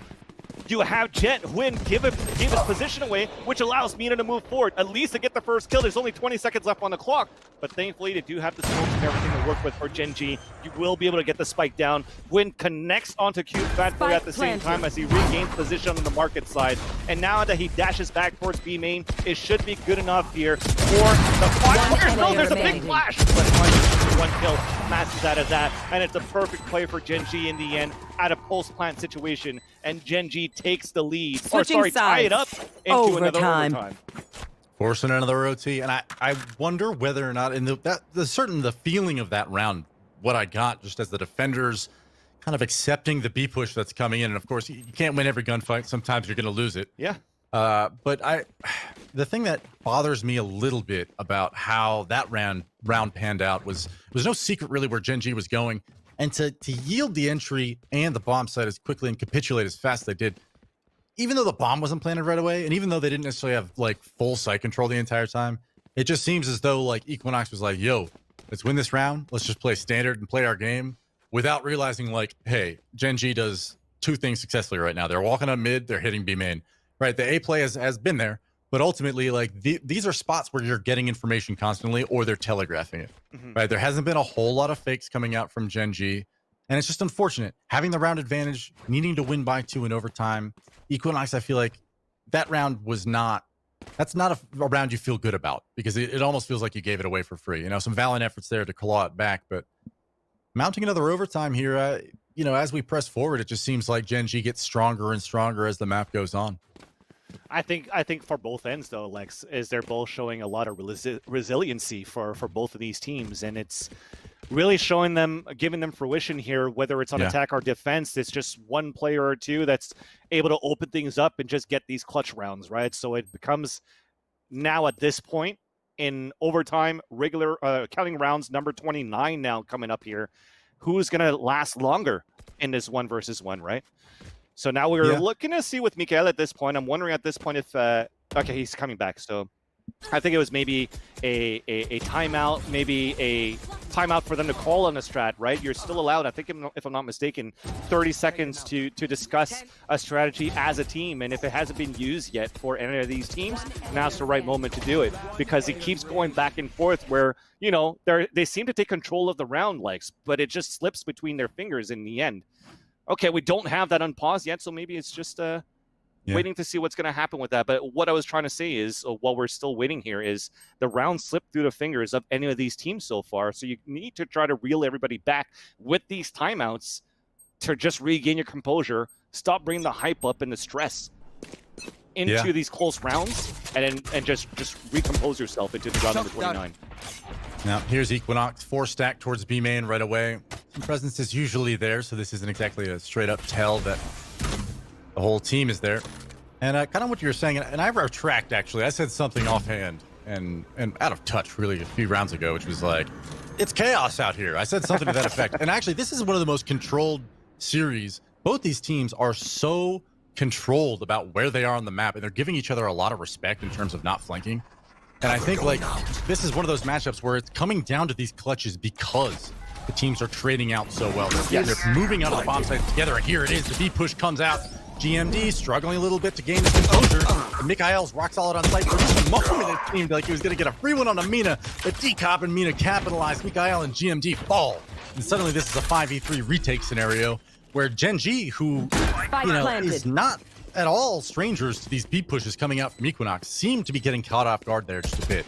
The set arrow landing on the back of the bomb site, unable to crossfire that Mina push down sidewalk, means that, you know, you're giving up an entire section of the B bomb site, really the heart of the bomb site, up to angles of the attackers. And unfortunately, it panned out immediately as described. Gen G fell very, very soon. And even though GMD tried to reposition, it was just Decop had advanced so quickly onto the site. Actually, this retake, I was about to say, Fat Boy finding one daylight. Remaining. Okay. It's 2 more kills. One down. And unfortunately, it's not going to happen, but like, there's a world in which maybe you hope or imagine that Win dashes into the bomb site for Steam, but not to be. For the stats. Equinox, once again, poised to take the match. I mean, being on match Switching point sides. is effectively Match meaningless point. if you're not stringing together consecutive rounds, obviously, right? So, you know, this has been must-win for both these teams for some time. Win sitting at 31 kills and 16 deaths. That man is on fire. GMD close behind him. Mikael with also 26. Yeah. So, I mean, you're just hitting tab here. Observer's doing a good job of painting the picture of who the performers are on Gen G just by looking at the scoreboard. And contrasting on the other side, you have a much more even distribution across Equinox. And I wonder whether or not, you know, this is the difference maker in this match, is all 5 players on Equinox stepping up in contrast to Haven. This is still after 29 rounds of play, though. That's at this point. We're at the point where we might not have enough scrolling, like that timeline of scores between the maps on that scoreboard, or between the teams on the scoreboard. There's not enough space to scroll through all the rounds. It's so close right now for these two teams. And the last time that they actually had a 5 versus 3 into that site for retake, they had to save. So it looked grim for Gen G to retake that site. This round comes in for Equinox, so they have to fight for their lives into this map once again for Gen G. They get into the site, but a Shock Dart gets the first kill, and only now do we get the swipe plan. That means everybody from Equinox has already rotated over. So they're looking for an early frag, aggressive peeks. Any mistakes that they can catch Gen G off guard to get this, but Gen G still stays strong. It's a trade after trade. We're looking to take control of this catwalk side. It's down to a 3 versus 1. Up to one. This is huge. He gets 1, he gets 2. He knows the last one is at the left side corner, but he doesn't get it. Decop once again, the one that wasn't fragging for Haven, comes back on another clutch in this map on Ascent, and they are now bringing this to a third map, 16-14 versus Gen G on Ascent. Wow. Okay, Decop stepping up huge in that final round, and I not just Decop. Okay, I've spoken meanest praises throughout the series, but that Omen blind. Okay, I'm almost like physically cringing at the impossibility of Equinox winning that round. You had Cute Fat Boy, and I believe it was Pancakes over there on Cat, just basically stuck. Gen G knows they're there. The Omen blind comes out, telegraphs exactly where he is.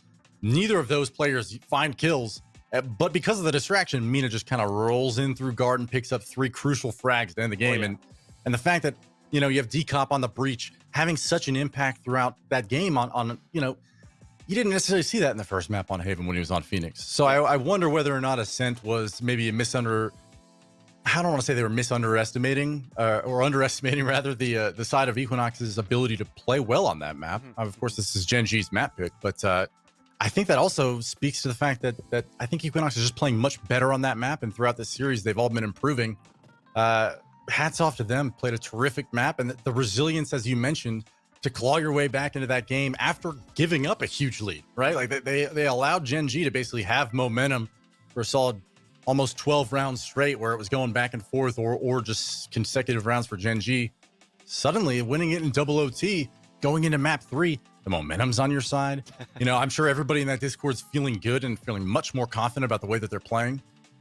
This is a scary situation for Gen G. I don't think it's at all like one of those like, oh, everybody freak out, don't hit a panic button yet. But there's some factors here that are now favoring Equinox that were not before. Yeah, but now they're not out of the woods yet for Equinox. We're about to move on to Split, where we actually did see Gen G put a phenomenal performance versus Sentinels just last week. So can Equinox actually maintain their praise and the hype to move into the third map and actually get this upset versus Gen G? We're going to take a break, and when we come back, we'll find that out.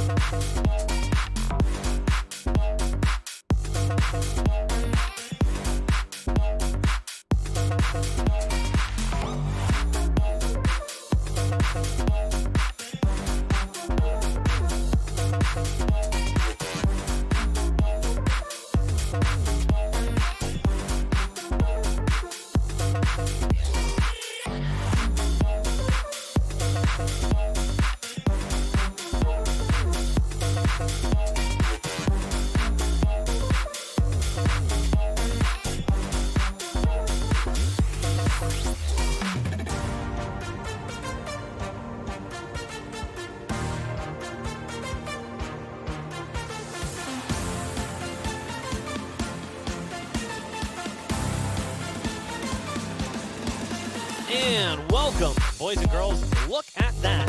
What on earth? It's all right. I'm here. Don't worry about it. That didn't happen. You didn't see it. My name is Bach. Joining me on the broadcast, the one and only Lex, and Van Silly, the legend himself as well. This is the First Strike Closed Qualifiers presented by Nerd Street Gamers. And we have ourselves a series, a bit of a doozy, as we are now moving on to a third map after a very close, hotly contested overtime game in the second map on Ascent. Lex, we maybe didn't expect a 3-map series, but what can we expect potentially from this third map now that we're going to get it? I think we're going to get a mental reset or a strategic reset out of Sean and Lorena. Obviously, the joke, as you mentioned before, is that you put Sean in, you tell him to go somewhere, and he frags.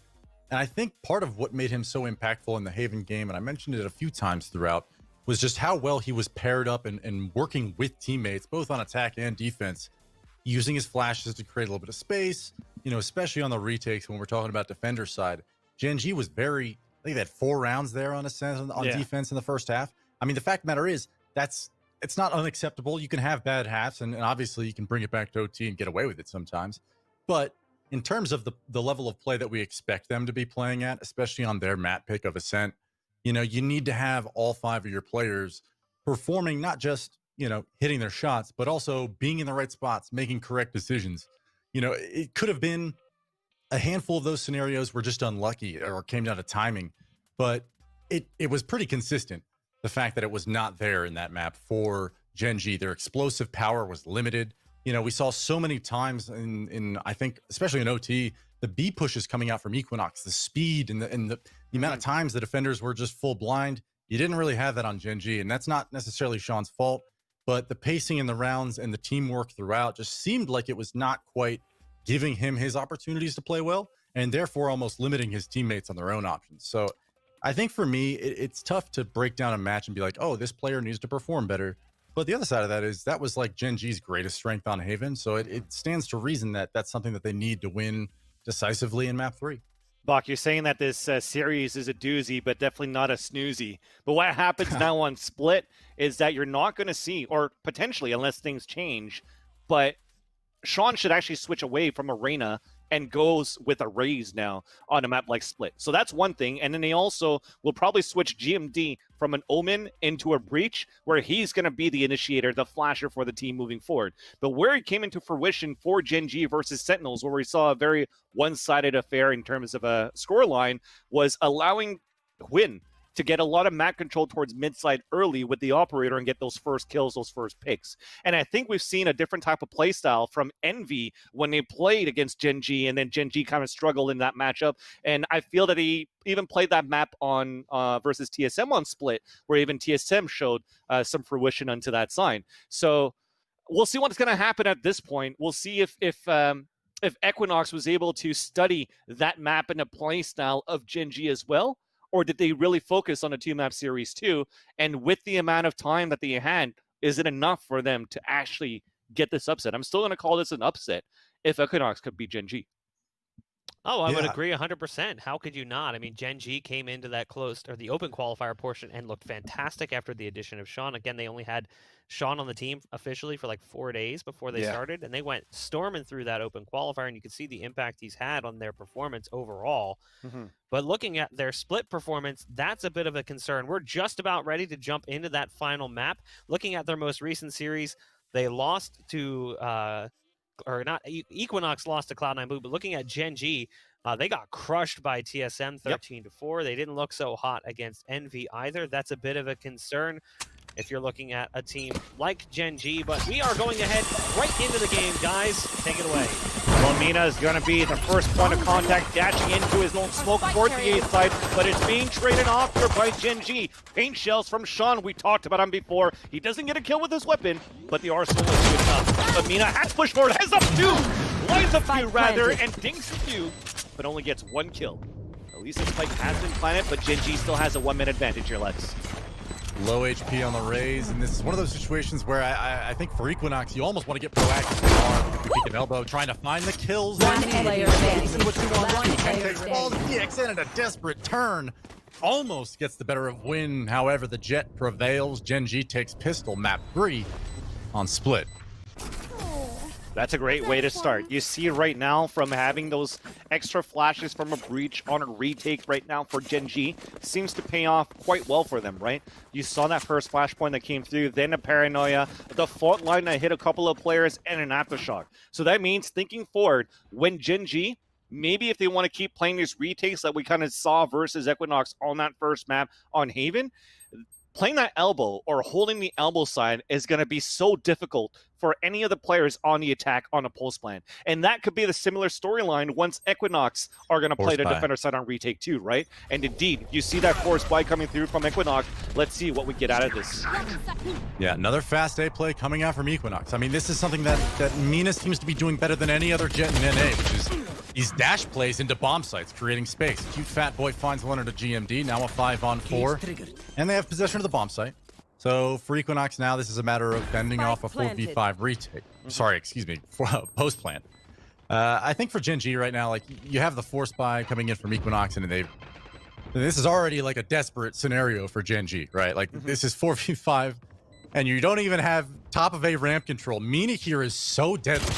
Any moment now he's going to be coming out, finding one on a PL1, and I almost wonder if you just save here. Yeah. Mikael actually pressing into the bomb site, finds one, win, 1v3. 2 players are hurt on the other side of Equinox, but I don't think he knows that.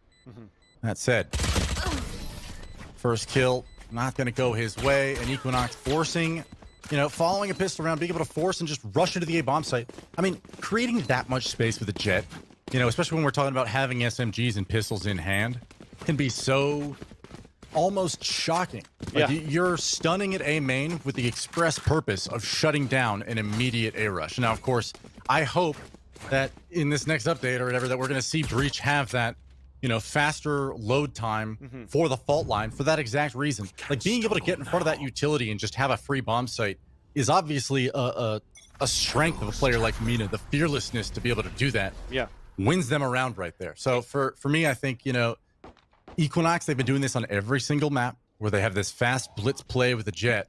And Gen G on Ascent and now Split have not had an answer for it. So DXN spotting the aggression out, and I think it's only Mikael that's going to pick up a kill on a decop. Yeah, so this is 3 kills quickly coming for Equinox and Gen G. Probably another lost round here. Yeah, the rest is just going to be a matter of time before the last players fall down, especially with that dark cover towards Mail. And as they peek out, they hear the footsteps possibly of these guys rotating back towards the A site. So just to reflect back on that previous round here, Lex, they did throw the fault line earlier on, though, from GMD, from the elbow, and it did slow down a few players, but they had nothing else to chime in onto that. Nobody peeked out towards the window. They didn't look out towards A ramp. So you couldn't really take advantage of the fault line that actually stunned a few players from Gen G. And when you were saying, would it have been a good idea to maybe save their weapons? I think so. Because it was a 5 versus 4 in favor of Equinox. that means that they all keep their stingers into this round with possibly just one player who had a ghost that's going to upgrade. So that means you still have a potential with Gen G going Spectres versus Stingers into the next round should Equinox decide to say, look, we're going to keep working with these bonus rounds in this economy that we built up, and maybe Gen G could turn it around. It all depends what happens there for the theory crafting for that team, if they wanted to upgrade or not for Equinox, but I think the save would have been the right call for Gen G in the previous round. I think you're absolutely right. And one of the more interesting things that I think you'll see as this game kind of grows and develops, and I'll say years here, and this is the scope that I'm speaking of, literally years. Me too. When players start to figure out, kind of as you're describing, how to game the money system to be most efficient. Yeah. You know, there's a lot of criticism about MR12, and in fact, some of it may have come from me at one point. But there's so much criticism about MR12 in regards to how this game is played with ultimates, and how random the results sometimes end up looking, and how the matches sometimes play out. You know, it can really seem like, oh man, it's a lopsided game and it just is over too quick and the other team doesn't have a chance. But it's also a matter of being smart with your economy. And speaking to your point, it's a very nuanced thought process when we're talking about, okay, we're going to think about this as like a lost round now that we have lost the map control and we don't have an opening and they have the bomb site, right? Yep. So being able to keep the Spectres, right? Like that is something that even I just blew my mind thinking about right now, Vencilli, is just like, okay, they're going to bonus their Stingers. Let them keep it, right? This is not a situation where we need to have like, you know, every kill counts and we need to stop their economy. Okay, fast play from Mina coming up mid. Forget what I was talking about. Already containing the presence at B to what is the bomb site, essentially. They have B Heaven. And PL1 is poised with the crossfire over here with Sean. So this is going to be another one of those timing scenarios where PL1 is kind of forced into an awkward spot and Sean needs to react appropriately with his utility to support.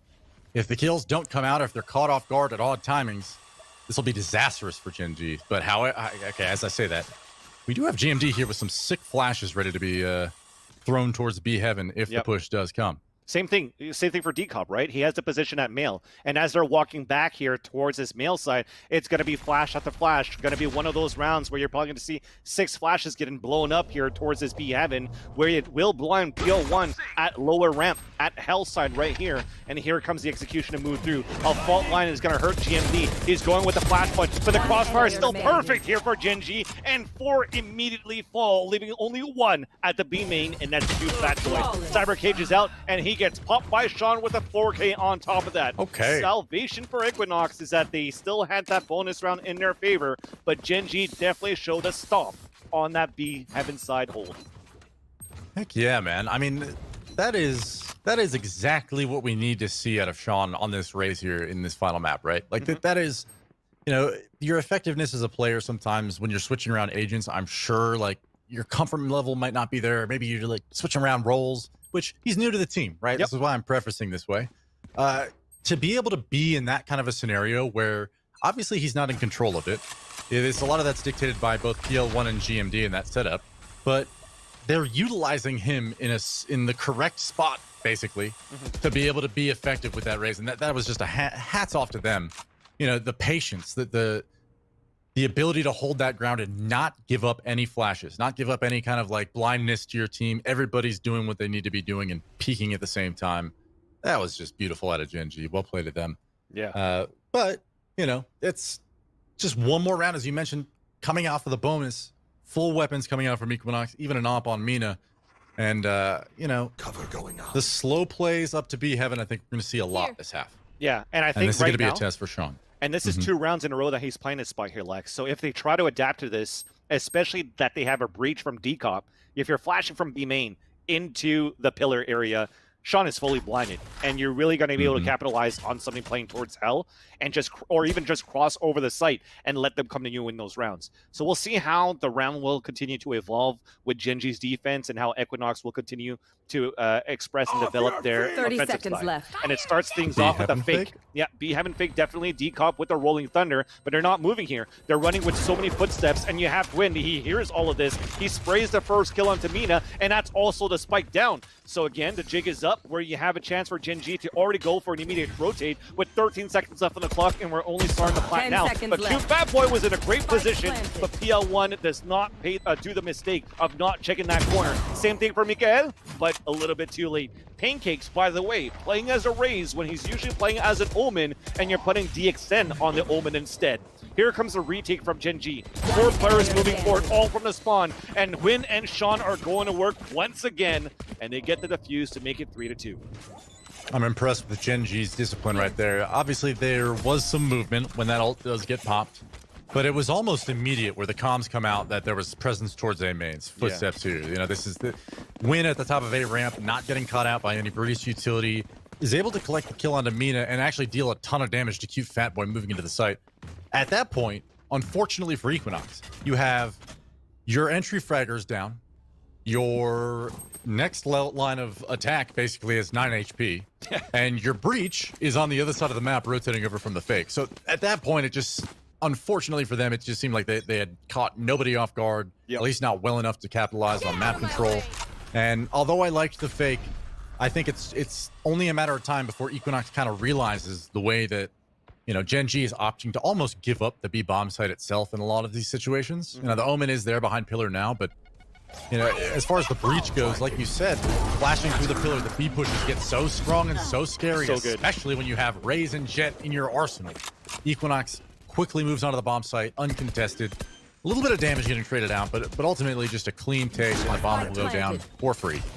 That was still well done there for Mikael with that smoke, or should I say the paranoia, because as soon as he hears the showstopper and also the blade storm, not the blade storm, sorry, just a showstopper that comes out, he's able to go with the paranoia to push everybody back and also go for a blind shot for the showstopper where Gen G could play the rotate on this broken bar that you have from Equinox, and they're closing in very well for Gen G as they're dropping them one by one. Only a crossfire setup, which is perfect for Equinox, but the positions are given away, but they're still holding their grounds. Decomp gets a 4K out of that one when they knew exactly where the last player was at. Utility was probably gone at that point here, Lex, and Equinox held that perfectly. I'm sitting here prepping my thoughts. I'm like, these retakes are so much better than they were in the last map. Finally, Gen G's coming in with a clean round here, and like I saw the, you know, Mina got dinked. It's like, there's no way. Yep. Decop holding steady in the backside. That's just one of those, you know, high pressure situations where the clock's ticking. It's a 2-on-2. You know you're at a disadvantage, and they know where you are. It just comes down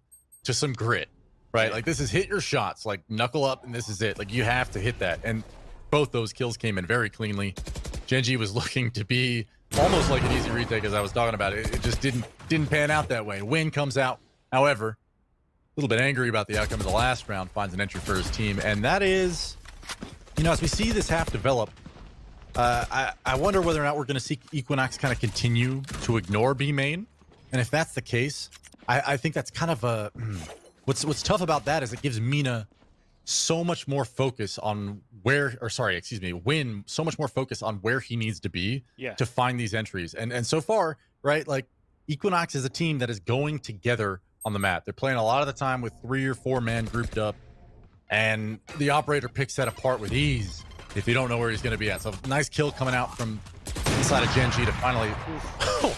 I almost spoke too soon to almost get the kill before the side push comes out, but Mina has other plans. So, you know what? I'm stumbling over my words at this point, Van Silly, because these guys, they're playing games that are, it's so impressive to watch. Yeah.30 The presence of seconds mind left. to know, like, okay, we're just going to sit here and wait for him to peek because he plays there. We know that. Still a 4 Finds versus the kill. 4, though. Yeah. A push coming out through heaven. Win whipping 1. It'll cost PL1 holding steadfast in the back of the bomb site. Falls to spam through the sign, unfortunate. But now Gen G in a 2v3 is looking rough. What really was a promising start, as I mentioned, with beautiful operator frag. And now it's a 2-on-2. GMD eating paint. Not quite enough damage getting put out onto him to make it feel threatened. Guns are not going to get saved. They're going to go for it here. Stay in sight. Fault line coming onto site. Paranoia comes out. Doesn't catch either. Doesn't matter. GMD and Mikael prevail. 2 thick, crisp, juicy frags coming out for Gen G. 4 to 3 now.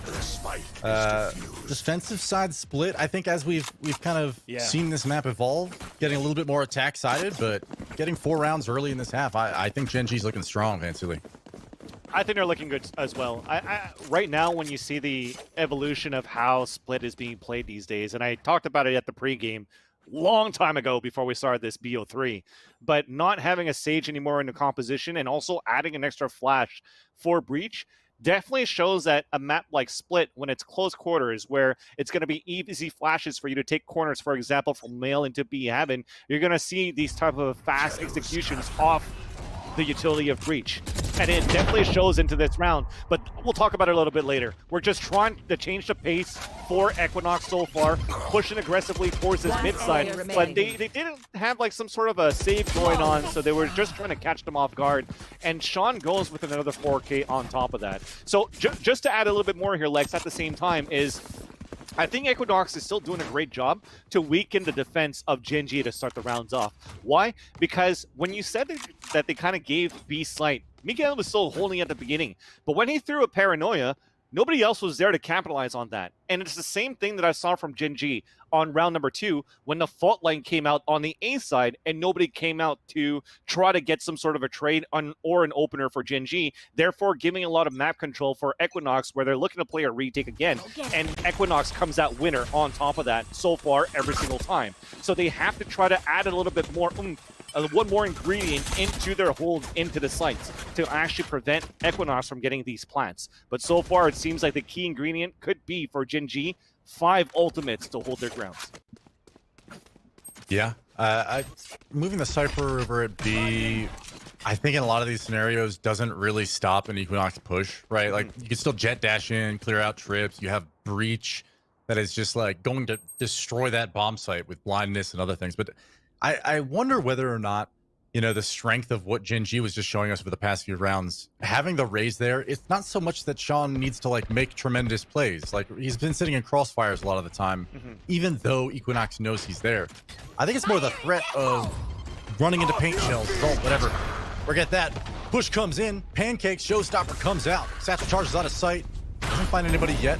Might just let it loose. There it goes into the face of Win. That's a direct rocket. Pancakes circling around the site. GMD finds one, but he's quickly pinched.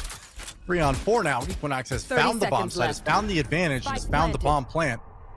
And, you know, for Gen G, just use their paranoia.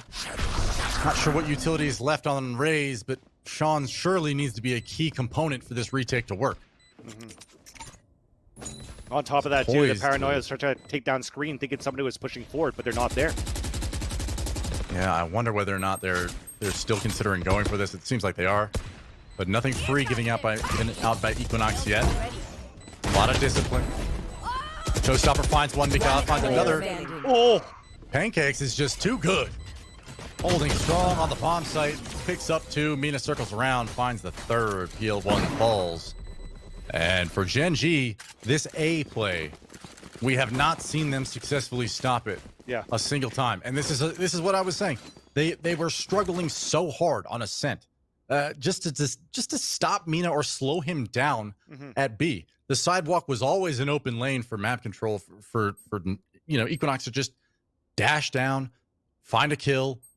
Even if he dies, it doesn't matter. You've created that much space for your team. And there on the A bomb site, we see it again, where just the dash comes in, the fight is already in the face of Gen G, and they're just not ready for it. You know, whether or not it means they need to play more passive or retake, you know, I don't have the answers, but they're going to need to come up with something quick here. I mean, this is 5-4 now. One round after another, it seems like Gen G's getting countered out, and they just come right back. Mikael getting an uncontested frag onto Mina. It's almost like her aggression sometimes, you know, it is Jet after all, but that aggression costs them. You know, not having the refrag there is just painful, but I it is what it is.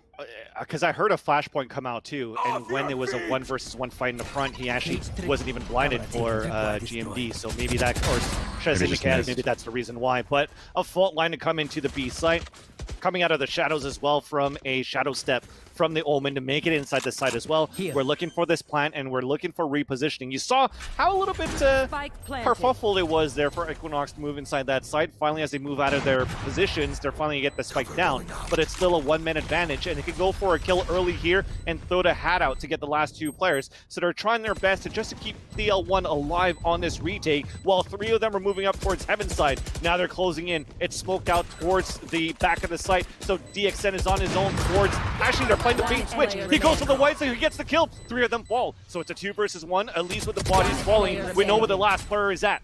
at least the last 2 players. So GMD is on a 1 versus 1. He's trying to clear out the back of the side. Low HP as DXN gets the wall bang. Well done here for GMD. So close for Equinox at that point. But is it close on time? Is it going to be the same scenario? It will not be. Gen G will be able to get the defuse, and they're up 6-4. Man, that was looking dicey for a second. I believe that was DXN on site. Yep. Locking down a couple of kills there. I mean, for Equinox to somehow maybe control this half or make it 6-6, I think Gen G is showing weaknesses, right? Like they've shown weaknesses at A, they've shown weaknesses at B, and what time and again has shown that they want to be comfortable retaking. And I don't know whether it's just by nature it's split or the agents that are in play, but I'm just kind of in my mind now positing that, you know, in that post-plant scenario, Gen G just letting it come down to a 1v1, like that's not consistent. That's not something that you can bank your money on consistently. However, these opening kills, Mikael finding another, I think it's like the 3rd round in a row where we've seen it a 5-on-4 pretty early for Gen G. It seems to be making a pretty significant difference. I mean, I'm just the idea that Equinox is already in a stranglehold over here at B main, and there's no reason for Gen G to be doing anything, you know, drastic. They need to patiently wait for Equinox to show their hand, and they're going to go for this B play once more. But this time, there's no Mina dash. They just got to walk contact out, and Sean's going to find one free one. Whiffs the second one, but still in a commanding position to defend this bomb site with Mikael. He will fall, but 4-on-2. Pancakes and DXN putting the bomb down cleanly. There is a breach ult, and it's a 4-on-2. So this is definitely an Equinox. It'd be a desperate move here for them to be able to win it, but Pancakes is already in position to do so. And double pushing the flank on Heaven here. What do you think, Fantilly? It was going to be a double push on Heaven first, but they decide to split out. So there's only going to be Pancakes at the pillar. He's affected by it, but DXN is in a great position right now. Even Wisp first, but GMD was there for the trade and the second one. That's good enough. The defuse will come through, and Gen G, they did a perfect retake. When we talked about retakes on their end, there was that 1 round, Lex, maybe, I think it was the 3rd round, where it came down to Decop in our Crossfire setup where Decop got a Right.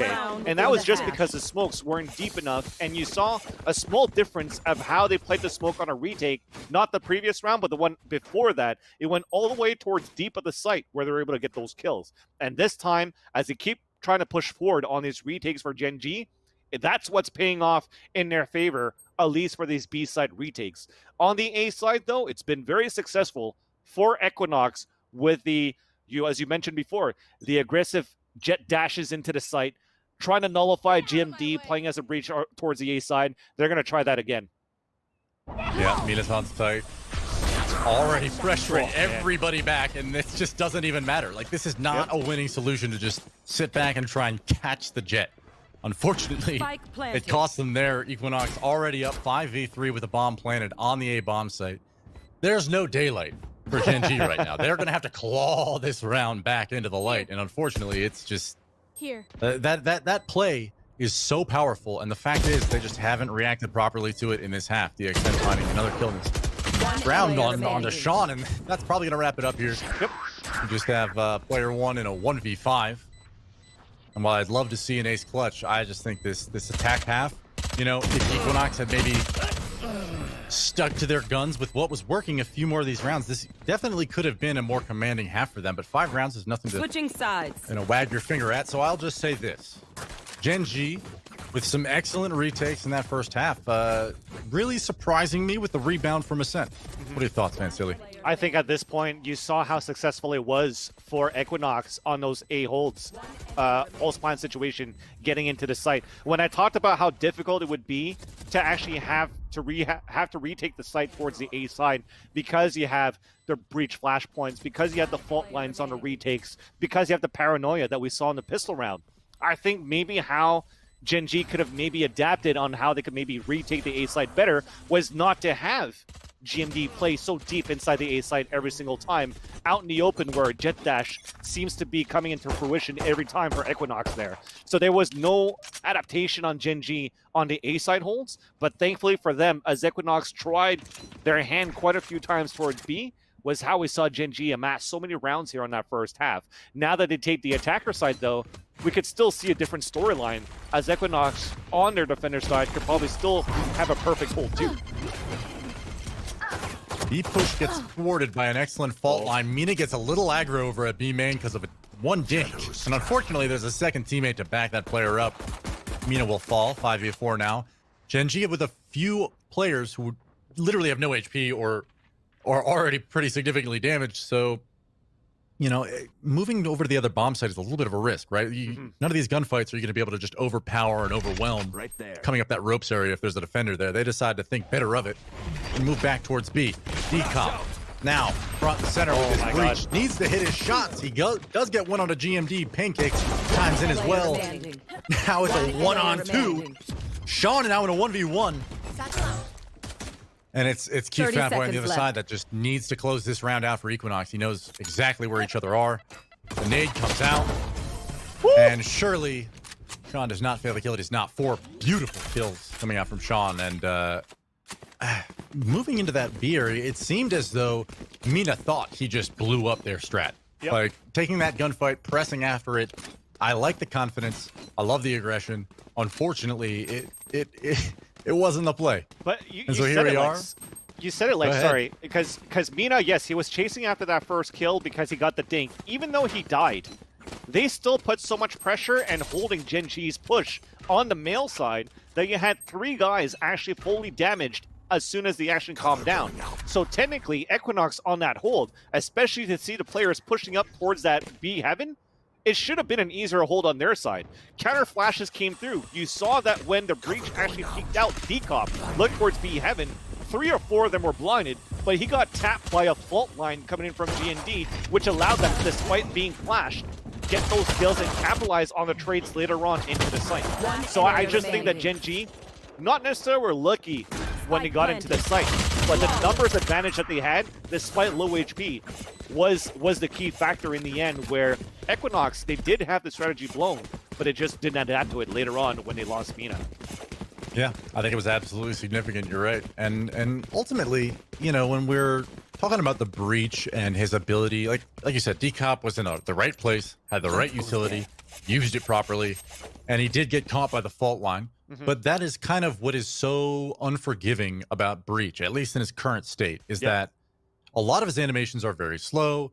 A lot of the times you need to be able to utilize your kit correctly. You know, you're not flashing for yourself necessarily. You're not using utility for yourself all the time. But certainly, your teammates need to be in a position to use that utility when you do. So a free bomb site is going to come out here for Gen.G. I say free. I take that back. You fat boy somehow is out of my vision, picks up 2, and this is a messy round coming in here, and Gen.G is now in a 2-on-3. They're on the bomb site. Mikhail's going to have a dogfight with somebody up at Heaven.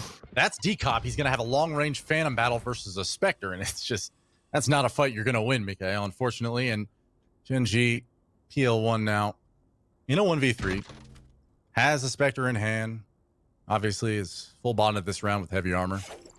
And I think, you know, after an investment here, you know, you have a little bit of time to work with. You have a minute on the clock. And I think, you know, if you're PL1, you just need to get a free kill here somehow. You got to have a kill where you get a free, you know, piece of map to be able to at least work this 1v3 where you have no idea where the defenders are. They have all the strength, you know, in their favor here. And I wonder whether or not you just save this. Like, this is so tough. Well, it's bonus round, right? Do 30 some damage. seconds Why left. is he? Oh my god. Somehow he still survives, and so will PL1 as he jumps away for safety, and finally as he repeaks, he was killed. And I think it's fine for him to continue to press like that. Like I said, the bonus round comes in for Gen.G. I think the idea there for the Omen there for Gen.G's side is if he was able to get that kill, that 1 versus 1 battle, Mikael versus the one up towards Heaven, it would have been perfect for him to get the kill and then ult towards the B side where you actually still had player 1 lurking around the Heaven where he could cut over rotations. I think that play was there, but as soon as that spike was down, I was going to say it was a good play from player 1 because I've seen this before where he's like on a 1 versus 4 and he's like, look, I still have a minute to work with. Split is such a small map. I could go for a big play. I thought it was going to go through vents, go back through B Heaven, add to spawn, but you saw how Equinox, they know this lurk play from player 1. They had 2 players playing towards screen to even watch back towards the push, whether it's a Heaven side or a flank coming in from defender spawn. Just because they had to spike down, they didn't want to press charge. They didn't want to move forward, try to hunt for the kill, knowing that they're at a disadvantage if they lose the gun to the Spectres. Absolutely, fair play to them, and it's a wise choice. I mean, ultimately, PL1 maybe goes for some exit kills and tries to clutch around, but doesn't matter. Like you said, it's bonus. Yep. And for Equinox now, you know, we haven't seen Gen G's attack in a full fleshed out gun round until this point, where it's going to be a slow default, going to work the map. This is not something that these teams have been doing on either of their attack sides across this entire series. And I will say this, that when you're making reads and you're trying to level where the enemies are out on the map, like Split is tough as heck to get a good read on. Most of the reasons are pretty obvious, right? Like the defenders have 30 plenty of seconds concealment. It's tough to hear where they're rotating. Ha! Mina over here with this Judge just shutting down the mid player right away. They back off, have second thoughts about clearing her back out of there. And yeah, a Jet holding a Judge. It's never definitely not a relieving 10 seconds. sight. You're saving. 10 seconds left. Yeah. That's crazy. I really didn't think that they were going to push into Mina there after he got that first kill, but I'm surprised that they didn't move with more urgency. But I guess it's a better position to put yourself in here, right? Because you're going to be back on a full buy. You're not going to be risking, you know, losing your economy in some desperate gambit to planet B. And beyond that, you know, like Mina just happened to be the absolute trump card in a situation where, you know, he was facing certain doom, right? You just happen to have a Judge in a good spot. And that is unfortunate that Gen G, you know, it kind of omitted the fact that the timer was running down. Oh, man, this is a slugfest. Yeah, and I think here, This Lex, seems- sorry, Go and ahead. this answers our question too. Remember when we were talking about that first half, if ever they had the Stingers and they had the money to work with into the third round, will they upgrade? And now that they only had, a Judge and maybe a smaller buy for others, they actually did go for a full Phantom into this round here, so the upgrade did happen. Unless they were already on a buy and then you only They were had... already, but Okay, so I missed it's out okay. on Your everybody point else. is still valid, though. Yeah. You're still right. And I think, like, you know, the way that Gen G is approaching this half so far from what we've seen, willing to take it slow, willing to work a pick somewhere, kind of the same way that Equinox was, but moving into a 4 or a 5-man hit is obviously what we're looking at here. And so we do have, and this is something that I touched on a little bit in Ascent, like throughout this series, you've just seen a lack of spread across the map, which isn't totally unusual at this point in the game. But I think what is just a lack of willingness to be a lurker, willingness to kind of get behind enemy lines. And I think that's probably a good thing. Teams are playing very clean Valorant at times, and I think a lot of that has to do with the control that they've been exerting. That said, Win is already on the bomb site. Gen G is flooding in behind him. Mikhail does find one on Amina, so this is a 5v4. Correction, 4v4. Cute Fat Boy finds one at a PL1. Cypher down. Pancakes finds another on a Sean. 3v4. Gen G not put the spike down yet, as it's in front of that planter at Hell. And it's only a matter of time before GMD crosses the bomb site to put it down. 15 seconds left on the clock. Shouldn't feel pressured to put it down in any kind of urgency. 10 I don't seconds left. think. Well, actually, here it is. Enemy remaining. Win finds Last 2, player and standing. that might be enough. It's just DXN in a 1v2. He knows where one player is. Up in heaven, knows where those players' sight. Crossfire comes out. Swing from GMD shuts it down. But man, Win not getting hard cleared in that corner. I was actually about to say to you, Vansili, was like, I don't think they're going to go through this smoke when they have the numbers advantage. Was going to be the sentence it came out of my mouth, and they did it anyway, which is bold, knowing that you have somebody planning, right? It's sensible in that way. But man, just to suddenly have that round in the palm of your hands and just throw it away like that is just heartbreaking. And the thing is, there was 2 blast packs that were thrown in that corner that actually both of them hit Win. Get out of my So way. I don't know how they didn't hear Win get damaged by that by the blast packs for them to check that corner.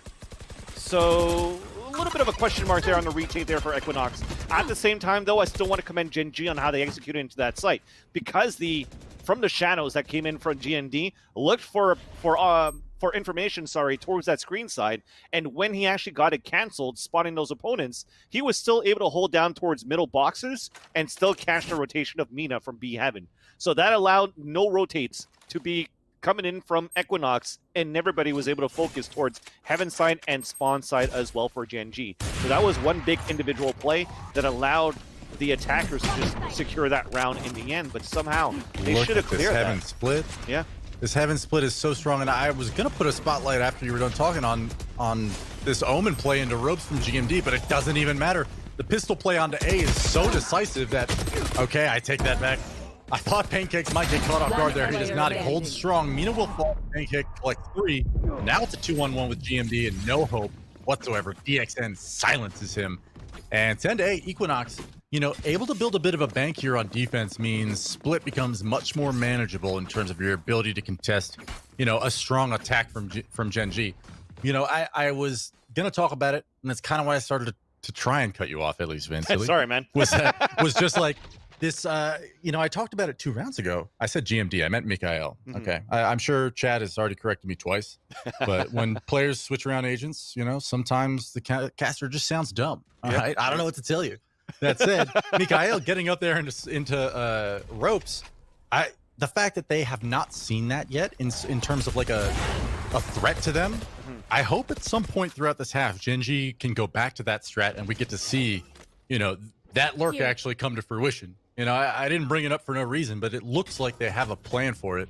Didn't get to see it there, didn't need it. PL1 looking really aggressive here at A ramp. Finds Cute Fat Boy in an unsuspecting corner. Oh, he still gets it. PL1 whips back around and collects Mina, who's looking for that refrag. That was actually a really great reaggress from Mina, knowing that PL1 had crossed back and wasn't going to reaggress that, but PL1 just way too much experience, knows that there's a threat above him, and yeah, that game sense is tingling. Win finds another. Equinox quickly falling apart here. In a decisive round so far for Gen G. Yeah, and now you're going to have one running into the site. I think at this point, maybe, at this level, they're going to make it into an open site. I was going to say give them some orbs because Quinn is sitting right in front of that orb at A main, but they're still going to let the spike get planted instead. But you still have somebody just trying to look around, trying to hunt him down because they know the economy is still pretty low here for Equinox, especially as they made it into a flawless site from 2 great entries from Player 1. So Player 1 allows the Gen G to secure this round here. But they're not really going on a hunt themselves. It was still an expensive round for Gen G on the attack because Sean also only has a frenzy into this round here. He's gonna be the only one that's gonna look for that information. But as he saw nobody towards B heaven, the rest of them here are just gonna save their weapons. Yeah, I mean, at the end of the day, you have a 3-round gap now that you've secured yourself. You know that Equinox has not really had an answer over here at A. So strategically, you're not really grasping at straws in Gen G's shoes. Like, this is very manageable attack side that can absolutely end in 13-8 at this point, right? Like, this is a Gen G half that is looking pretty scary if you're Equinox. And so I wonder whether or not, I look at the scoreboard now, you do get mostly a full buy coming out for Equinox, but, we just check the frag totals to kind of realize that the frag dispersal for Equinox is contrasting to how it was in the last map, right? You had everybody contributing. I won't say they were playing out of their minds, but you had rounds from each individual player, a 2K, a 3K, clutching around. Those rounds are not going Equinox's way currently. So, as far as momentum goes, as far as, where your mindset might be, and certainly whether or not nerves or stress, frustration, anxiety, whatever is getting to you now at this point, is really, this is Gen G's game to win here, 11-8. It would be, if they somehow lost this match, this would be the round in which I'd point out and be like, this is where things finally turned around for Equinox. This is desperate, I think, for them at this point, and the fact that they have a pretty good read on where Gen G is on the map. This is pretty safe, but 2 players towards B right now, knowing that they're in B main. The ult does come out through B heaven, doesn't hit a thing. And Cute Fat Boy collecting 2. This is big. Sean and Mikael do fall. 5v3. Gen G looking for a foothold in the bomb site. Win will help to do that with a pick onto Mina. Cute Fat Boy collecting his 3rd win fall. 30 seconds left. GMD getting sprayed down by Pancakes, and now it's just PL1. And this is exactly what you need from Equinox. Is you've effectively, in the minds of Gen G, you have a 100% foolproof strat that's been working throughout this half, which is the A play. Yep. Now, falling back, you're like, okay, maybe we've won a bunch of rounds in a row. 10 Let's seconds do a mental left. reset. Let's slow the game down a bit. They're going to try and come at us with something different and get aggressive. Let's try B. Just see how they're doing over there. See if they're like trying to get greedy towards A. And I don't know whether or not that was exactly They did, what though. their thought process was. Yeah. They ended up doing that. Yeah. But I do think that, like, having that player that I was just talking about, like a cute fat boy on the bomb site picking up a 3K, that is what you need. You need people who are, you know, quiet to be stepping up in big situations when they're called upon. And the B play comes out, he shuts it down cleanly, almost single-handedly. Hats off to him, cute fat boy. Excellent play. And Gen G now, you know, probably going to return back to the A play. I think so too. At this point, as you mentioned here, Lex, they were trying to reset in terms of the amount of pushes that they had towards the A side, which was successful for them. We saw that the jitters were there for Equinox. On that minimap, they were consistently rotating back and forth on his mid side, not being quite sure where they should stack up on. And when it came down to the execution for Gen G in that B side, I think the timing was off too. Because the flash points that came out from GMD towards that back of the site blinded Mina, but a little bit too late, as he already had free reign on maybe 2 players before he got blinded. So as soon as he gets blinded, he just keeps spraying because of those one-way cage that he put on his side as well. And he was able to get those 2 kills and then just even hold his ground. He stayed alive. He put the camera up to allow his teammates to get the 4th kill. He just held his ground, and nobody was looking towards the back of the site, actually. It was only after when From the Shadows came out from Mikael, but he got sprayed while Cute Fatwa was blind in the back of the site.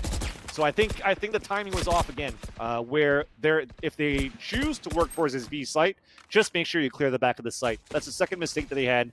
Not only once, second mistake once on the attack and once on the defense, but not clearing the back of the site.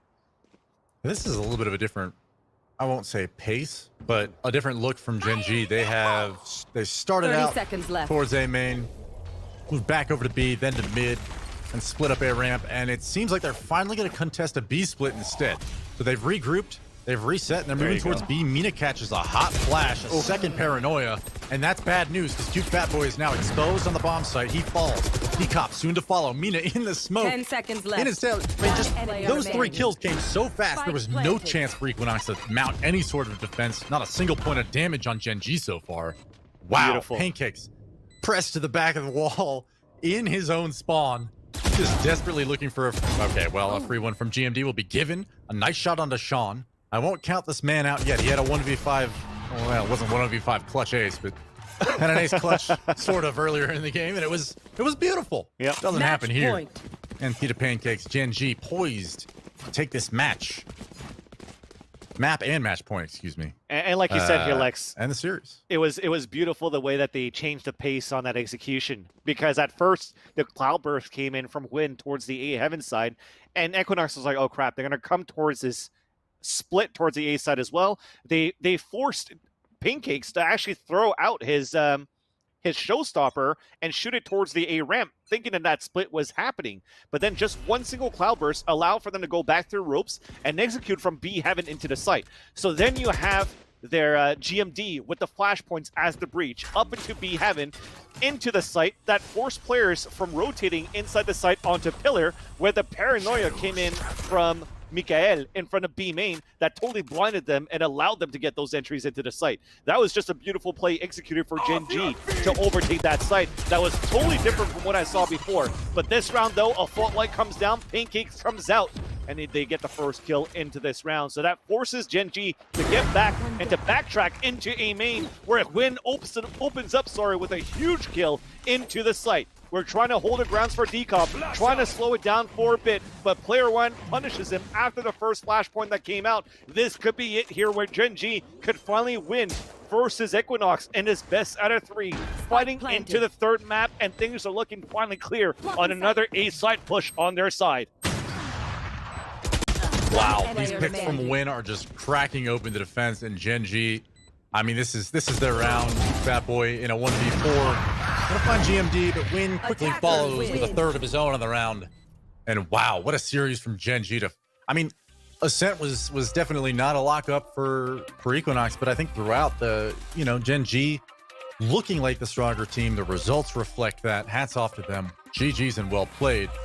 But you can't take away I think, how well Equinox is playing. I mean, just the fact that they're playing so well together, to me, that's something that I usually am pretty suspect on newer teams, less experienced teams, or new rosters altogether. Now, I don't think, I would put them necessarily in those categories at this point, but I think when it comes to teams that haven't necessarily proven themselves, Equinox is due. You know, that's one of those teams that is getting better and better every time I see them at an event. And certainly I've seen, you know, a few of their individual players step up in a huge way. So, you know, an interesting series for sure for them, but an excellent finish for Gen G and a commanding win on Split. Well, interesting series. There was a chance still at the end that we could have seen the comeback from Equinox, that we could have seen them challenge and try to force it to overtime. You know, obviously one of the hardest parts about Split is just not getting your foot in the door early enough. Equinox, though, they put up a serious fight against Gen G, who again coming into this were...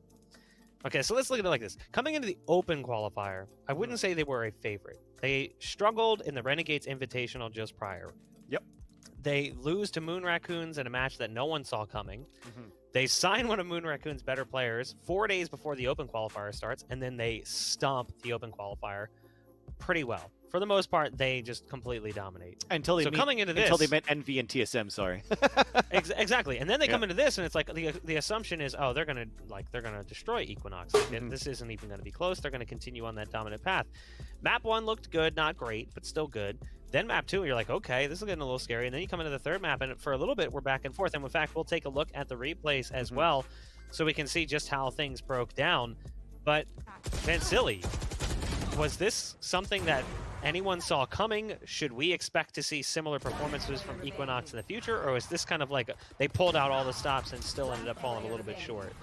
Like I said before here, Equinox, like you said, sorry, Bach, where they bombed out of the Renegades tournament, and then they were doing pretty decent here into the open qualifier. Speaking of Equinox at this point, they started to have some tougher matches as they're starting to move forward through these tournaments that they're currently playing. So now that they're gaining more and more experience playing versus these tier 1 teams and still putting up a good fight here, actually, versus Gen G, I think it shows a lot of promise to where Equinox could actually stand like in a month, in 2 months, as they continue to develop and get that experience come match play, come match day. I mean, look how good a couple of these Crips rounds were for Equinox to start things off too.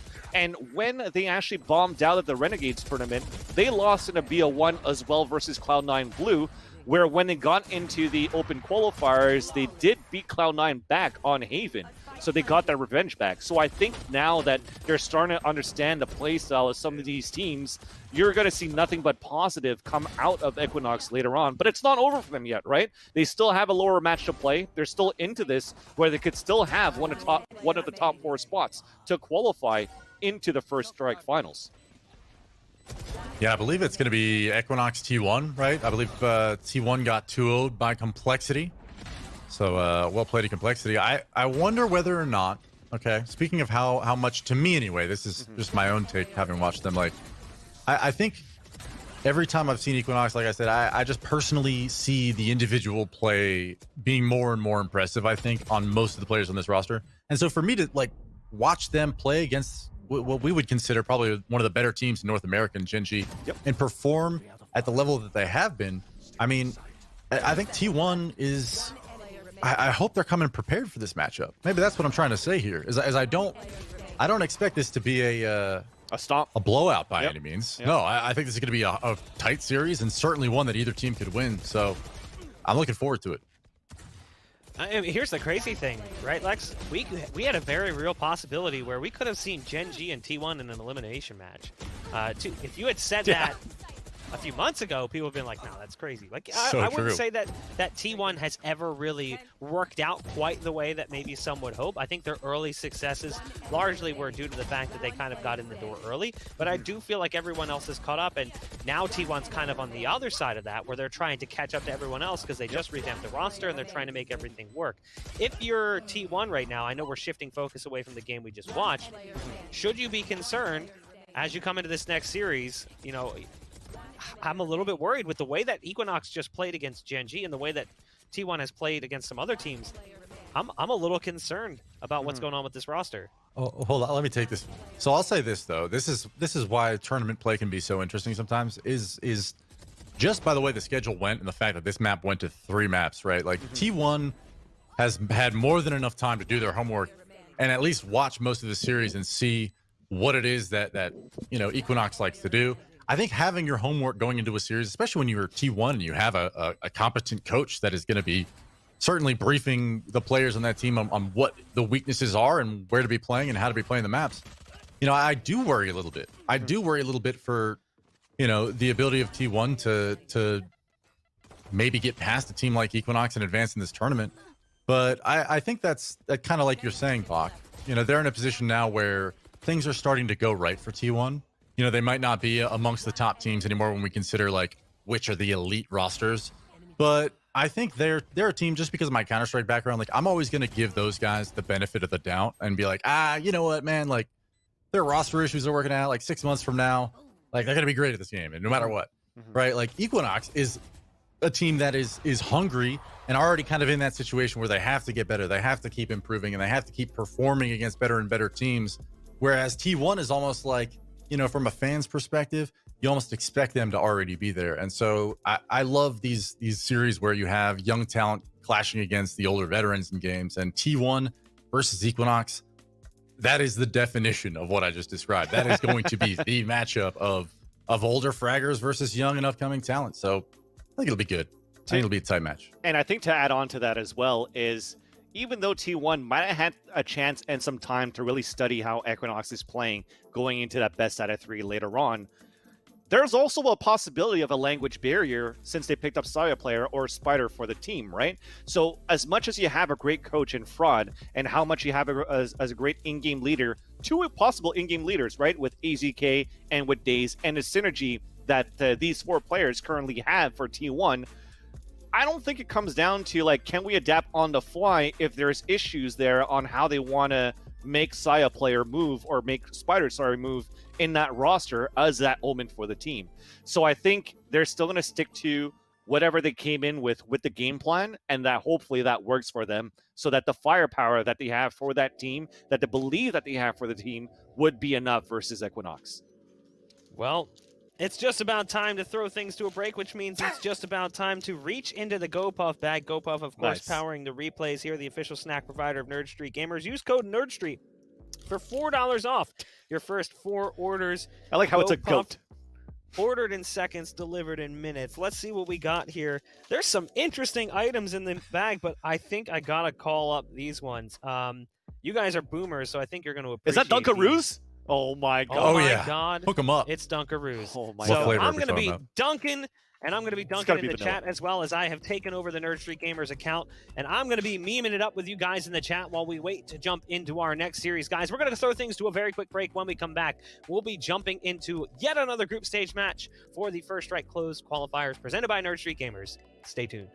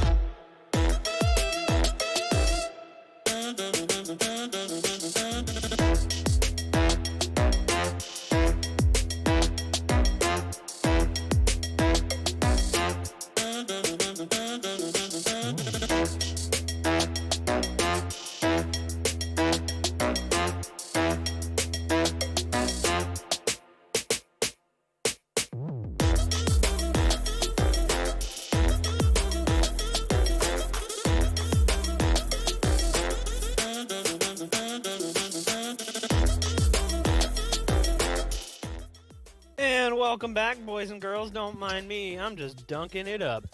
We are live and ready to kick things off for our third and final series, and Vansili and Lex are so jealous because I got me some Dunkaroos. I'm gonna try not to eat into the mic as well. So as a kid, I used to be one of those that would like, okay, maybe I'll have a few dunks, but just like dip and not scoop. And usually when I eat nachos with queso, I dip the crap out of those, right? But for Dunkaroos, there's just something where you just do a little bit of a pinch, then you eat all the crackers, but then you just like scoop with your fingers and just eat the sugar off the dip. It was like the best thing ever growing up, which is why I'm also a cute fat boy. Aww. Lex, I feel like you're more of a cookie sandwich kind of guy. Like you would take two and you would make a sandwich out of them. Oh, I never thought about that. How do you know me so well? No, I can absolutely remember doing exactly what Vansili is describing, but it doesn't really matter. It's been like 15 years since I've had Dunkaroos. I honestly couldn't tell you what would happen if I had some right now. Get crazy with it. You don't have to worry about it. I do. I've got them right in front of me, and they're tempting me with their evil eye currently as they sit on the desk. I can't really eat them while I'm talking into the mic. That's not fair to you guys at home. But we do appreciate DoorDash coming in with a hookup of Dunkaroos. Now, we just watched yet another series conclude, and Gen G was able to come out on top of Equinox, and that is going to result in Equinox heading on over to the B stream where they're going to be facing off against T1, who fell to Complexity earlier tonight. We've got one more match here on the main stream, and it's going to be loser of that C9 XSET game. That's XSET now facing off against LG in an elimination match. So XSET and Luminosity fighting for their tournament hopes. And both teams did not really have a good first showing. Nope. Alex, Vansili, let me know what happened there. How did these teams end up in this position?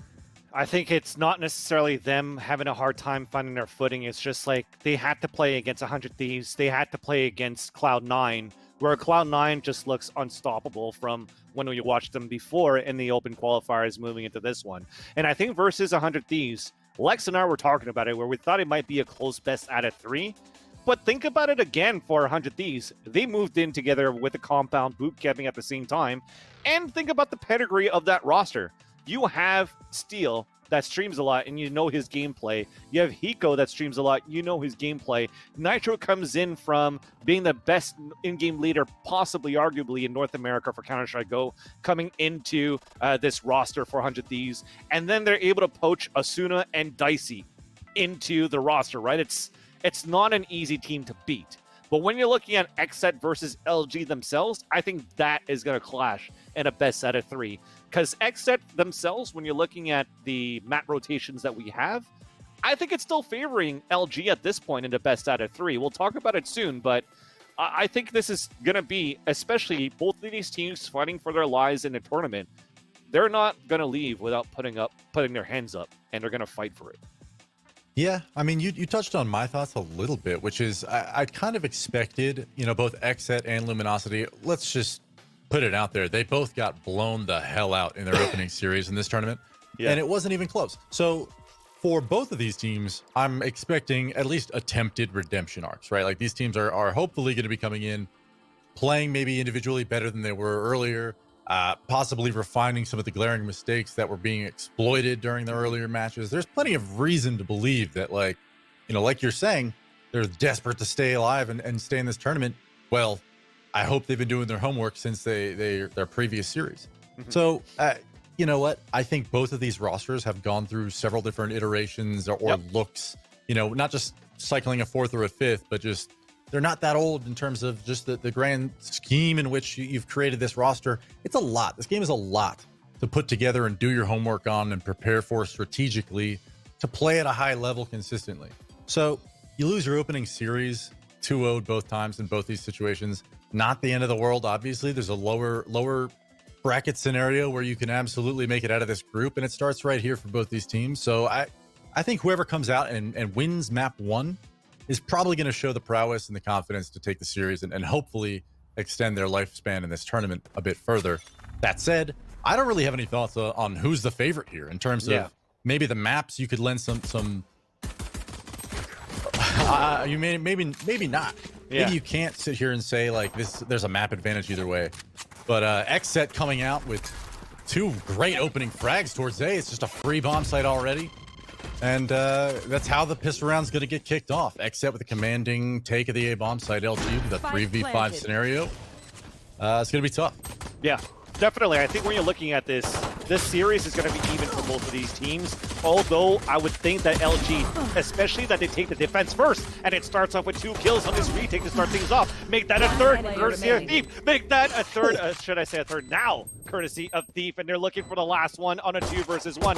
Somehow they turn it into their favor, and Meta is going to be the one that capitalizes on the last one. So they get the retake, they get the round, and somehow for LG, this was a miracle, but a great play from Thief. Like I said, the last time that LG had to play this map was versus Nbox, where they were trailing behind on the attacker side 1-11.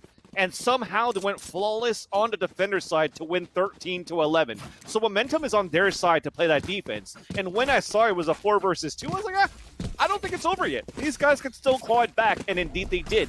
And with that, this is a reason why I think this is going to favor LG in his best out of 3 versus XSET. But let's not discount XSET either, Lex. They won against Immortals. They won against Prospects, and they lost versus Gen G in an overtime on this map. Yeah, I really, it's too soon for me to be talking about predictions, but I'll say this. Like, in terms of this series, and I really do hope that it's close, so I'm going to emphasize it being a competitive matchup anyway. Like, this, for me, seeing this XSET roster playing, I would consider these similar in caliber, not just with talent, but in time in game and how much time they've been playing together. Like, you could make the argument. And so I'll say, like, I think Luminosity being able to just, like, confidently come in and take the pistol, I mean, that's just got to be so heart-wrenching if you're XSET. Like, that was such a promising start to this game. And I got to tell you, that's the strength of Reyna right there. That retake flash coming in, Thief collecting 3. Now XSET's forced to, into this round, and they've got to win it. And I think this is one of those scenarios where Swipo's already has his cover blown over here at Garage, just spread it on the map. At some point, Luminosity is going to catch on to the fact that they're regrouping towards A, and they're playing off site right now, which isn't the worst case scenario. Definitely not an issue yet, but could be shortly. Find out soon. 30 seconds left. They also haven't smoked out Defender spawn, probably because he didn't have one yet here for the Omen of XSET, but they still get a spike plan here, Lex. Yeah, okay, so that kill was very lucky to not go the way of XSET. Like you were saying, CT spawn not being smoked, almost losing the gunfight. I wonder if LG here, 5-on-5 retake, you don't have anybody on the flank. You just kind of got to brute force your way into the spawn site. A lot could go wrong, and it at least begins that way. Some frags go back the way of LG, but we did on site. With Thwifo just crossfire, the Stingers ring out. The Spectres are just laying lead down range, and excellent force buy coming out from XSET. And I didn't quite get my thought out, but you know, Luminosity, if you're gonna opt to retake, right? If you're gonna be in a scenario where you're gonna give up the A bomb site, I don't really have an issue with that. But I think it's kind of problematic when you don't have any other map control anywhere, right? Like Gen G did it pretty well by just playing in spawn almost and giving up A, B, and C and just being willing to retake together. But unfortunately for them, it's not pan out, does not work. And it almost seemed as though there was never an opportunity for anyone to get into the bomb site. Pure opening things up on the Thief. And I believe they did force it in this round. Correct me if I'm wrong, Vince. There's a Marshal on Meta. That makes sense. But yeah, they're looking to fight it back. This is tough for Luminosity to be in, especially when you're already down a man in a round where you're fighting basically for an economic advantage throughout the rest of this half, right? This isn't just for a round win, but you want to get rifles out as soon as you can. And unfortunately, getting ecoed means the direct opposite. Like I said, just Marshals, Spectres, etc. on LG. Whoa. Finding one is a Proto who, this is their marksman on this team. Proto's usually so good with his pistols. And there it is. The Sheriff brings out a second time onto Pure. Meta picks up one with the Marshal, and suddenly this is a dire straight situation for XSET. 2v4. Weeded's going to get a free one on a Proto coming through that smoke, but he's already done his part. Now it's a 2-on-2. Thwifo finds one on the Meta. Weeded and Thwifo just, you know, clinging to whatever advantage they had, but Stellar has already walked onto the bomb site, and Weeded gets caught unawares. Suddenly, Thwifo finds himself in a desperate gambit of a 1v2 sprint back to the A bomb site, and this is just a foot race. Seconds are taken away. There's only 15 seconds here, Vansili. He's going to make it into the... Oh, actually, he held it slow. And unfortunately, when you go with the Stinger at that range, you get the dink, but that doesn't necessarily mean that you're going to get the frag. And somehow, LG... I was questioning a little bit the Marshal play towards the door side, but I do get it. You want to try to peek through the crack before, yeah, especially on a force buy against the buys that they're going to have for XSET. But Meta peeking through the cracks and also playing it smart, because as soon as they get some garage control, he's actually going to drone back into the information, spot that guy, and try to wall bang in return.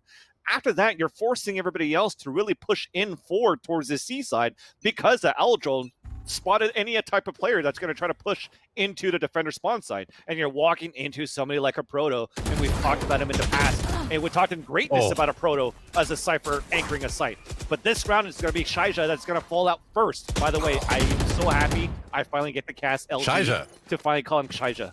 There. I DM'd him and was like, how the hell do I say your name, KZ? And he linked me to the Wikipedia way, the Polish way to say KZ, and I'm hoping that our Polish fans that are tuning in, forgive me, I still butcher it, but I think I'm close enough with Shaija. I love that you're that guy, somebody who's willing to go the extra mile, and I just want you to know, since we're casting this series together, that I will be calling him KZ from now until the end of this series. Afterwards, we can have a party, and I'll figure it out. I'll go on to Wikipedia and I'll learn it. I promise. Hell yeah, I'll link you to it. A slow A play coming out from XSET, and Thwifo has walked onto the bomb site, rather waltzed, Cage triggered. just gliding across, knows that there's nobody home. LG already setting up for the retake, made it eating a little bit of damage through that spam, but gonna wait patiently for his teammates to arrive. 4v5, these retake scenarios have come out so often on Haven, I feel like. Not just during this event so far, but just in general, since maybe the last few weeks, I see teams playing like this, and it seems very effective. But when you're already man down, this is a really tough spot for Luminosity. He falls to Thwifo. And the kills are sporadic in timing, and it doesn't seem like they have a foothold, and this is just it. Yeah, they're gonna go ahead and back off. Wondering whether or not they were even gonna go for it. There's disappointment in my voice, but I do think that, like, when we're talking about retaking a bomb site, like, hey, that was a beautiful call from XSET. to just be like, all right, we're gonna back up, we're gonna reel it in. Like, we got this pick over at long A, let's just slowly work into the bomb site, and they didn't even need to. It was just became a situation where there's nobody home. So many times today we've already seen that. And it's interesting to me too that the last round they won.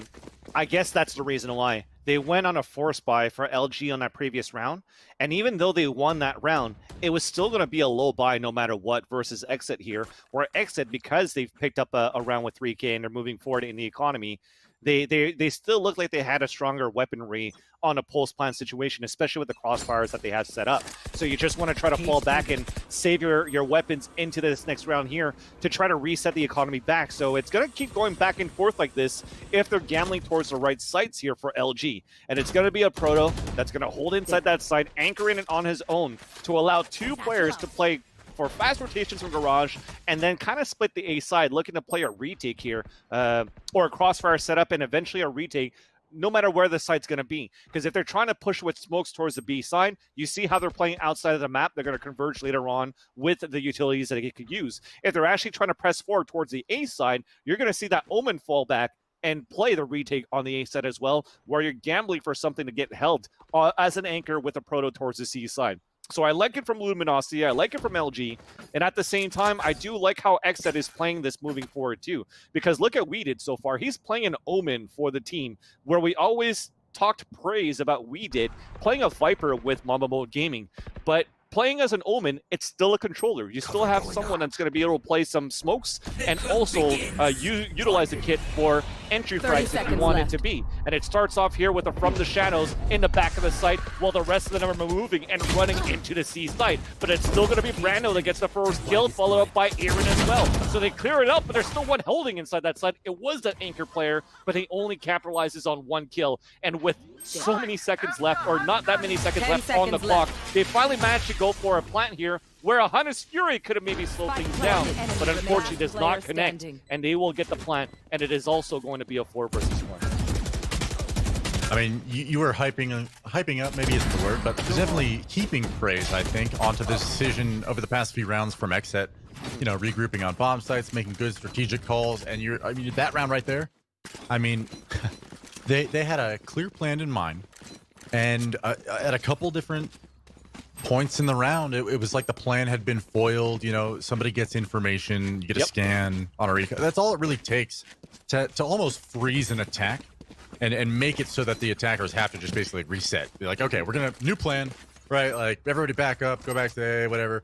And I think some teams, you know, and I won't say that we've seen it in this tournament because I haven't personally, but I think there's a tendency, you know, at least in ranked or amongst maybe lower tier teams, to feel like you need to commit. You know, if you're like that far up long in the cubby and you're positioned well. Proto getting sniffed out immediately by Weeded trying to creep down long C. Not happening today, sir. But it's almost as though there's like the difference in a lot of these teams, and I shouldn't be saying it like that because I know exactly it's not these teams. But they're doing it so well where they're being able to control teammates that aren't necessarily nearby you. The comms are clearly good. The IGLs are definitely being vocal about what's going on. And it's preventing needless deaths. It's preventing, like, you know, losing your foothold over there at long C never happened. They just patiently waited inside of the cubby. The execute comes out late once again. XSET seems not just that they're playing this anti-eco well, but in the round prior, just the patience, the poise, and the reluctance to make a risky play pans out for them because they're playing together and they're playing so confidently. So XSET is looking very scary on their attack side right now to me. Now, can they keep it up throughout the rest of this half? Are they going to keep money control? We can talk about that as the game progresses, but I'm just anxious to see whether or not LG in this next gun round has an answer. I don't know what that was that we just watched, but I think Aaron at that point was like, I got this guy. He hasn't spotted me. I'm just going to walk behind him so I can maybe spot 1 or 2 more on a retake. But he did not expect that somebody was going to come through the window. But let's talk back with the action currently. It's back to a 1 versus 1. That spike is still ticking, but you're at a rotation or at a point where Pure is just looking for a kill. But it's not going to happen as Stellar here will, you know, be able to save his weapon, I guess. He's looking to shadow step into possibly a weapon coming up. And no, he's not going to get one. Almost. But yeah, I think it was just unfortunate there for Aaron, but in the end, what you want is that round, and it comes in favor for XSET. A little bit confusing as we're trying to figure out what the hell was happening there, but It didn't it's help still that I the was round. trying to. Yeah, it didn't help that I was trying to heap praise on their control and discipline while they were also almost throwing a post plant by wandering out for frag. It was It's kind of okay. there. It was Just a almost caster there curse. with Aaron, but it's just exactly the caster's curse. The guy coming in from the window side just foiled your plans and your analysis, unfortunately, Lex. They still win the round at least. So 4-2 now. XSET, dealing with an LG buy round here. Yeah. The Luminosity going to have very solid buy.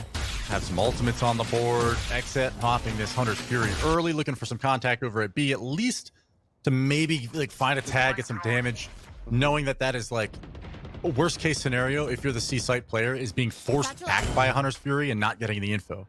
Yeah. Luckily, having us over there, you're able to redrone immediately and know, okay, nobody along C, don't worry about it, stay where you are. Yep. We'll play there, and I think this default that XSET's been kind of leaning towards has been towards that long C area. So LG is very aware that this is not a regular play from them.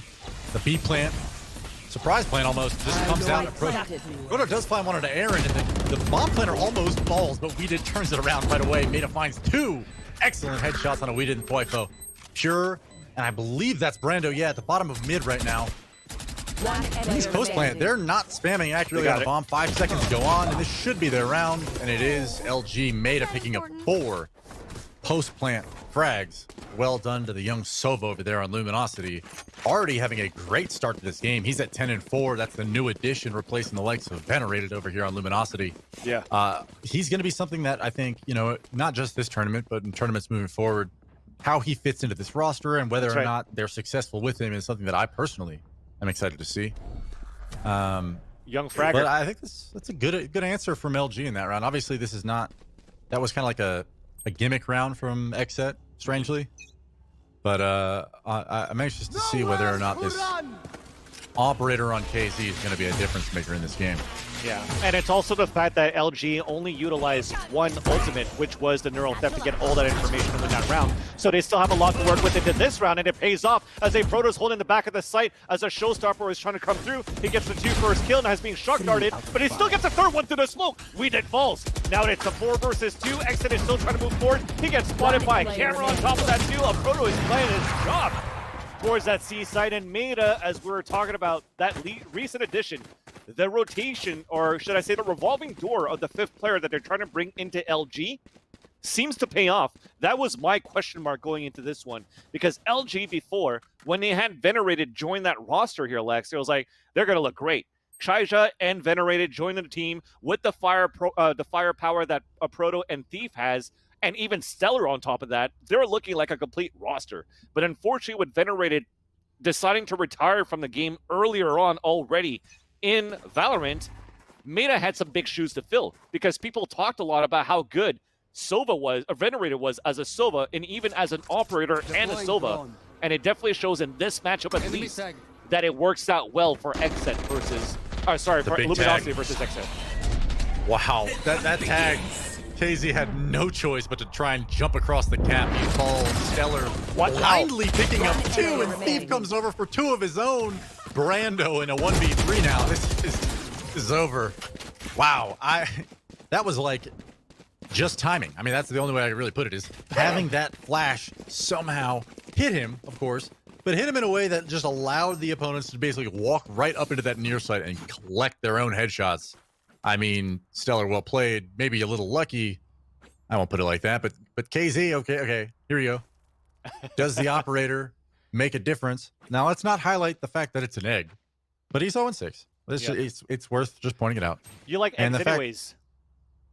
Well, wait, I don't like eggs? What do you mean? No, I said you like eggs. Not I only love eating it, but a eggs. game that involves eggs as well. Yeah, I knew you were talking about Diabolical. I just didn't realize that, Anyway, I just was going to say, for him, I think this is not at all, fans don't need to be worried about it or anything like that, but I do wonder how long it's going to be until we see him really kind of open things up. I mean, that was an unfortunate death in the last round, like just really unlucky, really. But he's somebody who typically this Luminosity side leans on to dominate with that operator. So especially here on Haven, Exactly. keep an eye out for that. A slow spread from XSET, which, again, something in the last series, we didn't see this all too often. You know, a lot of the rounds were a little bit quicker. A lot of the rounds meant 5-man executes and 5-man contact presses into bomb sites. We're not seeing that here in this Luminosity XSET series so far. Garage control probably going to come out for XSET here in a second, but they have a few players here towards the front of B. And it's just Thief in the back of B right now, but he does have, I believe that is KZ, setting a crossfire there with the operator. 30 There it seconds is. left. Oh, no, my the timing. goodness. And the timing is just not there. Just not there. And Thief actually is able to collect the first and the second. Nice headshots coming out from him. And timing again with KZ. This is Still there. so Still there, unlucky. at least. Spike planted. Oh, man. Stellar does find the kill onto the white bar. You're right. Brando puts the bomb down. And KZ's over there in the A connector. And he's surrounded, doesn't know how, but Aaron is going to find one on a proto, and suddenly this is winnable for XSET. Looked a little tired there a moment ago, but a 2-on-3 retake where KZ is sticking the bomb. I don't see how he can somehow get it, and it's just not going to happen. Stellar's there guarding the diffuser. Well played to them, and that was like, considering I had just kind of talked about how KZ's impact in this game would be huge, or could be, the fact that he left both of those angles, like one after another, gonna make your first frags. Unfortunate. But I think that's the case, Alex, at that point, because the amount of times that they tried to rush into the A site, there was actually someone there to help out, or they had to play a retake, right? So Shaija didn't really have the opportunity with the operator to get a couple of kills as the entry to start things off. Then when they actually try to work for an execution inside the site, it's toward the C side where it's away from Shaija. And as they did the same thing on that previous round, it was just coming down to a moment of timing. So they're playing it well to where they don't want to come up face-to-face earlier on into the round with an operator, where 2 rounds where they went for the defuse towards the B side, it had to be the Jet going for the defuse while the other ones are watching each other's backs because he has an operator. So they're doing a good job despite Luminosity still having the economy to work with to still avoid the operator play from Shaija. Absolutely. And I think, you know, the scoreline is showing a lot for Luminosity. Forget that. Up long C is the push. They're already coming through. Pure finds one, but a Proto one made a hold fast for at least the moment before Weeded clears them out. KZ finds his first back to C bomb site. Retake is on. Thief is already in. Aaron's doomed here. Doesn't quite know it yet. Still swings. Falls. Thief on top. Well played. Luminosity now at 7-4. This went from being like a pretty neck and neck first 5 or 6 rounds to LG. This doesn't even, they look like they're playing lights out. They look like they're playing stellar defense. Obviously this first half, a lot of rounds left to play. Yep. But for the simple fact of the matter that I think in a lot of these matchups in MR12, a lot of it feels or seems, at least from a caster's perspective, to come down to momentum, to economy. Those things that usually, when you have a few rounds in a row going your way, means that your team's feeling good. You've got good equipment, of course. You know, looking back now, you when it was 5-4, it did not feel like it does now. It doesn't seem as though Luminosity's dominating this game, but at 7-4 and looking to get their 8th here. Like, this is an excellent showing from them in the first half of this game. Slow default, maybe working back towards A here is XSET, Van Silly, but they're going to need to show something here to collect this 5th round, or I think this is going to be a tough match for them to win. Yeah, and the first one misses, but they haven't really rotated anybody over yet. They're still pressing for 2 players towards long A for LG to start things off, which allows Thwifo to move in towards Sewers. But at least Pure falls down from the hands of Shaija, who's looking back towards Sewers himself, misses that second shot, but goes out with the blades. So they know the execution's coming towards the A side as the rest of XSET are pressing forward. A nice leer coming out to support Shaija into the site. He's got the knives out, still looking for his opponents. Finally connects onto Aaron, but before losing Stellar, dashes away as he spots the last 2 players on the series with the spike down. We're looking at getting smokes up here from Weeded. Now the last player, the last man to go with this Bulldog, 14 HP. And like you said, it's looking to be that 8th round to come through.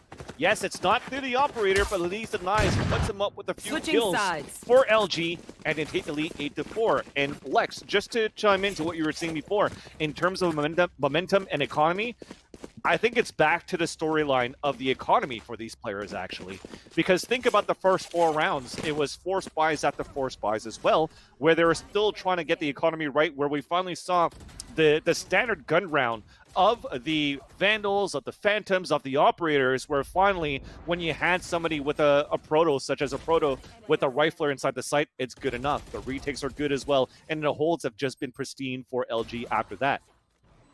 Yeah, and I think in terms of individual performance, certainly we saw some shining moments from XSET very early on in this game. Some nice clutches, but it really did not feel. Again, this is strictly like talk about my fifis here. You know, like didn't feel like it was close. You know, moving into the 7th, 8th, 9th round of that half.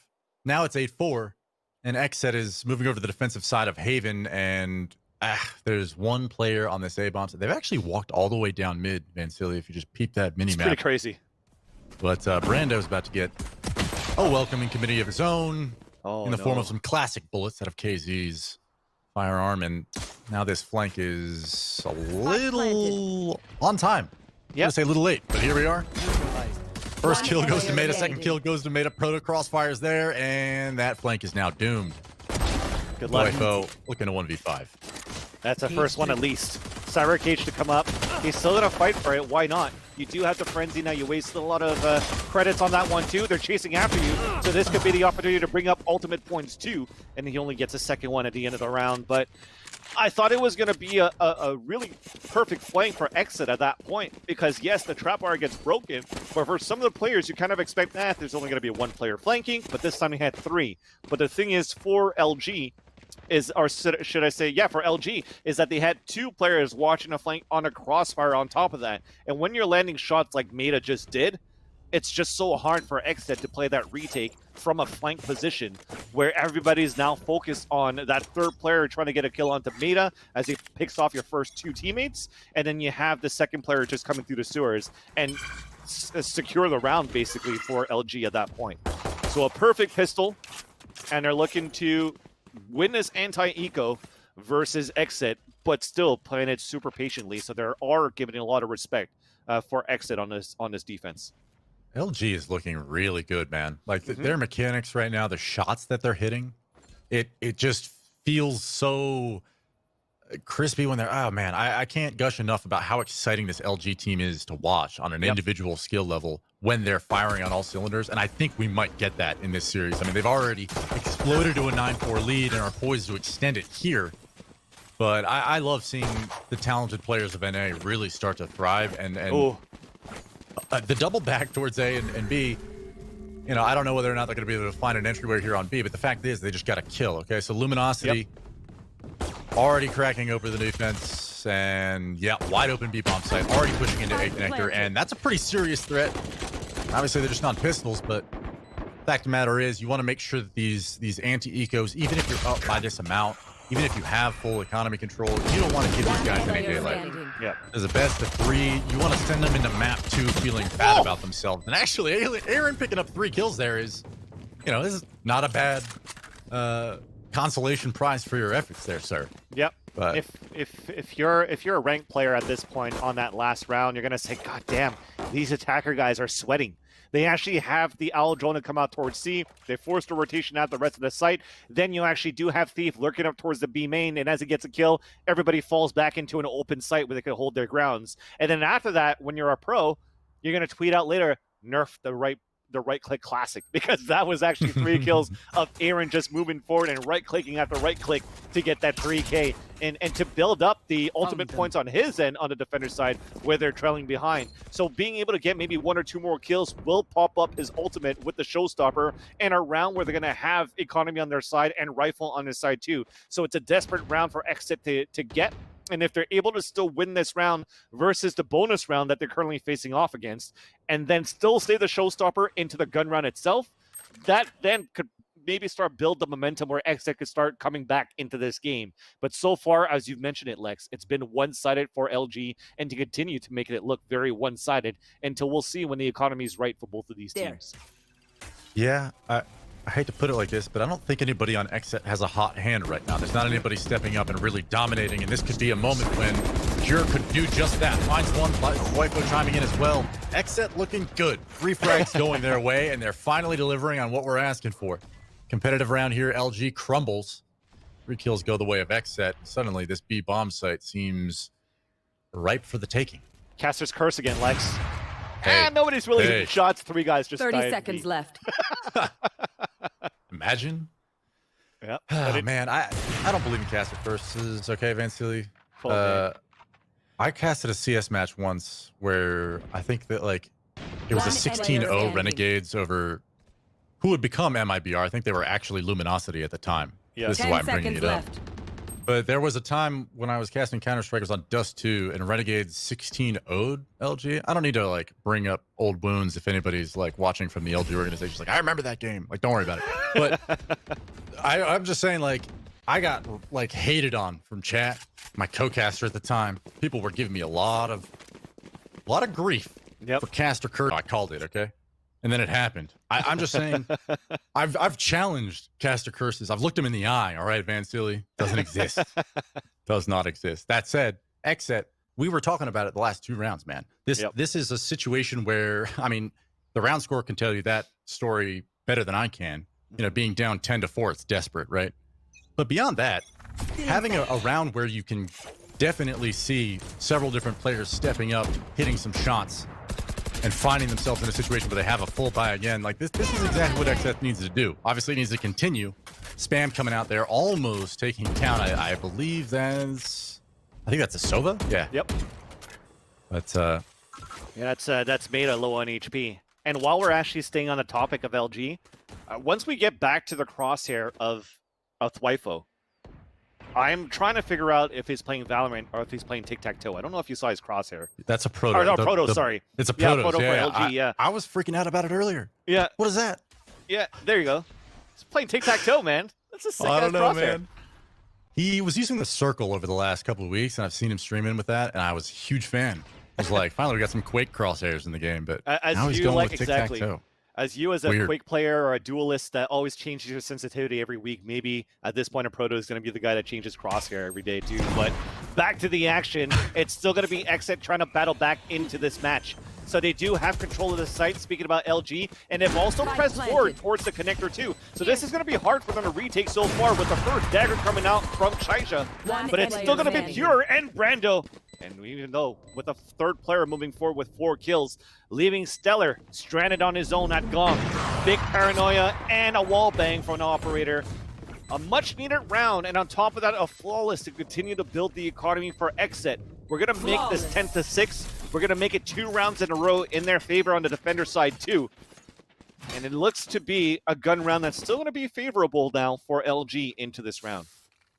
You know, we were talking, or I was talking, I think, mostly to myself, but also to you, just about like MR12 and how sometimes I read on either social media or Reddit or whatever, harsh Reddit? criticisms, and sometimes from my own brain, you know, Yep, like where I genuinely like, I'm questioning the integrity of MR12 as a competitive, you know, rule set. Yep. That said, I think something that I even overlook is how exciting these matches get very quickly. Like, it was just 3 or 4 minutes ago that I was talking about how desperate XSET was. Look at him now. Yep. Finding the opening kill at 10-6. Finding 2 more as we did. Like, all you need is a little confidence and a few things to go your way, and this game gets so competitive so fast, and there it is. Wow, 5-on-2 already in this round. And LG just getting decimated over at Long C. Yeah, and it was a change of pace from XSET too, right? Yeah. Yeah, it was. And I think, you know, kind of speaking to what I was just saying is this could definitely be a situation where Luminosity switching over to the attack side, XSET figures something out and starts exploiting some issues with their attack, you know, and those rounds will just get so much more impactful when you lose them. So there's only a few rounds separating these teams now, and certainly this one looks like it's going to go the way of XSET. So we're looking at a 3-round deficit. It's a ways to go. And Luminosity is certainly not in a situation where they're like feeling the pressure yet. I don't think. What we did is heating up, and that's what I'm talking about. These players are starting to feel it. They're on the defense side now. Look at them go. 7, XSET's back. Yeah, we're starting to get a game in our hands. It's not over yet where we thought it was going to be very one-sided for LG to start things off. The economy is now finally broken for that team as well, where the potential of 10-8 is coming in favor of XSET. But again, we talked about the cannon fodder of a Proto when he wields a Sheriff. Could that be the turning point for them right now, as they're still looking once again to push towards the C side? But the thing is, for Seaside, they had the operator there from Pure before, but they moved Pure into a different position. He's actually opting towards A long, which allows right now for Luminosity to creep up towards this long C. And what they'll do is they'll walk into the smoke, have the paranoia towards the long side right after the smoke, and they're going to explode inside that site. There you go. They're even going to go for the... No, they're going to cancel that out. As soon as they had the jet inside the site and it was uncontested, they know they're walking into an open site. So it's going to be a 5 versus 5 retake for XSET to try to take this back. A Hunter's Fury from Brando to start things off here from the B side into C, but it's going to be only Mata to fall. But that's good enough, actually, for XSET. Nice they pick. even canceled the plan. Spike planted. Yeah. Excellent ult from him. This is suddenly a 5-on-4. LG has all the real estate in the world over at C, but that will quickly change as XSET encroaches upon them. And his Stinger almost gets the difference maker there on a KZ. Didn't happen. Ethan Stellar chimed back in, though. And now it's just a proto with a Sheriff over at long. He won't be able to get it done stepping through that Omen smoke. But, you know, this was pretty much a round that was set to be LG. But, man, just if you're looking at the minimap at the beginning of that round to the time they got onto C, that's pretty scary knowing that, you know, LG has 5 guys alive on the site, man, like at C. You know, they may only have SMGs and light armor, but that is still a situation where if you're XSET, you cannot lose. That is an unlosable retake scenario, a must-win scenario, rather. And I just think XSET did an excellent job of making sure they didn't lose anybody unnecessarily. You move in together, you get the trades. Excellent ult coming out there from Brando. Well play to them. 10-8. We got a ball game on our hands, just like you mentioned before. Yep. So I wonder whether or not, you know, the formula for LG's attack has been either foiled, cracked, or maybe they're onto it altogether. But XSET is making some good calls, some good rotations, and good plays in the last several rounds. Some XSETland calls. Haha! All right. Chat hates us now. It's for certain. Oh man, but yes, no, but the defenders everything's looking great for them, and on top of that, moving into this round, all 5 of them were moving in at 9k credits. So that's why I was gonna say this round you're gonna see probably some aggressiveness from the defender side because they don't mind bringing the fight towards LG and also go for the high risk, high reward, where they could force LG into another broken buy into the next. And that's why we see Widit move forward into the window to get 2 kills of his own. But Shaija makes it a 3 versus 3, continues to move forward as he thought the flick came through from the point of view of we did. But Twifo gets the option. 2 versus 2. Spike is still up for Shaija, and the hat is enough. But Brando doesn't spray through it. He's going to let him get through the site. And walk through the smoke. Gets the surprise attack onto a Proto. Looks for the last kill, but Shaija stays alive with only 2 HP. He does have the blade storm to work with, but maybe the Phantom's just enough. The big rotation's coming out as well from XSET Twifo as he puts the camera up. He knows that it's clear, and they should call it because of the way that the state of game is. They know that Shaija is going to be low on HP, so they're going to call it out, rush it, try to get this fight, try to bait him out with his pre-fire shots, tap it on his spike on top of that. I think Shaija is playing towards that front. He's looking, it's sort of planted for him, and he's playing the perfect angle for it too. But as we're moving forward, oh my god, just a little bit more, he would have seen the butt of Jet right after. But here comes that tap. But he falls, unfortunately. And as he falls, he cannot pull the weapon out fast enough. But does he win on time? He does. No. Wow. I mean, Wifo was just centimeters away from being able to see at least like the edge of the player model of that Jet on that box. I can't get over how close that was. Yeah. And the fact of the matter is, not just the time on the time. I mean, how much time was on the bomb, or on the spike rather. The ramifications of this round means that like if you had put them in a situation where they don't win this round, they're broke. You can complete the comeback. You know, this is definitely a winnable game for XSET. But now LG has another bye. Okay. Yep. And this is totally a scenario where they have life again, right? This is 11-8. You know, they haven't locked it up yet. Certainly several rounds left to play where XSET could, you know, either tie things up or mount a comeback here. But huge round, I think, from Luminosity to win that. It did not seem like that was a round that they should have won, though, right? They went up early. They had the man advantage. This is XSET that I'm talking about. And somehow, I think the speed and decisiveness from KZ, just catching players off guard, the Jet is so strong. Brando Get gets out of my tagged way. once. They are pushing into the side right now. The blade part comes out from Shaija. He's trying to connect into the graffiti, but Twyfo holds his ground. Showstopper to come out. He craters at the same time, but he's done his job. A pre-fired shot does not pay off for Twyfo, but trade continues as Mana evens it up on a 2 versus 2. Gets spotted here from a recon guard as well, and thankfully he's not getting sprayed. Down at 3 HP, Shark starts to come out, but the spike has not been planted yet. So he's on his own, looking for the recon guard of his own as well, just to try to see where the last 2 players are at here for XSET. It's going to stay calm for a bit. He's looking back towards his heaven side, and they're moving forward. And they also 30 position a seconds Proto left. towards a 50 angle where sometimes is not checked.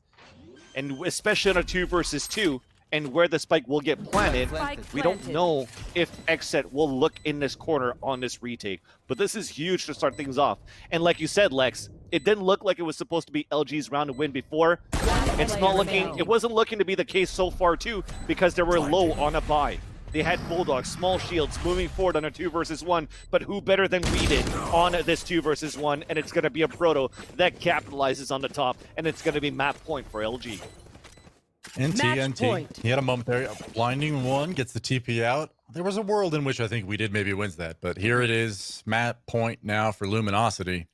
And I will say that I'm a little, I mean, speaking back to that round that I was talking about, like it seems like those 2 rounds specifically, the last 2, XSET probably should have won, or at least, you know, it should have been a little bit closer than it was. Some miscues, some missteps, some free frags that were maybe given away in a situation that they didn't need to be. But it's just map 1, right? Luminosity is still, you know, I would say favored to win on Haven anyway. And so for XSET, you know, they're not out of this yet. But that round is perhaps the nail in the coffin for Still their for map XSET's pick. chances of winning Haven. True. But LG now, we're willing to work a slow default in a very similar fashion to the way that XSET was earlier. And I'm glad that they are, just for the simple fact of, and we see the pings going out there over at Long A. There is constant aggression over here around the map with people walking down Long C, flanking. These teams are much more willing, I think, to take those risks for the sake of information or for maybe getting an insta flank. But it's influenced these rounds a few times, so you know, it won't pan out here, although there is a jet on the A bomb site kind of creeping through right now. And so I wonder whether or not Casey's going to find Twyfo, and it does not happen. So this 4v5 situation for LG isn't looking too bad because they have B, but that lurk is now down. So LG planning at B, setting up for a post plant, and they're going to opt to stay on the bomb site. Silence. So Aaron getting dropped by a shock dart. It's not how you want to start the retake. Stellar TPing up into A heaven. The jig is up. Brando hears it. He knows. Stellar falls. Thief evening things back up at 3s. Meta finds one. Weeded trades it back out. And so this is a 2-on-1 Brando all alone on the bomb site. And they know he's not on it. They know he has no utility left. And this is a really desperate spot for Brando. He's got to pull out a miracle here. Finds one on the Thief. It's possible. Time's ticking. I don't know if he has enough time. He finds the kill into a Proto, but No I time. don't think he's got it. Unfortunately Close. not. Valiant attempt, Attackers and it's going to be a 13-8 in favor of Luminosity Gaming on this first map, chosen by XSET. And now we're going to move on to, I think, Bind as the second map. A map chosen here by LG, which is why, as I was saying before, it seems to favor the rotation in the map pick, still in the favor of LG at this point, too, because they get to choose the side of Haven on Defender side, where they had, again, an incredible comeback versus Nbox the last time that they played that map. So it's going to be a tough one here, but what are your thoughts actually closing into that first map for at least XSET? How can they turn this around onto the second one? For XSET, they definitely had some things that were going right in that second half. And it wasn't as though their attack side was altogether bad or malfunctioning. I just think LG is playing individually at a level that is going to be tough for XSET to keep up with. And I don't mean that to say like, oh, they're more talented lineup, but the shots that LG are hitting consistently across the board, that is those teams, when you're playing at that level, regardless of how you're playing the match, it just makes it that much harder knowing that these guys are feeling it. They're confident. They're going to swing on you and they're going to hit their shots. Okay. So for LG, there might be some highlight reel clips that you can draw out of that last map, but I think XSET did start to wake up you know, and I'll say this across the board. I mean, we saw a few really nice rounds from Weeded specifically, who was kind of quiet. I expect to see them heat up continuously throughout the series as they started to chew in that second half. But I think it's still going to be so difficult to beat LG on, you know, I mentioned it, but I think Haven is one of their better maps, and then Bind is their map pick coming into map 2. I mean, it's an uphill climb. Let's just tell it like it is. Definitely. And we'll soon find out how that's going to happen after this break. It is the Nerd Street Gamers presents the First Strike Qualifier.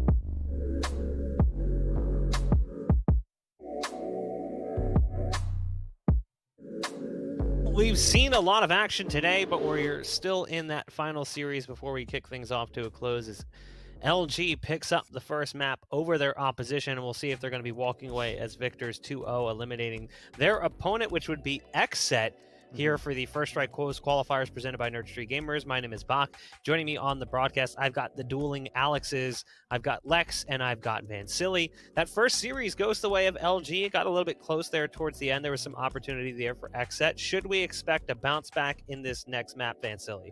I think so. Even though that I want to give this series over to LG, I don't think it's over yet for XSET, because just purely on how I remember Aaron and Brando when they were playing as Echo 8 on a map like on a map like Bind before, they were doing really good on the attacker side, really playing off the Raze, showstopper to get entries, but that's been kind of gimmicky to start things off. We're talking about way months back here. The game has evolved where maybe things could change, but if they still have Aaron playing as that Raze like they did on Haven, then I think it could still be very doable for this team. We also talked about how Shaija didn't really have a moment to shine as well with the operator. On a map like Bind, having an operator as Jet, something a little bit more open and long range for him to take advantage of with the operator could definitely help. Oh, sorry, we're talking about LG at this point. So, but XSET, I think, could still have what it takes to be able to bring this into a third map. I'm not so sure I agree, but I hear you on why I think XSET is still dangerous on Bind. Like, I remember distinctly, specifically the players you mentioned, being tremendous forces for their teams on Bind, and just the way that they were playing it was maybe a little unique. Yeah. And I'm wondering whether or not, you're going to get that kind of a flavor from XSET here, where it's almost like raised eyebrows and impressive plays, versus that is what we saw out of LG, in my opinion anyway, in this last map. And I expect them to continue that. I just think, like, if you're going to be playing at that level and you're going to be playing that consistently across that entire half, and I mean that in, like, I don't mean to sound like they're invincible here, because I think XSET definitely had some openings, as Bach mentioned, into maybe coming back in that game. But I just don't see, now that we've seen KZ start to wake up on the Jet and find, quite a bit of impact towards the end of that game, and some of these other players are getting unlocked. I expect guys like Thief and KZ to just dominate here. That would be my prediction if I was asked for one. But I'm hoping XSET can rebound from that, honestly. I mean, they still won against Immortals, right? Like 13-7 in the qualifiers too on this map. And when we're looking at maybe something gimmicky or something that maybe changed, is when we're looking at we did when he was playing as a Viper, for example, with Mama Blow Gaming. He was able to contain some good areas of the site just playing B on his own for the defender side. So I don't know if they want to bring out that gameplay again, which I doubt, because XSET is a brand new roster that he's playing with. So maybe they're not ready and used to playing with a Viper as a core yet. But individually is a reason why I still think they have some chances. But as a core, in terms of team versus team, like I said, I still want to give it to LG in a best out of 3. I just want a good storyline where we could actually bring this to a third map. But in the end, you bring up 2 good points there, Vansili. One, I'm gonna direct this one to Alex as well. That would be Lex. I know I keep saying that. You guys both have Lex. What am I supposed to do? You guys, I shouldn't have put you two together. I made a mistake. Anyway, looking at this next map, what is the magic solution that XSET's going to have to find? Like, what is it that you're going to want to see from XSET when it comes to the map? What is the key to, like, the attacking side, the defending side? Is it hookah control? Is it showers control? Like, what is going to be tantamount to them finding success? If you had asked me that on Haven, I would have told you shutting down KZ and Thief, really. Like, the 2 players that I expect to be running around the map finding frags. And Thief was playing out of his mind, of course. He usually does, especially Reyna on Haven. I'm a huge fan of the way he plays it. But KZ was kind of contained for a good portion of that defensive half. I've seen a player like that really light up defensive side of Haven against, like, some of the best teams in North America. You expect him to be a threat, somebody who's really scary.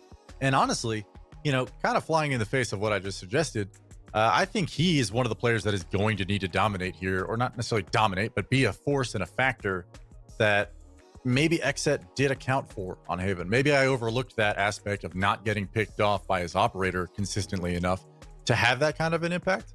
So I could be wrong here, and I would more than welcome that idea. But I hope that maybe that if I'm XSET, you're asking me about the keys to success for winning the game, I would say shutting down the skill players. Make sure that the Reyna isn't flying up on your flank and getting super aggro early on in the rounds, and deny the Jet the opportunity to really open things up and put it in a 5v4 consistently. So, Now, Bind has a lot of those angles too. One other thing I want to ask you before we jump into the action. What is your opinion on the current situation with Viper? Is she viable? Is she not? Are we going to see more teams picking up Viper? Lex, I'm going to kind of redirect this one to you guys as well while you take things into the map.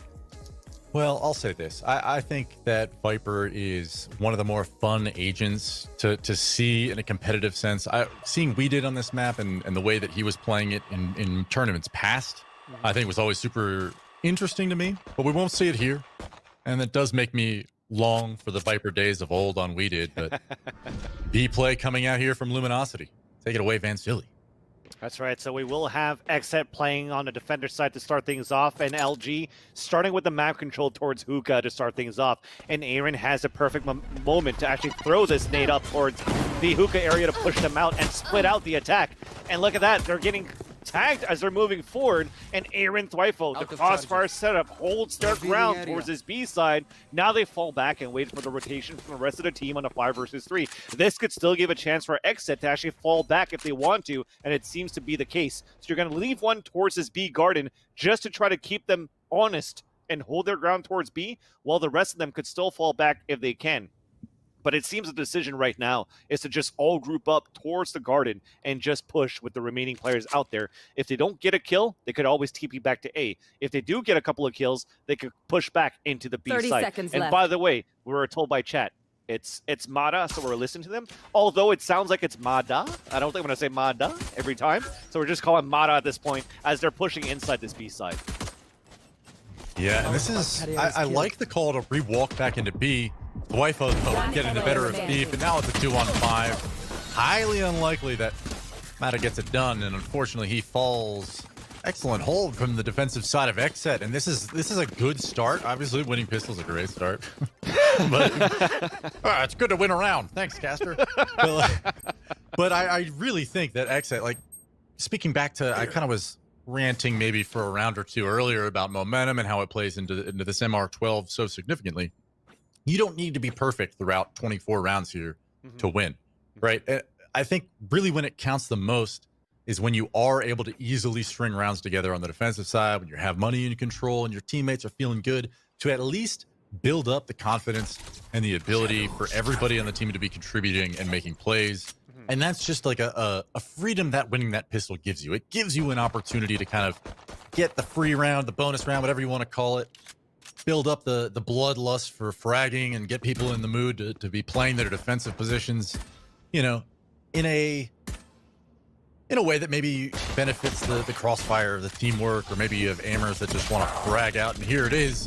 XSET We Did is who I will single in on here, who's taking the gunfights over there at Showers. Pure cleans up short A. Aaron finishes the round on a stellar. And there it is. A nice, comfy, clean anti-eco from XSET. And that's exactly what they need to at least get to the point where, you know, everybody on this team is contributing. Because that's really, I think, in most cases, you know, where you have these teams that maybe aren't performing to the level that we expect them to, it sometimes can be boiled down to a strategic level or perhaps a practice and time in. But I think the other side of it is just a genuine good feeling on how your team's performing. And I think this is a must-have for XSET. Moving into a map 2 after losing every other map today. Yep. Going up 2-0 feels good. And also 2 rounds that they won very confidently and calmly, right?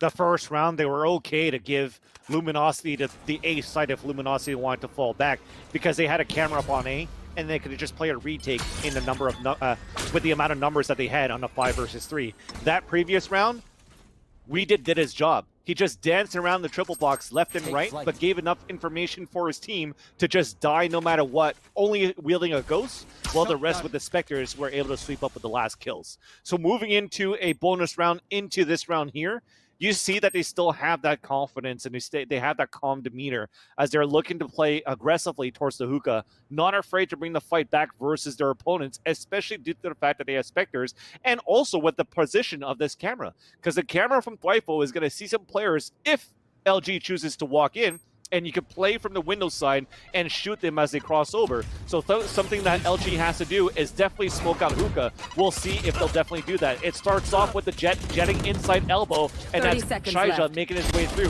The wall bang then onto Aaron, but it's still going to be them coming out with the surprise factor, and indeed they have smoked out the hookah, which allows them to move inside the B side for LG. Although, it's still a 4 versus 3, with 2 of them low on HP, and a spike yet to be planted. And the cloud bursts are about to come out. Brando looking for this kill, wins it, and now they know the last 2 players make that 1 player is at the elbow. KZ on a 3 versus 1, makes the first, goes for the second, but Pure moves in for the trade, and the bonus round continues even greatly now for XSET, as they'll put LG back on an eco, and they have the money on their side. You're absolutely right. That's a huge round. Thwifo buying so much time with his Cypher setup over there. He only gets 1, but the amount of caution and spam that was dedicated just to clearing him out of that position cost so much time for LG. The refrags come in, the rotations come in, and suddenly they're pinched, collapsed on the B-bomb site. It looked like it might be a clean Luminosity round, but man, my memory escapes me. But whoever was in hookah right there, turning on the lurk, just heartbreak, just stealing it away. You love to see it. Yeah, I think it was Brando and Aaron playing there, yeah. Impressive stuff, and like you said, this is a very comfortable 3-0, and oh my goodness, that hurts. That's your face, Pure. You want to guard that next time, and walking up to the front of the showers here is KZ, and he does not care. He's going out. Thwifo and We Did punish, but a Proto responds with a sheriff kill of his own, and suddenly it's a 3-on-3. Bomb plant will go down to the side of Luminosity, and Thwifo, you know, making a misstep, but Aaron does answer back 2v2. This is not completely lost yet for the side of XSET. This retake is still possible, despite the fact that this eco from Luminosity has been so scary in this round so far. They have to the move fact quick, that there's though. and there's a Sova ult to deal with as well. So you know the post plant is just all that more out of your reach if you don't step on it right here. Stellar finds the first. The round is pretty much Luminosity's at this point, but it comes down to the details. Can Brando somehow pull this out? Still technically has enough time, but I just don't see this happening. Mata does find the kill. Sova versus Sova. First one for Luminosity on the board. XSET finally is put to stop. That's one of the small things mechanically if you're a Sova player or learning how to play a Sova. Sometimes they're like, oh my god, why is he not continuing to shoot the Hunter's Fury or use all 3 beams? Get in the first shot and then just waiting to see if he hears the footsteps of his opponent pushing forward. He does, so he goes for that second beam. Despite only having 2 out, that's enough to actually hopefully damage the guy on the first shot and then switch over to his weapon to make it a 1 versus 1. Not only that, even if he loses that fight, there's still technically not enough time for his opponent to run back into the site to go for the defuse. So just small things like that on how to play that 1 versus 1 with the ultimate. You don't necessarily need to have the kill with the Hunter's Fury. You still have time on your side on a post-plan situation. And I think one mistake that XSET also did was knowing the fact that you do have a broken buy coming in for LG on that previous round, but you know that the Blade Storm is available for Jet. You can't push forward in these angles where you think that you could win a fight versus Jet, just in case, just around the corner, it's a right click that comes in. And that's exactly what happened there for Shaija to get that first kill onto the showers and also spawn in that second opponent to give more freedom for XSET to move forward from short A, which allowed Proto to get that second kill into the site. I really like this from LG. They made a bunch of short A and shower presence, and all the while they're mounting up an attack over at Hookah. Obviously, the rotations are there. The Raze hasn't left, but she's completely out of position. Brando has already fallen, so Aaron will quickly collapse as well. And LG just outmaneuvered the heck out of XSET. That was impressive to watch. And it didn't seem at any point that XSET had realized what was going on until it was far too late. And now it's just Thwifo in a 1v4. Finds the first one to a Proto. And Mata is low HP, so I won't say this is impossible for him. Has a body, he could have ulted, but opting to work this slow, find as many kills as possible. Oh my NT god. to him. Definitely an Doesn't NT. happen. Because you saw it there, Lex, because the burst shots that he had, the first one almost getting the kill, almost a wall bang onto the Omen hiding around the corner of Stellar. Then the second pre-fired shot into the tin can could have connected on his opponent too. And then the third one going to the third guy's wide swinging to the right position. So in terms of game sense, he was looking in a great position to clutch that 3 versus 1 for Thwifo. But when you have 3 guys shooting at you, you just want to be as lucky as you can on the burst shots that you shoot. And unfortunately, Lady Luck wasn't on his side. And it's going to be LG being able to take that round, make it a 3-on-2. And this time the broken economy is going to be on XSET's turn. And because they saw 2 players jump across earlier on, the Cyber Cage just forced them through the teleporter where they're fighting against LG, trying to pit them forward. But a Proto and Thief are still going to work. Aaron's going to be the last one to go. And at least he goes down with the fight. He's able to take down Mata with him. But we are tied up on a 3-3. That's really interesting. They spot the cross over there towards the B showers teleporter. Yep. So, you know, the play is already kind of obvious at that point. But the fact that LG fended that off as well as they did, it's impressive. I will say that I haven't seen a team successfully make that kind of a play in a while. Yeah. So the fact that XSET went for it and it obviously didn't pan out, but I love that about Bind is that, you know, those, you know, we'll call them surprises. It's not something we regularly see for whatever reason. But when it does happen, it's almost like, oh my gosh, is this going to work? Yeah, but most successes usually come from like a run it back as well, which they don't have a Phoenix in their favor for either of these teams. But all I'm trying to say is that LG had a heads-up play to recognize what was going on pretty early, right? They scouted out the cross, and they're prepared for it. Well played to them. A little bit of hookah control coming out for LG, but still spread across the map. Nothing quite set in stone for the play that they're set to make. That said, we do have a tagged KZ inside of hookah that just ate a shock dart. No right into it. No ult, though, coming out from Brando. He's just being very patient with it. Wants to make sure that it gets max value. If they do push B, any kind of hookah drop would be shut down immediately. Luminosity knowing this and knowing that the Sova's over there would be, they're gonna be like, hey, why don't we try A instead? We're trying to avoid that Hunter's Fury, and here they are. Stellar getting ready to TP, presumably to Heaven, which there are 3 players over here for XSET. They're well positioned, despite the fact that Pure just over-peaked a bit. But Stellar is now threat number 1 here for Luminosity. 30 seconds left. It seems like XSET is all too aware, but being aware is not quite enough. They still have to get up here and deal with his positioning. And fortunately or unfortunately, depending on who you're rooting for here, it's a dicey spot for both of them. If he gets a little too antsy, over peaks a bit, suddenly this becomes a 4-on-3. Thief, though, finding Aaron. That's a huge frag. But at least make XSET consider the save, and, well, seems as though they'll do just that. The 2 showstoppers missed, unfortunately, for both of these teams, where Aaron really wanted to land at least 1 rocket kill, because he was the sole player inside the A site that could have turned things around for XSET on that retake. As you're able to move inside that site, you lost 2 players. There was a nice paranoia that was actually being thrown first, but the person that was peeking right after, trying to get that spot into the showers, was actually killed by LG having the buddy system inside the shower area. But Aaron had to come up with a big kill, and they still lose a player with the attempt to save maybe a second one. No, Thwifo was able to stay alive, thankfully. But just that to say that if Aaron was able to capitalize on 1 kill, that would have maybe forced LG on a pulse plan position, especially with Stellar towards Heaven, to focus towards that area. Players towards the shower side or short A have to try to take down Aaron, and that will give that opening for XSET, to rotate over from the defender spawn to actually play that retake after. But as soon as he falls on that 1 versus 1 battle, close range versus Thief, that's the call to save. And he only saved 2 weapons on that, and it's going to be a broken body for this round. Right. Another default coming out here from Luminosity. You know what? And not only just the fact that Pure walking up to showers. I mean, we're talking about that close range gunfight that the very first one in bathrooms. To me, that's like, I want information. I want to feel. Okay, he actually walks into a frag right there, doing exactly what I was about to say was not necessary. That's it. It's a 4-on-4 trade. Comes out immediately from the Proto. And he finds a little bit of space to work up on this raise. And a nice shot from Aaron, but he falls immediately afterwards to Thief. It's a 3-on-2 XSET. Looking like they might actually get lucky there with a frag sequence that goes their way. Unfortunately for them, does not happen. Luminosity narrowing it down to a 3-1. And Weeded's going to move over to Heaven and attempt the clutch. Does have smoke, does have paranoia, but, you know, you're looking at 3 to 4 is the scoreline. Plenty of rounds left to play. I wonder if he just saved that. He opts not to either way.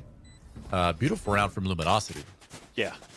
And when you're looking at LG on the map choice that they took here of buying, you do understand why. And you see now the results that pays off, and the practice that they put as this team on this map pays off very well because the frag distribution for this team is even, right? 7 for the 2 top players, Thief at 6, Mata at 5, and a Proto at 4, where they actually beat T1 13-4 and Endbox 13-8 on this very map. Looking at the open qualifiers last week, they're comfortable in this one too, where as much as we want to say that XSET does have the firepower necessary to bring this to a close game, as a construct unit moving into these execution, Luminosity looks very, very good here so far. And it starts off this round going off the back of an owl drone, 5 players looking to walk up into the site. The good news here for XSET is that they do have 3 ultimates to work with to try to counter any type of aggression from Luminosity, but it's been so passive on this mixed buy that they have. So KZ and Thief are able to move forward all the way towards spawn, and as soon as these smokes dissipate, and we're running through the smoke. Oh, that's timing. Pure allows to get the kill on it to Shaija, but Thief still runs through his own smokes, gets the first kill, but it's quickly traded out. So this broken buy still pays off in their favor just because that timing through the smoke was just enough there to let XSET surprise LG instead of the other way around. That was the most confusing round I think I've watched today. I'm like scratching my brain on the analysis here that I can throw out, and I'm just like, timing. That was random. Timing. I mean, like, yeah. There was a few moments when it seemed like LG was like, all right, we're just going to retake. It's cool. And then it just didn't turn out that way. XSET had other plans. Some really bold plays. I mean, just walking through that smoke, Pure, finding 2 kills on that round, just impressive stuff. I know we're giving LG a lot of praise. And you mentioned that, and it's not something we haven't mentioned already before, but XSET does have the firepower here to make this close. They do have the skill sets needed to make them competitive on this map against LG. But I think this is what, I mean, like, kind of speaking more to LG now, it's why I found their results from earlier on in this morning, in this tournament today, a little surprising to me, because I do think that they have the caliber and the pedigree to be playing at the highest level in North America, you know what I mean? And I think they're showing that here at times in a big way, especially on a map that they're comfortable on, and certainly are some of the better strats or maybe setups that we've seen from a team on the attack side. I mean, they're putting up 5 rounds here. Not as though they're blowing out XSET by any means, but I feel like you mentioned it. They're consistently strong on bind, and certainly what they're showing us on their attack looks like they know what they're doing, and it looks like they're very confident with it. So that in and of itself, with the new roster, it's impressive. The thing is, right now, you did have the ultimate come through on the defender side of XSET, so we didn't see anybody at the fountain, but there's still 2 in hookah. Started moving forward, that's going to be a touchdown with the rocket. Thankfully, though, immediately traded out by Aaron at the corner of the B cubby, and he goes through the cage for another kill on the Stellar. There's only 16 seconds left. Mata getting the first kill, looking back towards Teleporter because he heard it. He does get the ding through the wall, but not the kill, as Weeded comes in for the save and keeps his teammate alive to make it 5-5. And as we talk about LG, looking good here on the execution on the attacker side, at least XSET are still able to put the fight up because of the way that they're playing with the skill set. The big question mark now is, because this is LG's map pick too, how much stronger are they on the defender side too? I mean, yet to be seen. I would expect that they're going to be pretty solid on it, right? Like, at least as good as XSET is. But I'll say this in XSET's defense, or maybe in their, speaking to their chances here, is we're seeing Cure, specifically, starting to make some really confident plays. Okay? And, like, as far as the XSET team goes, they have players now that are I won't say popping off necessarily, but certainly are are feeling themselves, and they're showing up on the scoreboard in that way. So if this is going to be a different XSET than we saw on Haven, I think we're starting to see it somewhat in the individual plays by some of these players. So I would expect that, you know, the Reyna factor to be a pretty significant one in this matchup if it continues to stay this close. Shadows traveling. And as we're still watching this matchup here, if you're just tuned in now, it's already a 1-0 series in favor of Luminosity Gaming. So whoever loses this series is actually out of this tournament, and unfortunately has to requalify out of the open bracket next week. So it's do or die right now for XSET. And so far, it's do. 3 kills for XSET on this hold for this push for short A. But a Proto is not done yet. He capitalizes on another kill himself, but then Thwifo at least is there on the stack. 3 players on the A side, and already a quick rotation from XSET to give them the lead back finally in this first half, 6-5. I mean, we can talk about caster curses, okay? Or we could talk about caster blessings. I start to speak about the possibility of Pure continuing to improve and stand out in this half, and he just has a stellar 3K. I shouldn't use that adjective, actually. He's a tremendous 3K over there at short, and it starts with a kill on the KZ. I mean, I think he had an op that round. He may not have, but the kill onto the Jet really starts things off. He's facing immense pressure over at U-Haul, but he stands fast. He's utilizing the Reyna correctly in that instance. Finds 3 kills. And okay, here he is again, spreading things back out of Stellar. Not quite a success, but it's a start. KZ pushing down onto the bomb site. Aaron trades kills. KZ finds another, and now it's a 2-on-2. Chaos has ensued in this round, and I don't even know what's going on, but a Proto has plans to clean it up himself. Throws the hat out, finds the info, and now Weeded is wondering, what's the move here? So hard. There's still a minute left on the clock, so they could play around with this for the longest time. But it's still going to be Shaija that's alive for LG, moving in here with the spike carrier inside that site, but Weeded, after he heard the tremendous footsteps moving forward, big paranoia, but does not connect after the second one, unfortunately, just from the positioning from Shaija there, to be able to win that trade and now make it 6-6. This is probably as even as you want it to be here, moving into the second half of this matchup here, Lex, where these last 6 rounds of this map determines the fate of XSET in this tournament. Absolutely, and I think I'll speak to what they're doing right now, which is I'm seeing Aaron, I'm seeing Pure really start to make aggressive plays, put their team in a situation where they're up numbers early on in these rounds, some confident peaks, some confident swings. Yeah. And you know, you don't need necessarily every player to be playing out of their minds to find success here in the second map, but I think XSET definitely has at least begun what I wouldn't really call it a comeback at that point, right? Yeah. This is 6-6 half, but definitely go ahead. Yeah, and sorry, I said 6 rounds, but you know, trying to do math on the spot too, but it's like 12 rounds on the half. That's super important for them, so I had to correct myself right away. Fair enough, man.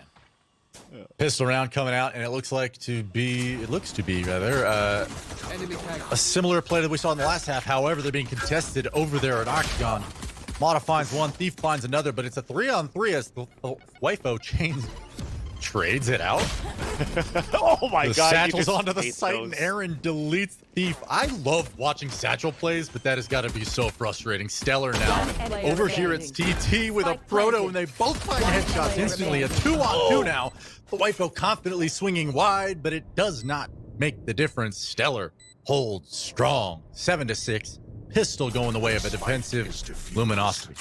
Wow. You can't ask for a better pistol that round, Lex. It was like, it had everything. From entries to kills from a Sova dart, through smokes to right clicks, gimmickies, jumping it across the site with a satchel charges to get long range right click classic kills on top of that, courtesy of Aaron. But then coming it down to a 2 versus 1 where the ghost and the aim has to be crisp and clean on a 2 versus 1. Close range when they're lined up on top of that.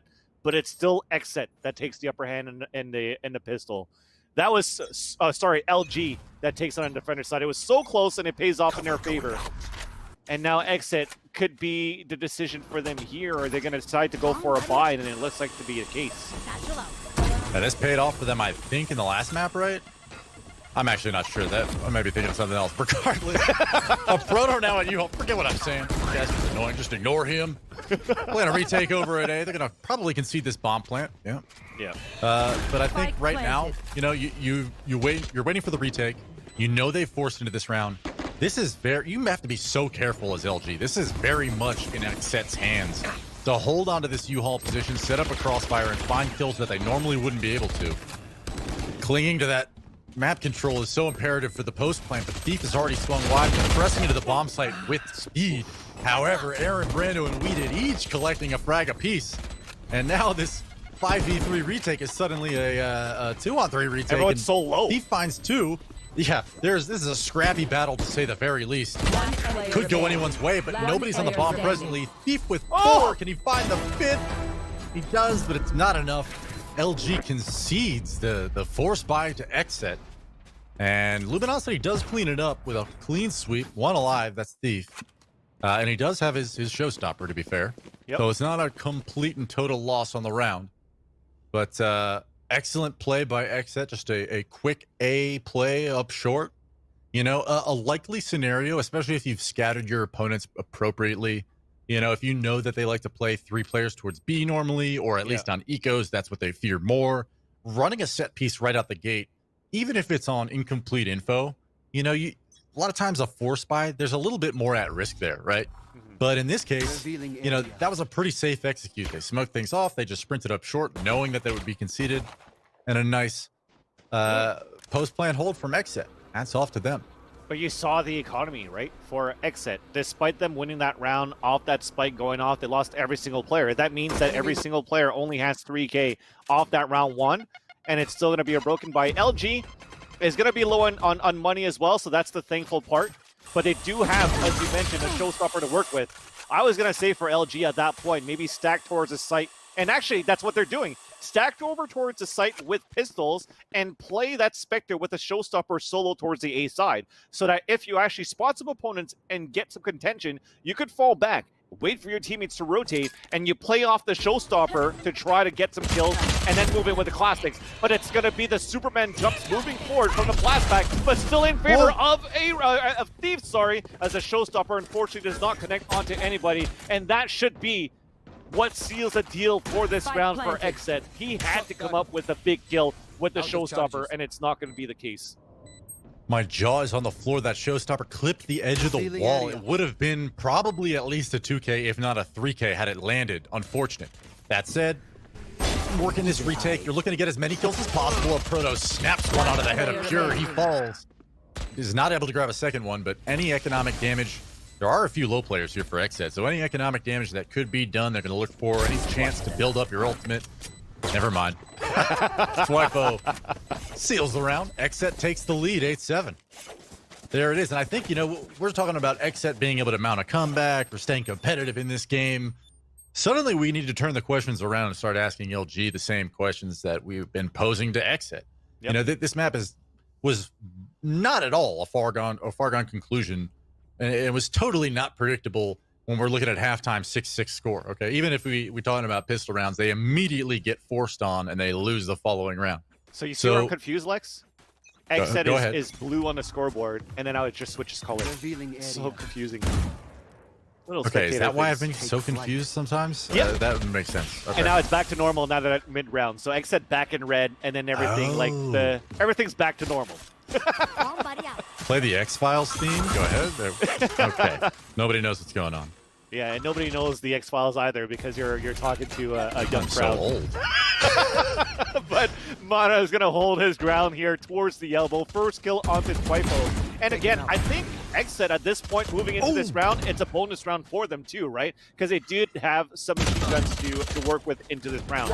So Mana still, despite all that, doesn't care, pushes forward. And for Luminosity to go for a gun round here versus a bonus versus XSET and get a flawless round, puts them back in a comfortable lead in terms of economy here.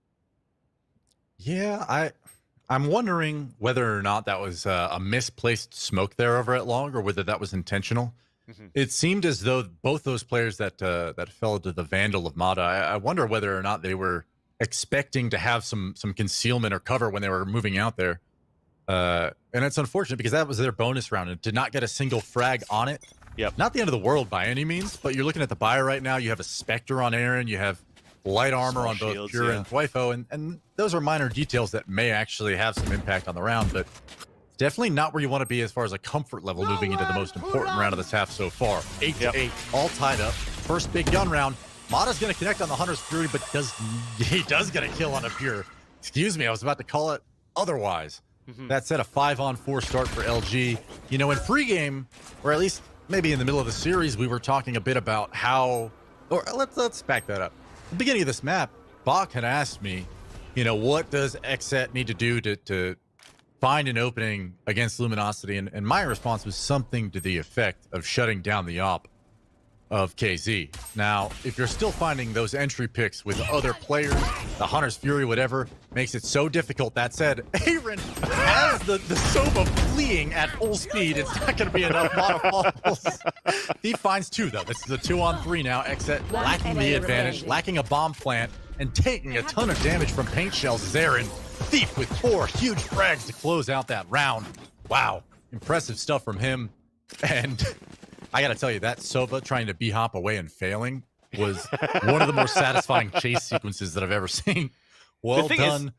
Not enough, though. He almost got a kill. Mata almost got that frag onto Aaron before the rocket went off. And it could have been like what could seal the deal even more there for LG for the retake onto the side. Thief, a big 4K, definitely holds his ground for the defender side here for Luminosity, and they take the lead into this matchup after, again, their money is right and the money stays broken for XSET in the past few rounds. So you're trying to figure out, at this point, a force buy from XSET on that second round. Has it become a deterrence on their side in terms of managing their economy for the rest of this half so far? And it seems as though the answer could be yes, because they don't have anything else to like try to play a take towards the site after getting entries like a showstopper in there. But Aaron showing, just like he did on Twitter before, how good he could be with a Spectre. Could actually win close range versus a Phantom versus a Vandal. Makes it a 5-on-4, but it gets immediately traded off on a 4v4. People went through the teleporter. It's an open site, but it's a flank also coming in here from Thief at the same time. And he's done it before. He's looking to do it again. We're going to have Mana trying to sell that fake, have people focus towards the back of the site, towards the spawn first, and here comes Thief. There's that kill. The spike is down. Mana did die from a shotgun from Brando, but that's good enough because now the hat's going to come out too, and now they spot the last. Thief moving forward. That's a showstopper. That's going to end the life of Aaron and the wall bang on the last one. And that's it. LG looking good right now here on the defender side. Yeah, they're looking real comfortable. You know, something about that round that kind of does bother me because I see it so often. There's an assumption, I think, when you are like taking the TP over to B, you know what I mean? Like when you're taking the TP and you leave a lurker over there at short, the amount of times that I see people getting caught out by that, like most players that I know at this level, like know how to count and they have a good idea of how many people are up short. And I'm not saying that that was a bad play by them, but it's one of those like open-ended questions of like, what if you had just gone with your team, had somebody extra there to trade it out? And I think like in contrast, well, here's some early frags coming out from LG. That's a good start to the round. Especially considering the fact that like this is a buy round for XSET. This is a round where they're hoping to like work it kind of slow. Instead, LG takes the aggression to them, and that's a nice shot from Pure to bring it back in their favor a bit, but still a 3-on-4 situation here for XSET. Spike is on Brando here over at the mid-market area, but no real map control gained yet. I take that back. Push into... Oh, boy. A Proto sprang through that cage, collects one into Twyfo. Yeah, you really hate to see that. That stings. You didn't really lose a gunfight there. You just lost at something. The luck game. I don't know. You saw from both of these teams, though, how much you wanted to do map control, especially for Luminosity at the beginning of this round and how it finished.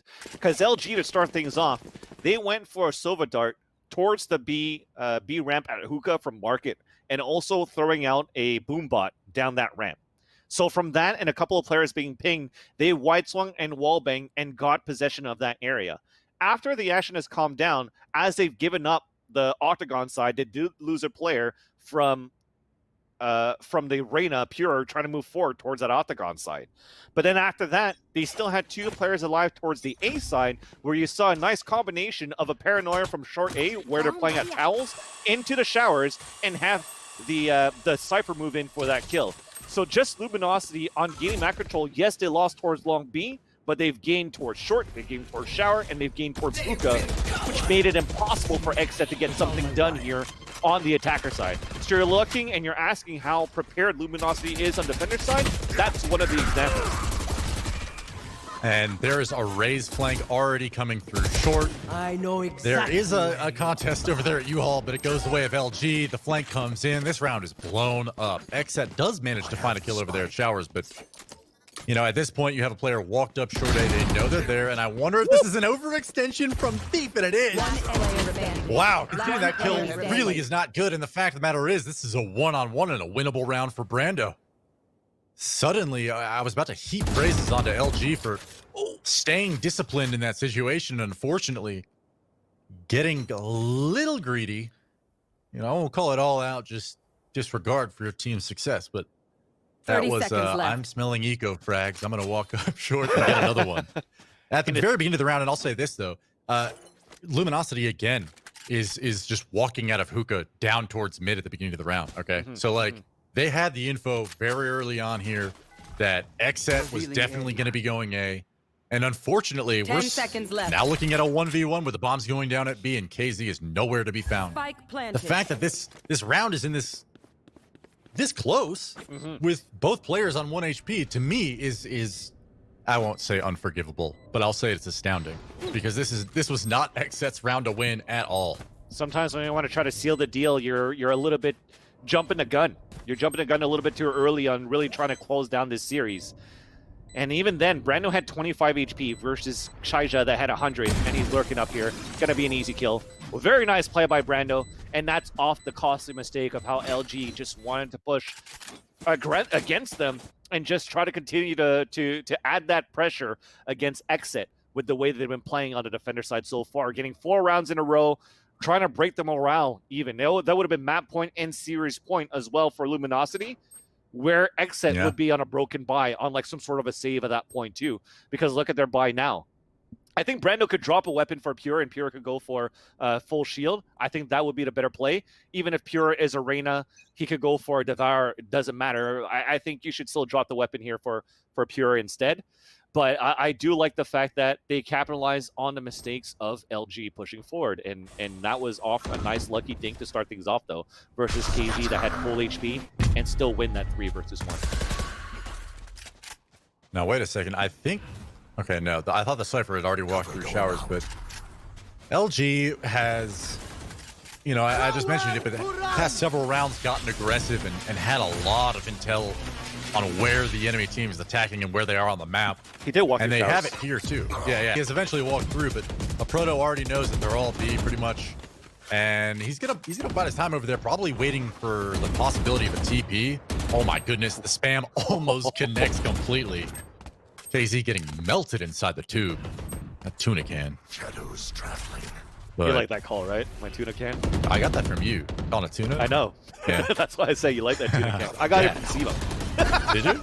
Okay. Yeah, nonetheless, though, here comes the execution inside that site. Thief gets the first kill in the first blood, but Purin and Aaron, they're not done 30 with the fight seconds yet. left. Shaija still alive, 8 HP, traded off by Brando and executed from Octagon, and that allows them on a 1-man advantage to try to take the site. But a wallbang connects onto Aaron. It's a 2v2. Thankfully, one of them was low on HP, but now Cypher's low on HP too. Still manages to get the kill. A 2 versus 1. The first spray coming up forward from a Proto. They know that he's coming from hookah, so they're just setting up the crossfire. You don't have to peek at the fight. You're just going to wait for the audible cues to come in. But a Proto is using the jumps down.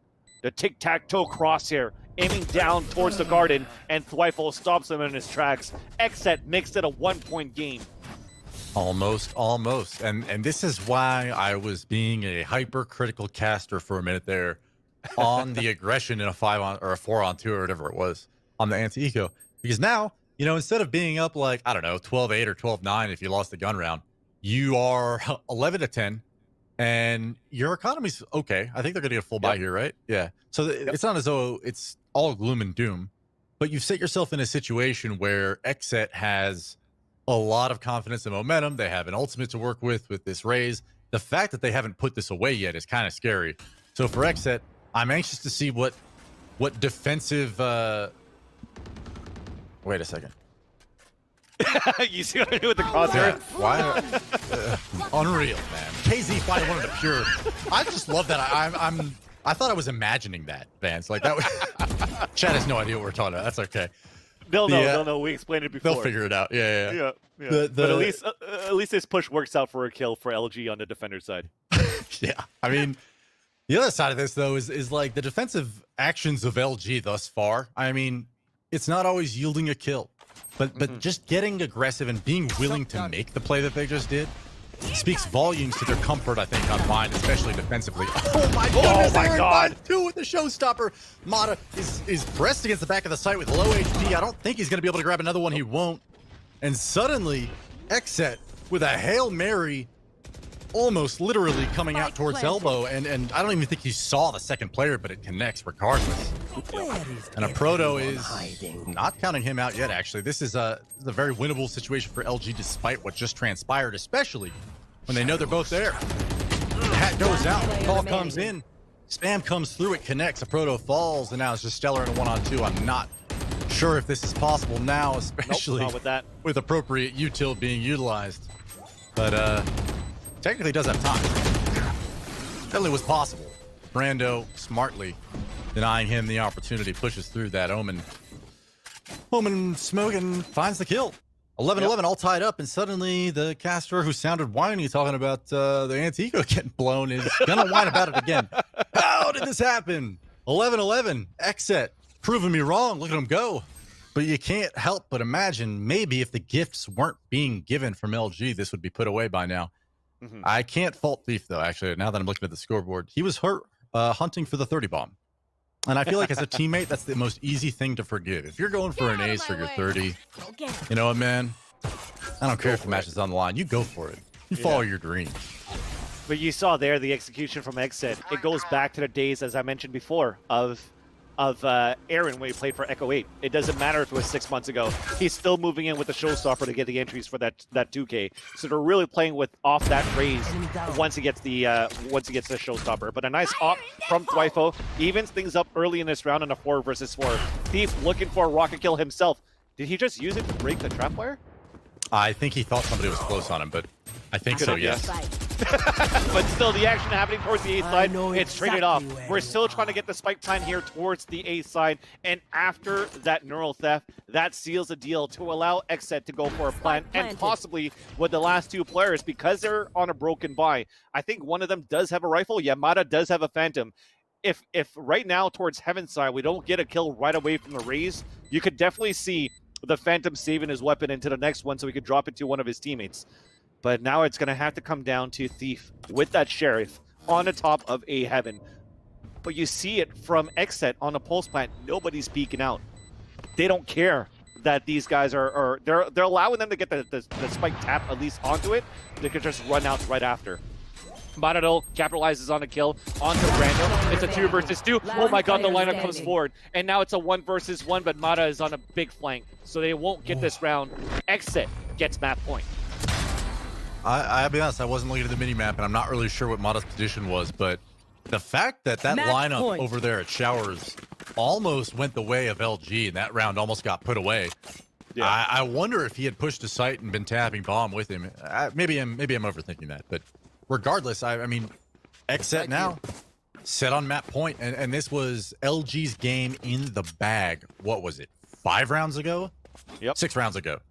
It looked like LG was at 11-8, I think, and gonna put her away. Yep. Here we are, 12-11. The comeback is absolutely real. Securing at least OT is XSET. KZ looking to make an entry here.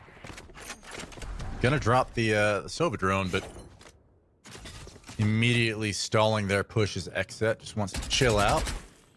See if there's any reaction on the other side of the map from LG. As I mentioned a few times throughout this half, is LG has been uncharacteristically... Oh my god. Beautiful through the cage. Shot onto Thwifo. KZ. Lord. Nice shot, man. That's one of those things when when you're playing Counter-Strike and you're being flashed as an opper and you count 1, 2, 3 and you shoot.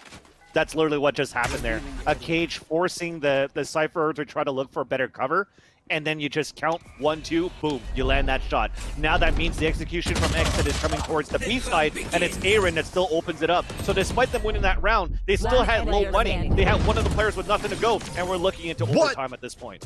Nice kills coming out from everybody on LG. Just seemed like perfect timing where they're all pushing through smokes. They're all peeking together at the same time when the execute comes out. That was actually that was the cleanest round I think LG has had on a site hold, at least with the momentum that XSET had going into it. It seemed like it was a very impactful moment. Obviously, it pushes to OT, but I think that's pretty telling for the fact that LG is still very much ready to win this game. Just a few slip-ups. Mistakes on their end are warranting how close this game is. And I think that the threat now and the fear is, if you're LG, is that, XSET has clearly shown that they're going to be playing a little bit better than they have been. A few of those players have stepped up with some excellent plays. But, do you combine that with your mistakes and lose the map? Or do you recover an OT and seal the deal? And this is really what we're going to be watching here moving forward. Definitely. And now we're fighting for both ends here towards hookah control, boom bots from both areas, and Sova drones from both teams as well. Big hits, paint shells coming out, and a paranoia to counter. So that's where finally the difference comes forward. But still, we're on a stalemate for the control towards his B side. Unfortunately, the satchel charge misses, so he eats a first shock dart from Aaron. Spots 2 more towards long B as he falls back towards that site. So the rotation's going to come through, but Thief still gets the opener on the Cure.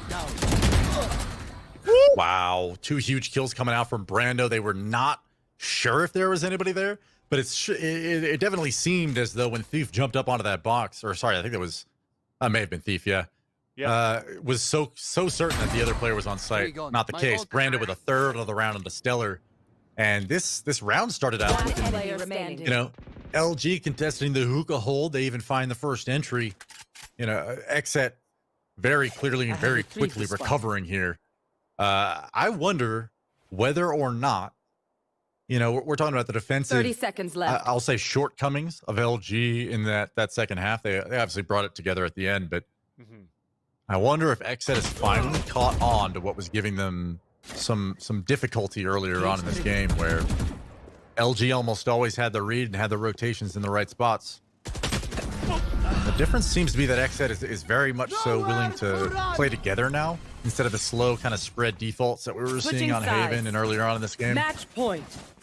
So, I mean, the fact they're switching over to attack now, and they've had a ton of success here, this is scary for LG, man, silly. 100%. And I even think of that round, the last one was a big play, definitely from a 3K from Brando, but also a very costly mistake from LG.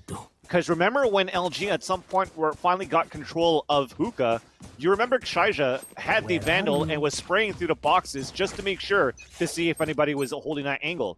But this time to take control, it's a 5 versus 5. They don't check the corner, and that allows Brando to get 2 kills earlier on, and then the third in the end, dancing through the smoke.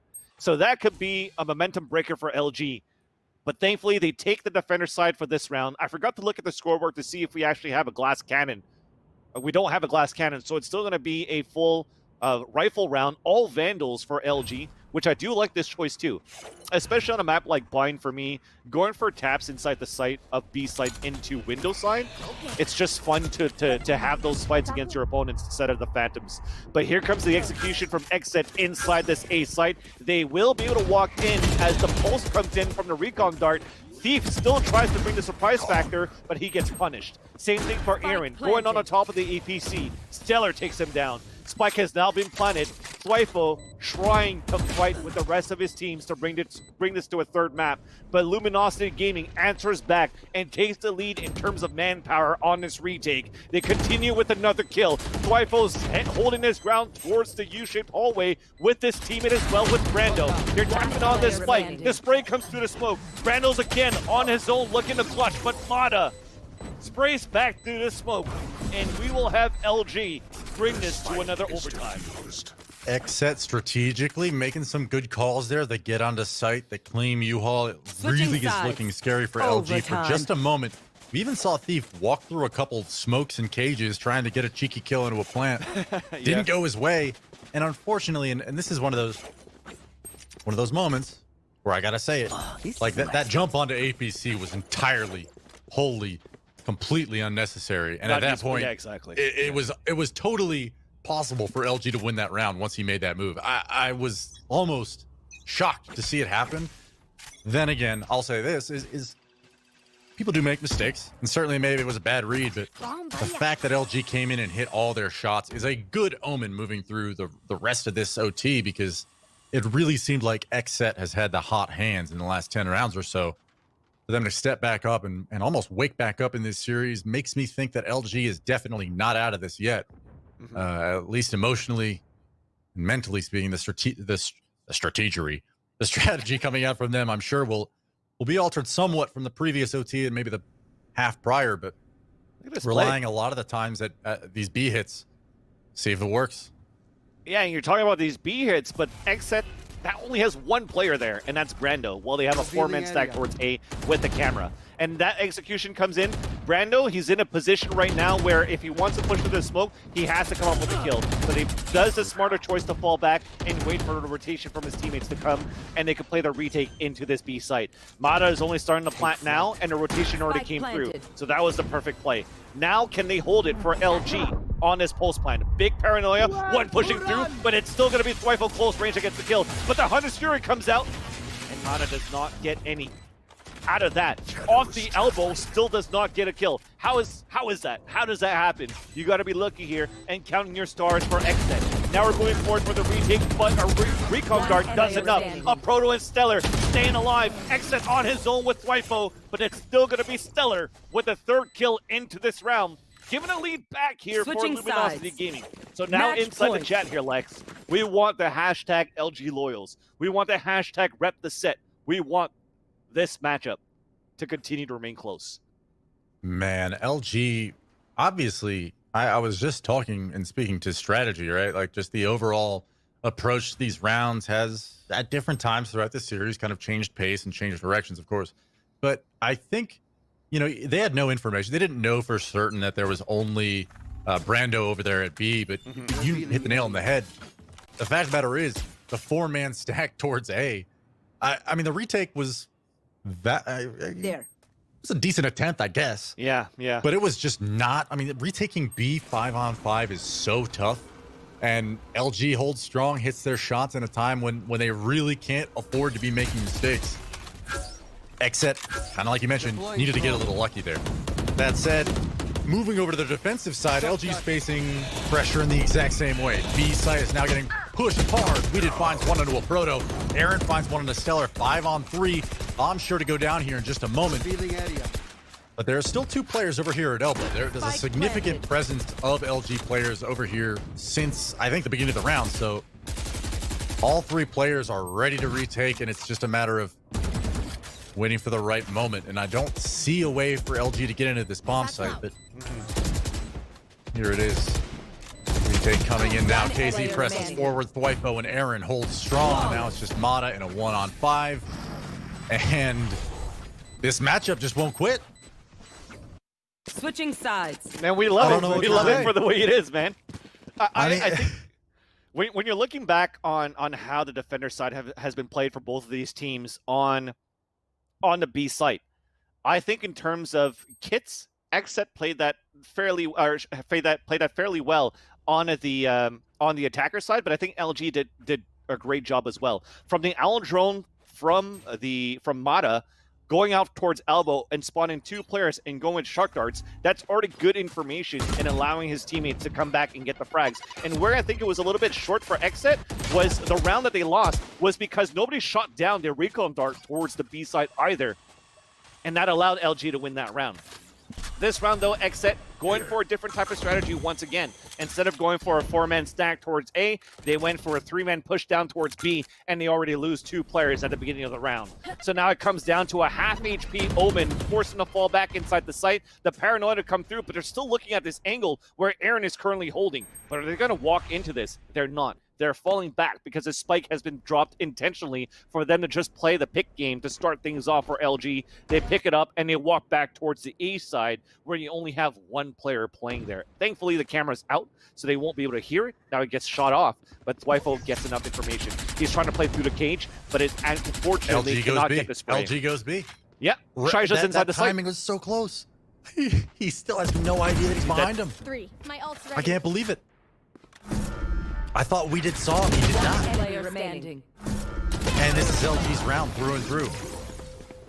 Nice read by them, and I will call it bold, right, or maybe brave Switching for sides. KZ to be like Match sitting point. in that omen smoke for a moment. But he must have heard footsteps. You know, the observer wasn't on it. It's okay, but that read was just so bizarre to me that you know, Weeded is that close to long with no info and sprints off or whatever just happened.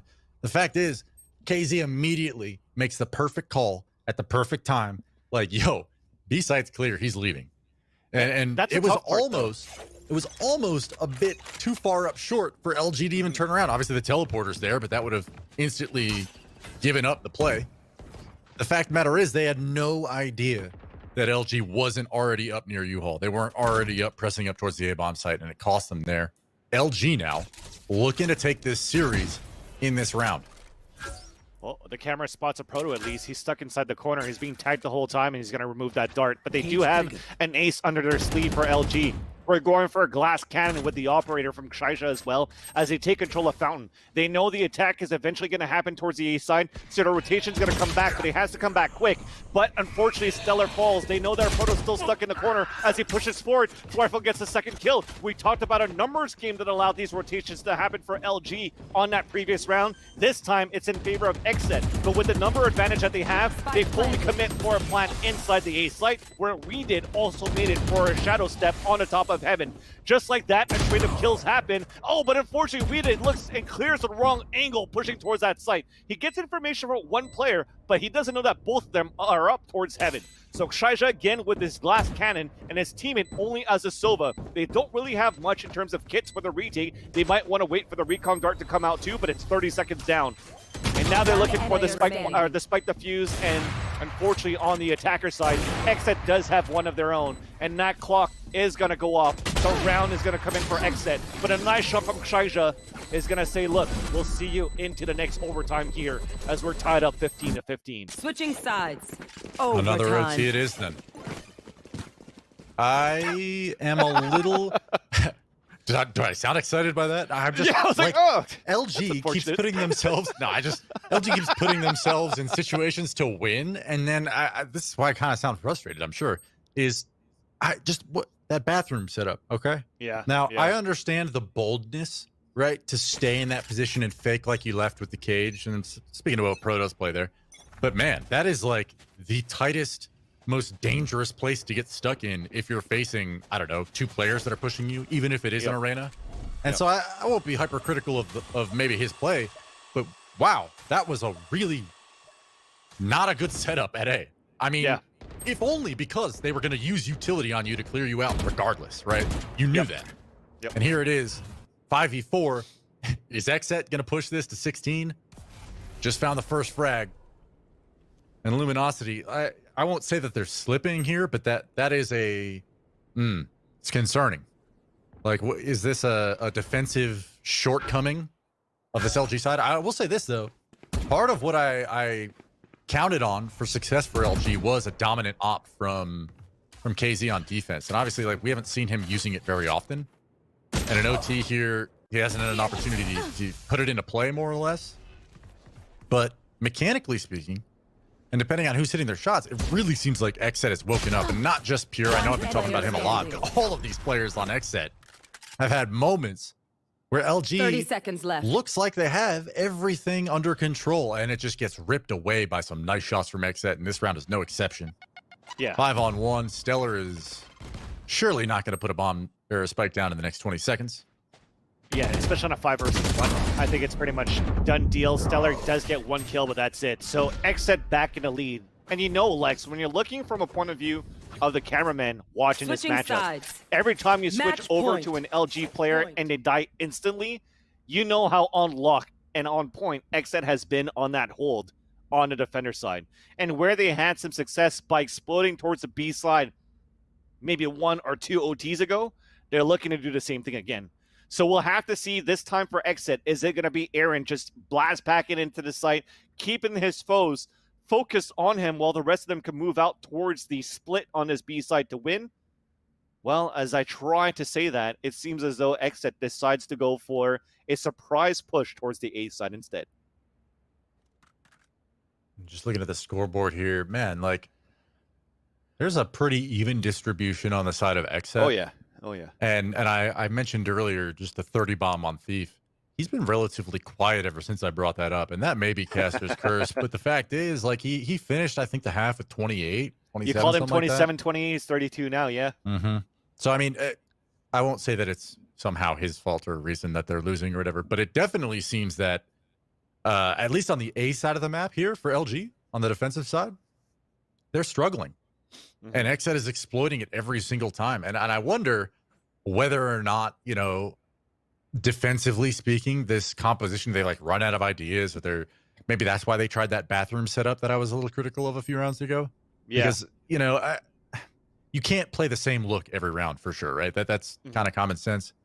But changing things up, especially when we're 31 rounds completed into this map so far, it's difficult to find things to surprise your opponents with. And even if you've like somehow conditioned them to be playing a certain way against you, you know, anything can happen in this OT. And I think we've seen it a few times now where players are willing to get super aggressive and fast flank or walk down short. We've seen operators. We've seen people willing to take those risks, but just hasn't panned out on the side of LG, and XSET looks locked in. Yeah. You know, at this point, especially up around, I wonder whether LG even has a shot at pushing this to another OT, Van Silly. Yeah, and now, as you mentioned, 31 rounds in, you're trying to figure out, okay, let's calm things down once again in another situation where we're casting another OT at this point, Lex. And I was talking to the admins while we were on break before. They do allow 1 minute and 30 seconds for timeout for the game right now for either team. So they could definitely use this advantage right now just to calm the mindset of XSET at this point, because they've realized how, you know, they're getting openings. They're able to get these entries into the A side as much as they can towards the A side or B side, to be fair. I think LG has done a good job to punish XSET on the way that they've been playing, though. For example, when they had the entry towards the A site and they had the spike plan towards the APC, you saw Aaron go for a blast pack on the top of the APC. Should they have played a little bit more passively and more conservatively, we probably would have been moving over to the third map already. And as we wasted a lot of time here on this timeout, as we resume the action, they are going to work back towards this B side, where, as I mentioned before, they had a 5-man take inside, a 5-man post-plan situation in OT for XSET for one of these overtimes. And they're trying their way again, and it starts off very well. Weeded is going to be able to take down Thief. Cyber Cages is coming up. A Proto with a nice camera is going to spot a lot and could see that nobody has really made it inside the site yet. But here comes the Satchel Charges. Might have covered his teammates back of a Proto, and he gets 2 kills of his own. This now could be another OT moving forward. He gets a hat trick. A Proto drops a spike carrier. It's all up to Thwifo, and Shaija seals the deal for another overtime, 16-16. Mata going huge. Overtime. Oh my goodness. A Proto's bunny hopping around while scan dart on him, jumping back and forth, trying to figure out where people are pushing him from. And the best part about that is he's like pulling the dart out, getting scanned constantly, and every player that turned and faced him faced a Vandal round coming out from Mata. And at the end of the day, you're swinging on what you think is an absolute free kill on a Proto, and unfortunately for them, they just get shut down. Excellent teamwork from LG. And just as I sit here and talk as though LG has somehow run out of options, they get it done. 16-16, moving over to the attack side. This is the big question mark for me, though, is you know, is it even possible to go up in one round again and repeat this all over? Are we going to see 4 OTs, Van Silly? Nice damage. Wow. Are you kidding me? Nice shot. That was sick by Pure. The wall bang, low HP on the Shaija, gets the first headshot, then the second one onto Shaija after. But the thing is, if they actually make it and kill him and move inside that site, you still had one player playing on the top of the boxes on the right side to play that fake. What a perfect set for XSET, no pun intended, and the bait and switch to be able to win those rounds, but the bait wasn't even needed. Pure just landed those shots. That was Just, yeah. Oh my God. I mean, he's been Switching playing sides. so good Match in this point. map, but that was in an unprecedented series of frags. I mean, just pure confidence, right? Like, you're sitting there knowing that you're dialed in, you're locked in, you're hitting everything that you're shooting. Like, it's just one of those, hey, I'm going to re-peek you. And the fact that he hit both headshots just deleted them. Not only does that increase your prospects of winning the particular round significantly, of course, but it also, like, just, I can't see XSET not being super hyped right now. I can't see a world in which, you know, they might be calm, but these guys are, like, ready to win this map. They're not giving up. And that's so tough to beat if you're LG, especially if you've already lost your momentum in this game. And so XSET moving for a fast A play. This is interesting, Vansily. Yeah, but they have two players playing inside showers. So far, LG has done perfect in terms of how they wanted to stack the sites. But we're taking TP towards B, but there's still a fight from Thief. He does not get a kill, unfortunately. So that's an open site moving in there. The camera could spot them all. And there you go, spots one, tags one. A Proto, and let's two headshots looking for the third, but it's traded off by Pure. This fight will now be planted. It's a 3 versus 3. The teleportation is coming through from the attacker as well. All the rotations coming in from Luminosity at the spawn side. Recon Guard could spot them inside, but they haven't pinged anybody out. Finally, they do so for one, sorry. As Swifo is trying to move forward on his post plan. He knows that they've pressed inside the site. Aaron playing towards the garden. It's traded off by Shaija. Then Pure puts a 1-man advantage and also map point for XSET, leaving Amada on his own. And press to pop out. He's looking for that 1 versus 1 first inside the garden, but Aaron says no. And ladies and gentlemen, we are going into a third map. Wow. What a finish. I mean, at no point throughout the first half and even in the first few rounds of the second half was I sitting here like thinking XSET's definitely going to win this in like triple OT. And I don't say that just because it wasn't possible, but they just weren't playing like a team that was going to close out a map 2 and push it to a third map against LG, despite the scoreline being relatively close. So, I mean, Vansily, that was a heck of a match. And even in that last round of Proto connecting those 2 headshots, almost getting the third, that could have gone another OT, and that would have been terrifying because, I mean, this team, XSET, is starting to heat up in a way that we haven't seen them so far in this series. I hope that they can carry that momentum over to map 3 and give us another entertaining show. But I will say that LG lost that map, not necessarily because of tremendous play or whatever, or like a lackluster performance out of anyone in particular, but because of their own mistakes, like you said, and getting greedy for ecos or whatever we want to talk about it and put it into actual context for what the match was. I'll say this: those situations do happen, and what's the worst part about it isn't necessarily the fact that you lost the round and you had to eco. It's that you know you failed, and you know that you're the reason that your team just lost a 3-round slide and suddenly it's 11-11. And I'm not saying that in any way to somehow pin it on one particular player or anything, especially when Thief was playing so well. But we saw him get so quiet afterwards in terms of his fragging and his gunfights. And I gotta wonder whether or not that's like the back of your mind guilt of like, oh my gosh, like I threw us that round and suddenly we're in OT. We should not be here. Should have won this 13-8. And that's just frustration. That's momentum. That's the beauty of esports, man. I think despite that, whether you call it a mistake from one particular player, as a unit in themselves, though, for LG, you saw that they still fought tooth and nail. We went into a quintuple overtime. So as a team, they probably accepted the mistake as a team, and they're going to rise together as a team as well. And we saw a beautiful overtime on this second map. And we talked about it. It was 6-6 on that half. And we're like, these next 6 rounds that I had made the mistake counting live, it came down to be the 12 rounds. It came down to be way more than 12 rounds to determine the fate of XSET. And XSET stays alive, and we will be back after the break for the last and final map to see who's going home and who's moving forward.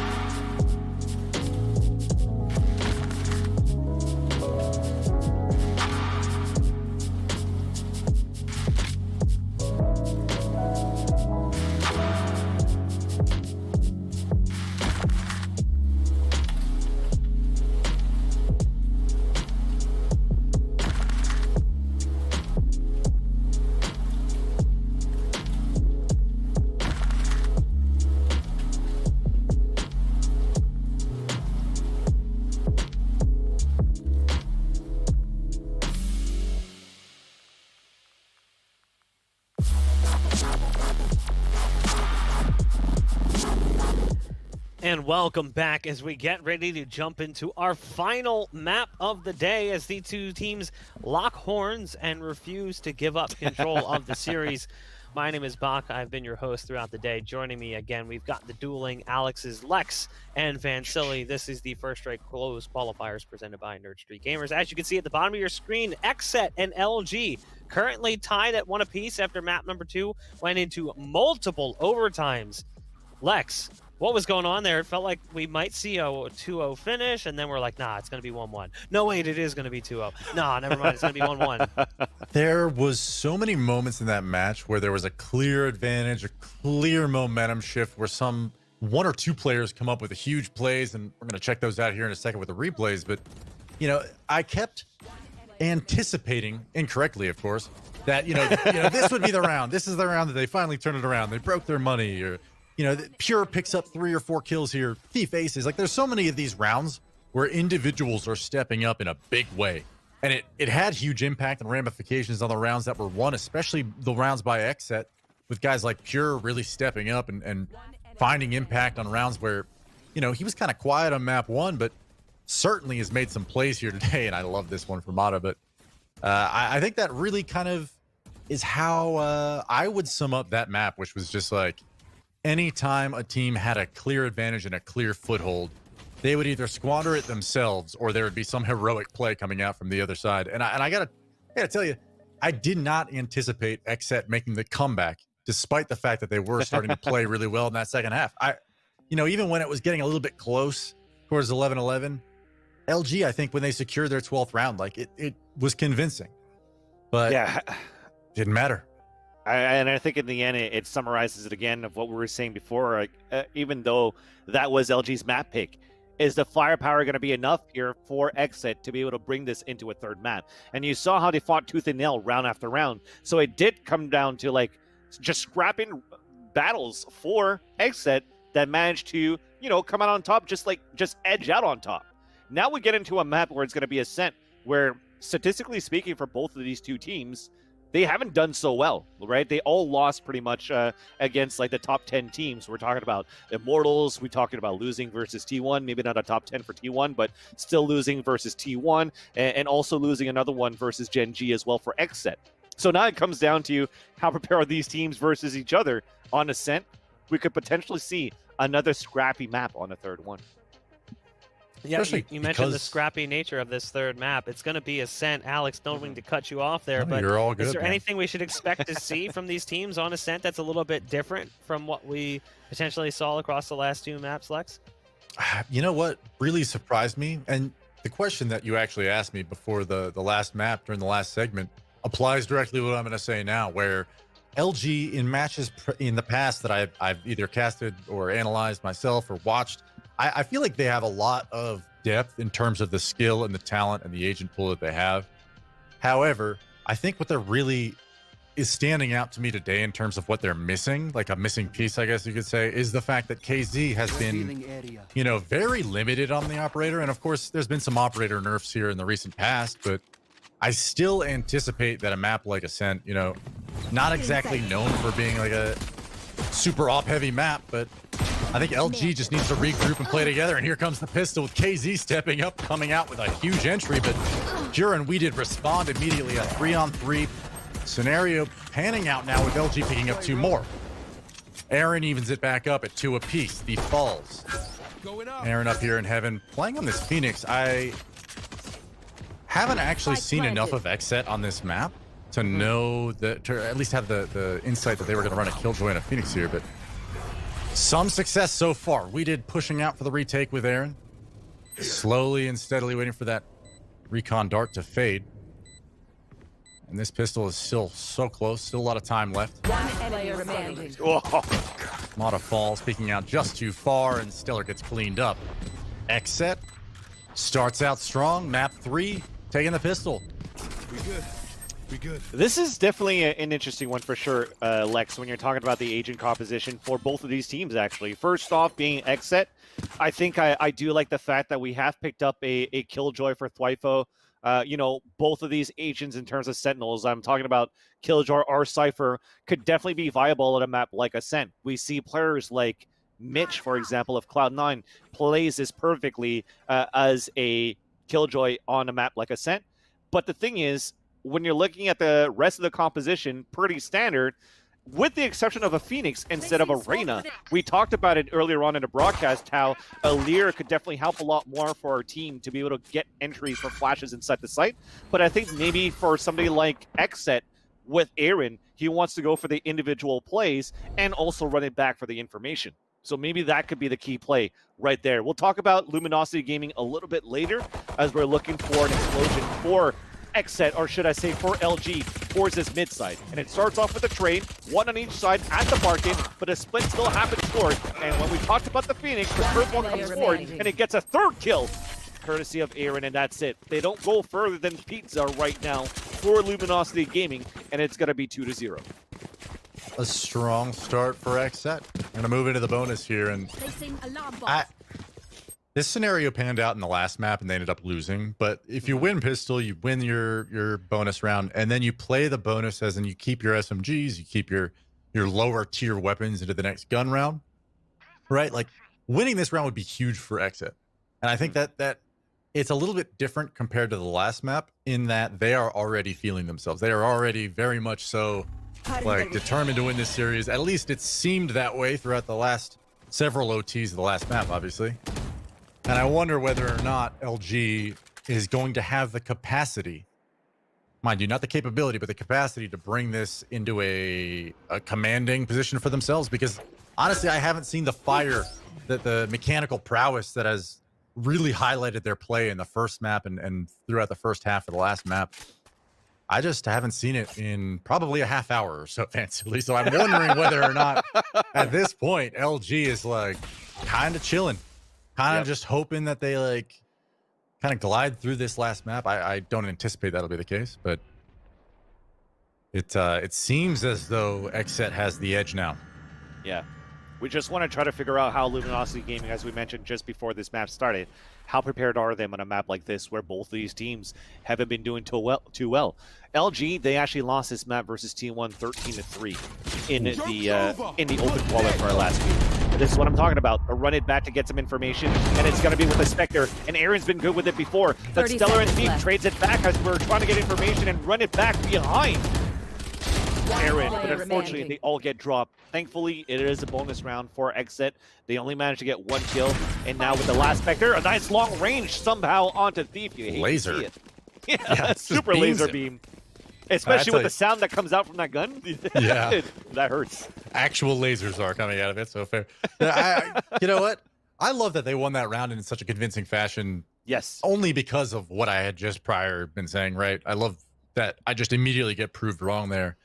But I'll say this, like, it's not as though it's a matter of like, oh, Thief needs to pick up 3Ks to win. I'm just meant like the fire has definitely been set for XSET.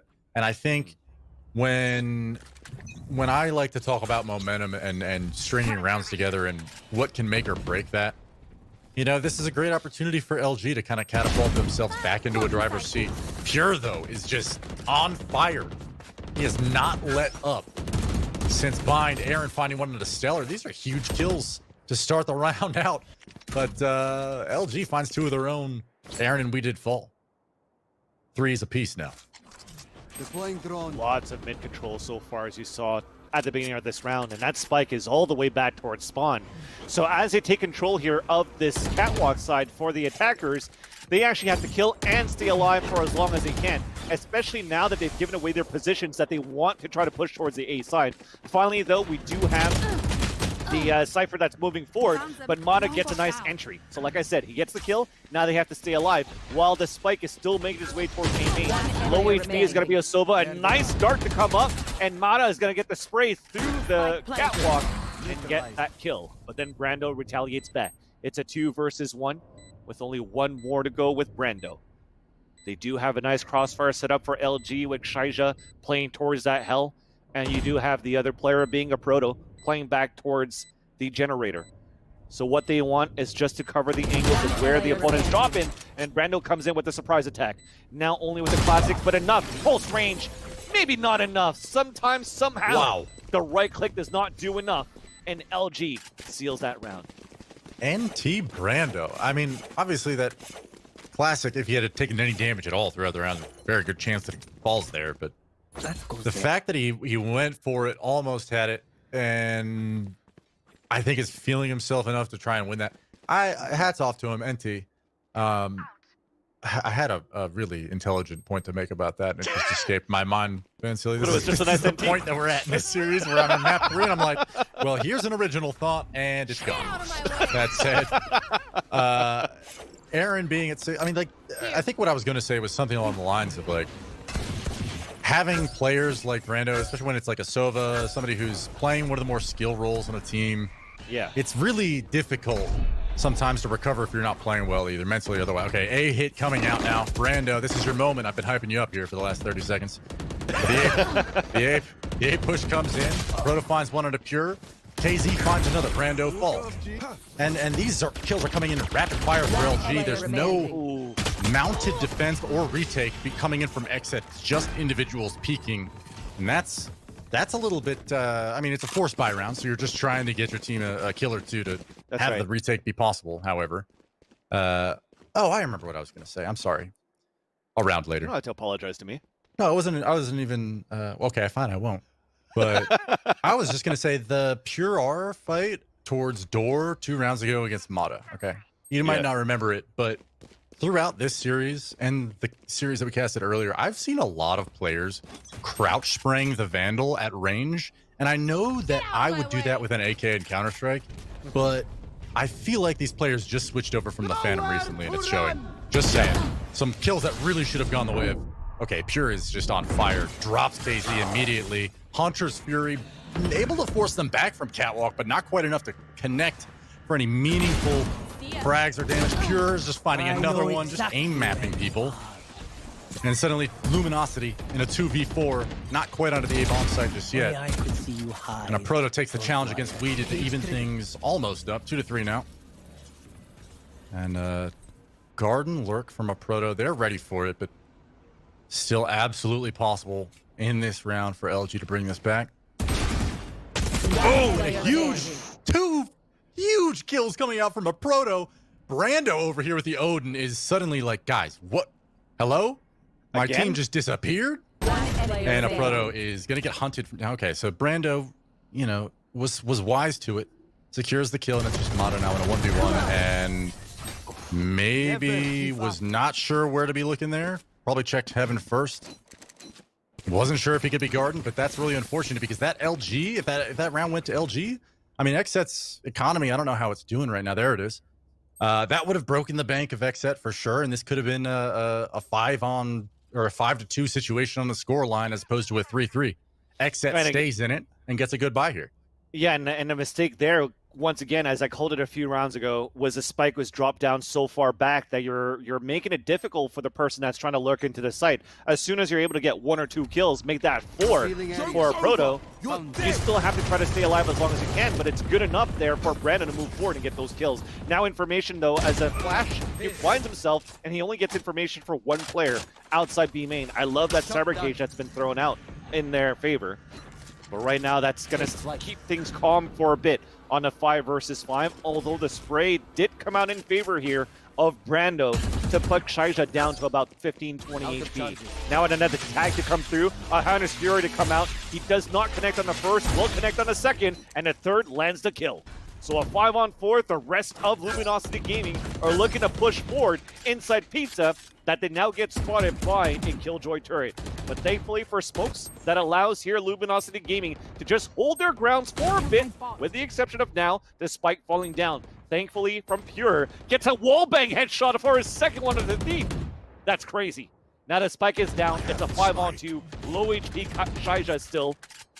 And they're still trying to look to fall back, but the big flank is coming forward here, and they spot him. Rifle spotted. Both of them now stuck inside Pizza. And what can he do at this point? XSET looking good so far on this defense.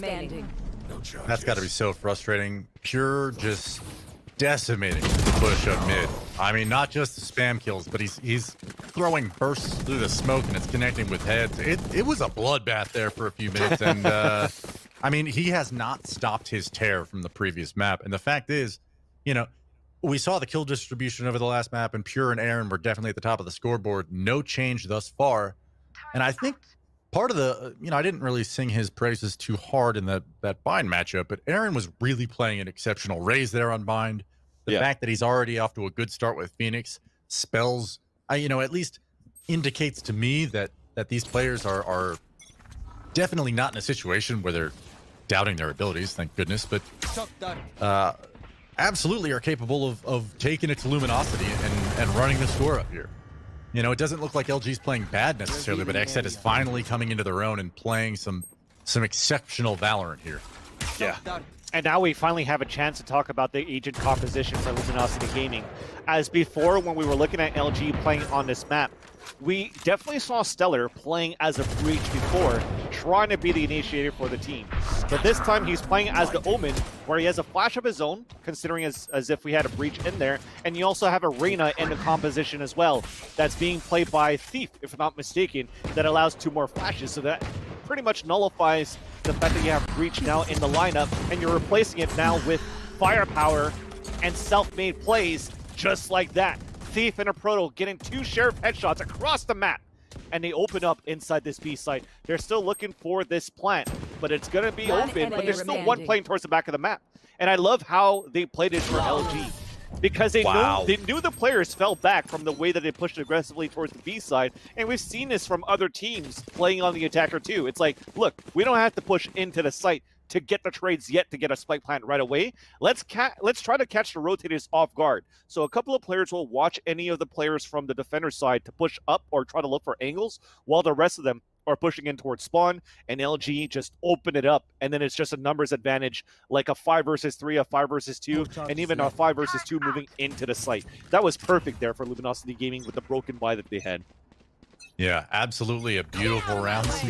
Some tremendous Sheriff headshots, my word. I like that play from Pure Arc. Did not work out. I think he did get a lot of damage out there. No, he took a lot of damage, excuse me. Yep. Didn't work out, but I love that he tried it. Hey, man, it's at least information, right? He saw, what, 2 at A main? So, True. but was it worth it? It's a good question. I think, we're looking at a not quite a full buy here from XSET. And I spoke about the economy being potentially broken just 2 rounds ago. Here we are again after an LG win, where a win here would cause a landslide economically, for potentially anyway, for LG to maybe run up the score in this half. But XSET, 4 players towards this A bomb site right now, ready to stack in case the push comes in. Well, as I say that, they doubt themselves and start to move out, but not quite a situation where you need to be stacking bomb sites in desperation. The alarm bot's gonna do enough, yeah. Yeah. There you go. So because of that alarm bot, you're going for an ultimate right into the 30 site because seconds you're left. running that clock down. So that saves at least a good 10 seconds right now and preventing Luminosity from moving into the site, which also allows the defenders to rotate. You already have 3 players inside the site stacked up there. With 20 seconds left on the clock, you have to commit forward. Thankfully, he has the Empress. That's the first kill.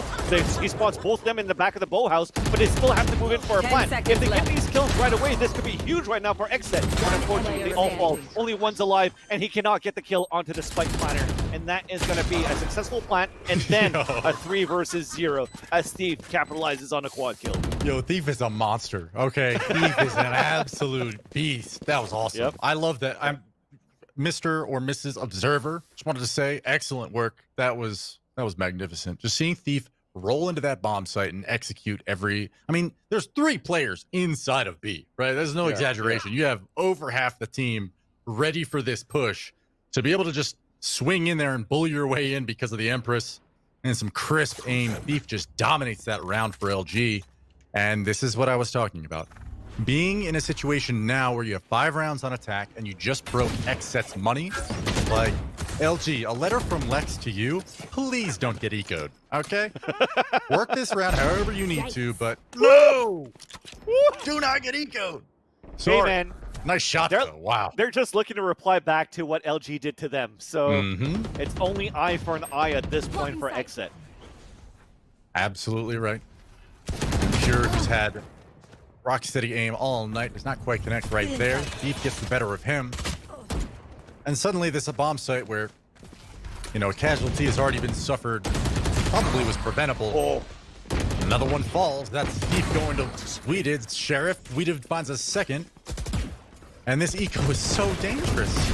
Trick shot. Most dangerous round so far. They do clean up at least the 2 kills on site. Dwight, though, with a stinger, cleans it up.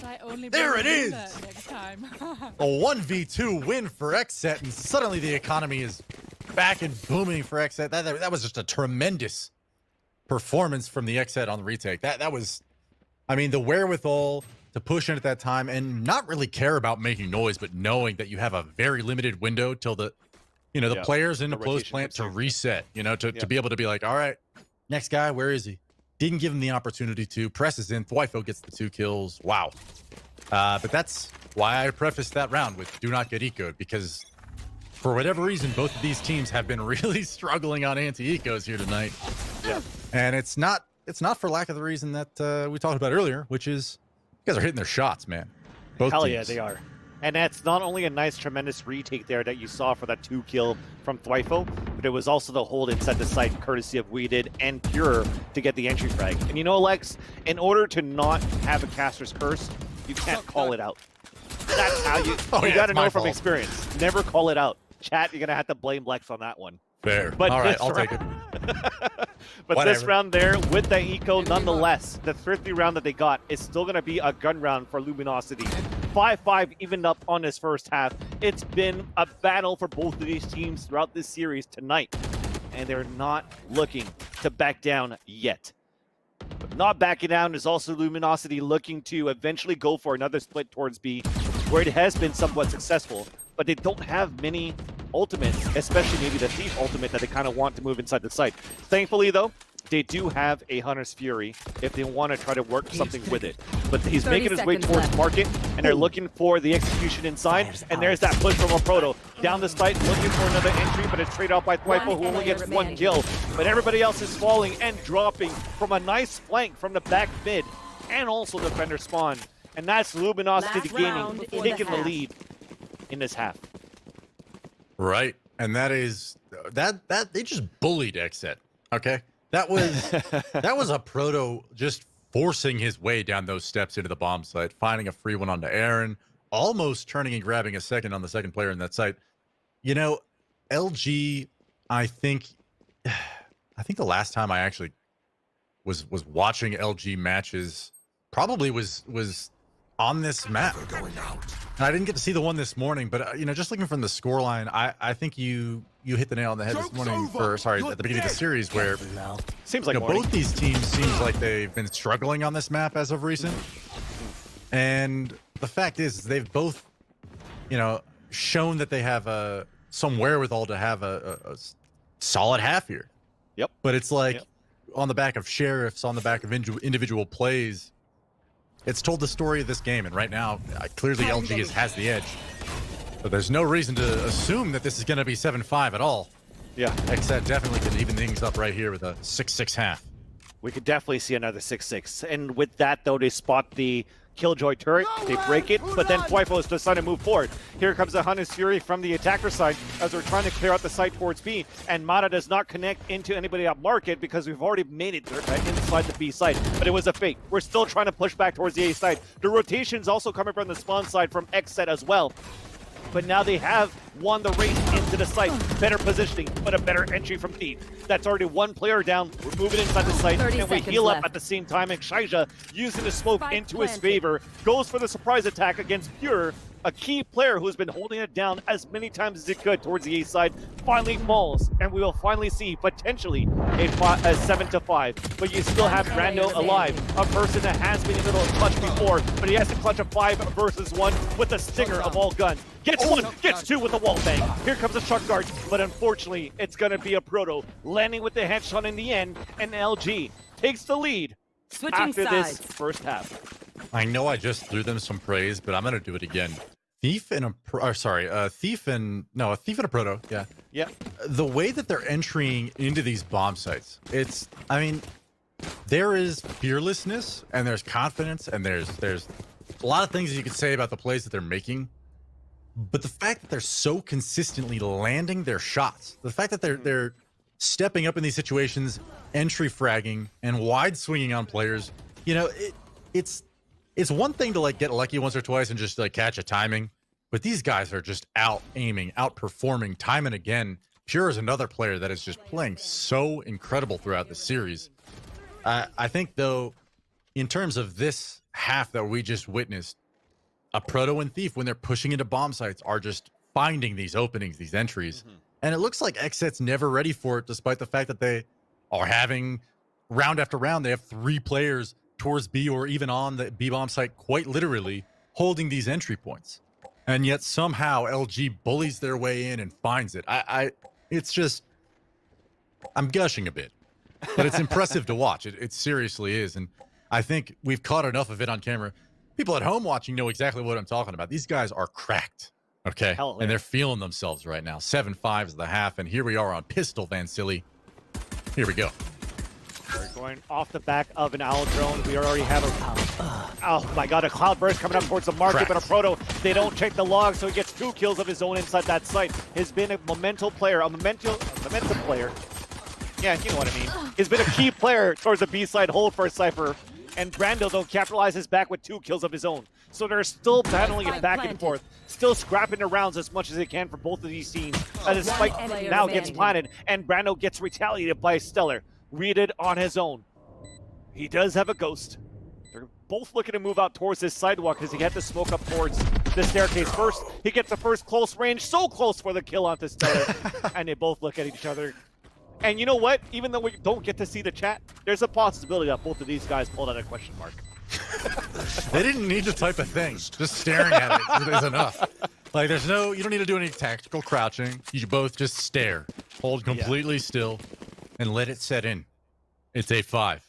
They've won Pistol. And monumental player. That's the word I was looking for. Sorry. Monumental's a great word to describe that. Yeah, monumental plays for monumental players. Thief is 18-8. A Proto is 15-8. Even kill distribution for the rest of LG. It's not as though I'm like digging deep into my analyst brain to describe their impact on this game. I mean, the scoreboard tells most of the story, right? Like, these guys are really playing exceptionally well, and the rest of LG is supporting them appropriately. Now, before I actually jinx this, the A push will be coming in from XSET. There are 2 players here on site. KZ up here on the double stack. Flashes come out. Aaron finds 1, finds 2. Weeded finds a 3rd, and LG just got deleted, decimated, destroyed. Mata may elect to just save this straight away, but probably going to fish for a kill or 2 first. No harm in that. Proto also creeping out in heaven, and they may actually just go for it, but I wonder whether or not there's still some gas left in the tank for them to actually do some damage in this round, and whether or not it's worth it. The fact is, it's 2-on-5. They know exactly where the players of LG are. Yeah, it's probably better off to run away. Not with that owl drone will they attempt to go for anything, and are going to try to hunt him down. Thwyfo, I'm pretty sure he's going to hear it at the same time too. Back mid, does not win that fight. Mata keeps the Ares so far with 92 HP, 32 armor, so still very healthy to at least try to do as much damage as he can. The camera is also going to spot one pushing towards the spawn side, and unfortunately he dies from the spike. But at least for XSET, I'm not going to harp too much about him dying from the spike because, again, it was... Bummer. Yeah, a low buy that they had pretty much for LG at that point.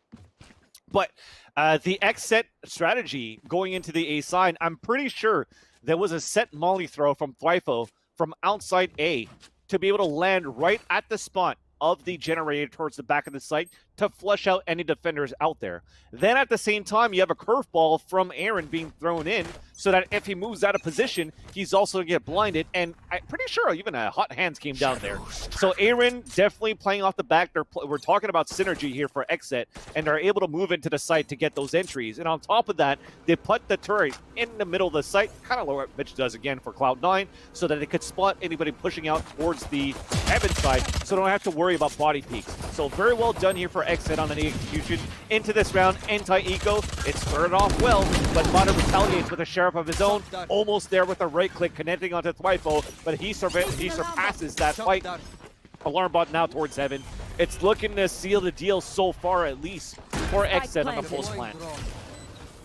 3v4, yeah, I mean, Still a possibility, of course. You do have a big flank coming around towards A main, so maybe they'll wait for a proto first before moving in. There it is. There it is. Stellar's tripping in from door, and there's at least one low player here on the bomb site, and a spray transfer drops 2. Killjoy, Wifo, all that's left in a proto has other plans. 4 quick Spectre frags to close out that round. This man's insane. I have no words. Yeah, I thought after that first kill, it was good enough. I'm pretty sure smoke was there as well. So as you have the Sova that dies there for XSET, and that is Brando, he's definitely going to call it out. Okay, I just got picked off here from a flanker. But I think because of the position from a proto, they didn't expect how close he was going to be running through that smoke. So I'm pretty sure as he calls out the audible, the surprise factor still comes in courtesy of a proto for that kill. Long range, again, with a Spectre, this time from a proto to get that kill. Somehow that retake came in perfectly for Luminosity Gaming. And next said they're definitely going to be demoralized from that one. Yeah.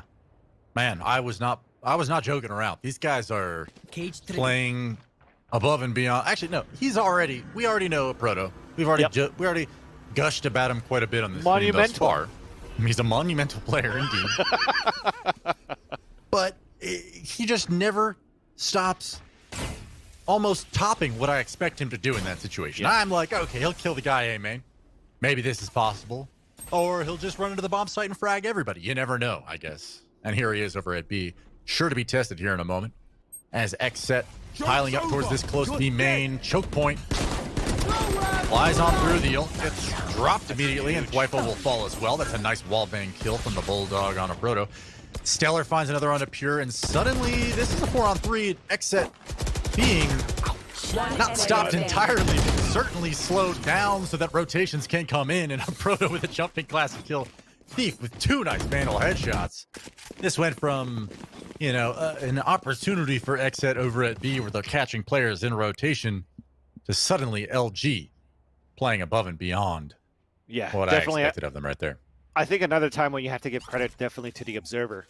At that point, when we're talking high praise about a Proto, we stay on him. When we see the movement, what he's actually doing, right? First off, a very nice paranoia from Stellar that allows a Proto to move forward and get a wall bang and a kill, and also cancel out the run it back. At the same time, he's being tagged by a recon dart and jumping away from the Hunter's Fury, also from a hot hands on the staircase, and still manages to jump on the top of the sidewall with a classic going with a right-click burst. He missed the first one, but still jiggle peeked on the second one to get the kill. So you can see at this point, he's silent on XSET right now, and they're definitely showing a lot of comfort playing in this matchup on this map, taking a defender side and really showing it to a one-sided affairs for LG so far. I love this from LG. We need XSET to kind of step it up here. We talked about how 2 players are really blowing up for LG, and what helped XSET to make things pretty close on their side was Pure popping off and then having players playing clutches. We're talking about Brando clutches. We're talking about Thwifo clutches. We need to see that, at least this time. Pure needs to get an entry with these knives. But nope, 3 of them fall. Just deleting the opposition. Farmer Thief on the job, picking up another 2. This match, really, the past couple of rounds have seemed so one-sided. Yeah. Where if you listen to me at the beginning of this map, I was very much so like, can LG do it? Do they have any gas left in the tank? And here we are, LG's Thief just picking up 3 casual Vandal headshots in the round. Aaron set to 1v4 somehow, some way, 15 seconds left. I don't see it, but who knows? You know what? Might actually get a gun here.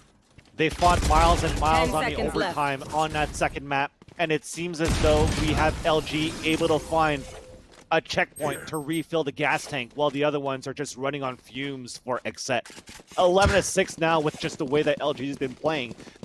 And the reason why I say that they look so confident is you see the amount of repeats that came out from Thief as well in that battle of A main. Sometimes, and most matches, especially when the series just starts, you have them throwing that leer and falling back into the site, getting information. Okay, how do we readapt into the round? But instead, it's just going to be those players continuing to push out and just fight, and they're always taking the upper hand against XSET, unfortunately. Yeah, he's feeling it. I mean, we saw a Proto just like 2 rounds ago going after a full HP, fully armored gun round opponent with a classic jumping. You know what I mean? Like that is the kind of confidence a proto has right now. The fact that you just have such blatant disregard for the minutia in the round and more, embracing the fact that you're feeling it, you're hitting your shots and challenging every single player that steps in your way. I love it. They I won't check love this, I bet the you. oh Yeah. with the Killjoy pop as well. One. Oh, no. He's going to break it. Almost gets a second. Stellar does clean that up. Now it's 2-on-3, so okay, make that a 1-on-3. XSET looked like they might have access to the bomb site, but the smoke's fade. The door falls. Stellar picks up 3. XSET now on series point. Excuse me, LG now on series point. XSET sitting here close to being eliminated. With They've no got money. to pull something out. Yeah, and they're broke. That's a good point. Nothing even to work with. I mean, it's unfortunate, but Out of charges. XSET is just not able to keep up with the level of play that LG is putting out right now. This is impressive. Look, a 5 to 13 deficit versus Gen G, a 4 to 13 deficit versus Immortals, and the only victory that they got was against Prospects, and not to discredit Prospects at that point, but it definitely shows some mistakes that are definitely showing in XSET's playbook in terms of the attack. They didn't check logs at pistol. They didn't check logs on the previous round. Thankfully, though, it could be another one of those moments where, when you're starting to feel confident and you're always bringing the fight back. We saw that on Vine, and we saw the comeback as well from XSET. Can this be the same thing so far? Because now they have a 1-minute advantage as we had LG continue to press forward towards the A main. And now Stellar is trying to fight it back. But XSET definitely has that advantage, and they don't really have map control on top of that, though. It's about to happen if we win this fight towards Catwalk. It is going to be just Stellar at the top, while Aaron is holding towards Sabrosa. The head is about to pop, and Stellar takes the upper hand. This could be the nail in the coffin as one more falls towards B main. Only 2 more to save the dream as one eats a Hunter's Fury. It's all up to We Did. A key player from Momomo Gaming, not a key player for XSET in this moment, and LG will eliminate XSET in this series. Wow. Honestly, I was impressed, I think, throughout, even on Bind with LG's play, but really looking dominant in that last map. And unfortunately or fortunately, from an analyst perspective, I would say that there was more to analyze on an individual level than like some grand strategy that was working for either team. Yeah. But I love these matchups where there's not a whole lot to think about, but a lot to watch when we're talking about how skillful and talented these players are. I mean, LG, just so many rounds where it was like, just from the clips alone on this Twitch stream, I feel like you could have put a frag movie together for a few of these players, just from the broadcast itself. So, I mean, hats off to those guys that clearly deserved it. And I was impressed. Yep. Yeah, Sorry, go ahead, Buck. I thought you were going to say something. I didn't want to interrupt your guys' conversation. You're having a great little chat in here. It's the 2 Alexes. I'm just kind of the fly on the wall, just listening to you guys chat. I could listen to your voices all day long, but we do have a show to do, and there's more to get to as well. A big win from LG to keep their tournament hopes alive. XSET, unfortunately, adieu. You've been eliminated from the tournament, but there's still obviously chances as there's more qualifiers to come for the North American region. We have the UMG qualifiers coming up in just a couple of weeks. So an unfortunate end to their run here. They had a promising push, making it into the top 16 in the first place, along with a few other teams. So I think there's still things to take away from that, but it's a shame they couldn't find the big win that they were really hoping for. Lex, did you see what you wanted to see from these teams in the end on that third map? You mentioned it when I came back in to join you guys. It wasn't necessarily a tactful or a tactical display. It was maybe more of a individual display. Was that disappointing to a certain extent? I'd say no, not at this level. I mean, the reality is if you look at the score lines versus all the tier 1 teams, and I think Van Sealy just went through it, right? In terms of like the score lines for these rosters against, what I would consider top NA teams, that is when I would expect the strategy and really like the nuance when it comes to Valorant to really shine through. I'm sure those teams and those rosters that have a little bit more time in the game and maybe a little bit more experience are able to put together setups, plays, whether they have the IGLs to do it or the coaching. I expect LG when I watch these guys to be fragging their faces off, and that to be the extent of the strategic depth that they need to win. And, maybe that's not enough against some of the better teams that I'm talking about, but I think that they don't necessarily need that in this matchup, right? The only reason Exactly. that, to me, they lost Bind was, in fact, being too comfortable and being too aggressive and feeling themselves a little too much at times. You know, I know that sounds like, oh, Lex, you're just like, oh man, they lost some rounds, they lost a gunfight, but legit, they played so well throughout this map. You know, Blind was really close for a reason. You know, and I can't believe I'm saying this, but I had counted XSET out at like 11-8 or something like that on Bind. You know, considering that went to how many OTs, it was definitely a surprise for me. But, you know, more to your question, Bach, I absolutely think I maybe didn't necessarily see the highest tier level of strategy, no.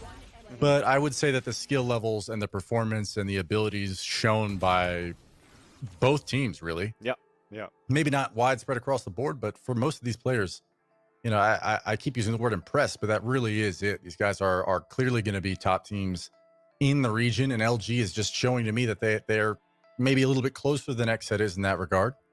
But I'm happy to see what I saw. Absolutely. I maybe have sounded harsh on the close of the cast when I said, you know, we did a key player for Mamamo Gaming, but not a key player for XSET at that point. But overall, though, as XSET, I'd still be very, very impressed of the run that I've given through all of the competition going into the open qualifiers to make it to the top 16. The people expect when they looked at these brackets to start things off to see a team like XSET or Slimy Boogerman moving forward into the top 16 when you still have other teams that, you know, have a prodigy in terms of player names such as FaZe, such as Energy, such as Immortals. So I think you could still walk away with your head super high. And being We Did has been looking for a team for the longest time ever since he became a free agent from Mamamo Gaming, and it looked to be the rumors that he was going to join Energy. You know, when Energy was tweeting out a snake, he was retweeting a snake, and you thought it was going to be that pickup to the team, and that's going to be a great organization to play for, but it fell short probably after tryouts, and he's been looking for a home. And I think they look very good in this series, maybe not on Ascent, but it shows that there's work to be done, but the potential is definitely still there for XSET as a whole. Well, we do see XSET bow their way out. XSET makes their exit. And with that, you guys are just about ready to bow out too. But we did just have our, replay presented by GoPuff, and they're the official snack sponsor of Nerd Street Gamers. That's why I have this beautiful large bag filled with all sorts of goodies. They're the official delivery partner of Nerd Street Gamers. Use code NerdStreet to get $4 off your first 4 orders. What do I pull out of the Barney bag now? I've gone in here a couple times already. Let's see. On the day, we have the wig, my beautiful man bun. So you guys can see this, so I don't have to worry about being ashamed. I have my Dunkaroos. Those are gone. Ripped the Dunkaroos. I've got some vegan beef patties in the fridge. That would be Beyond Burgers. But there's still more gems in this bag and plenty more to be opened throughout the week. Feels like you're a kid at the dentist. You know when your teeth are finally clean and you get to open the chest and see what's in there?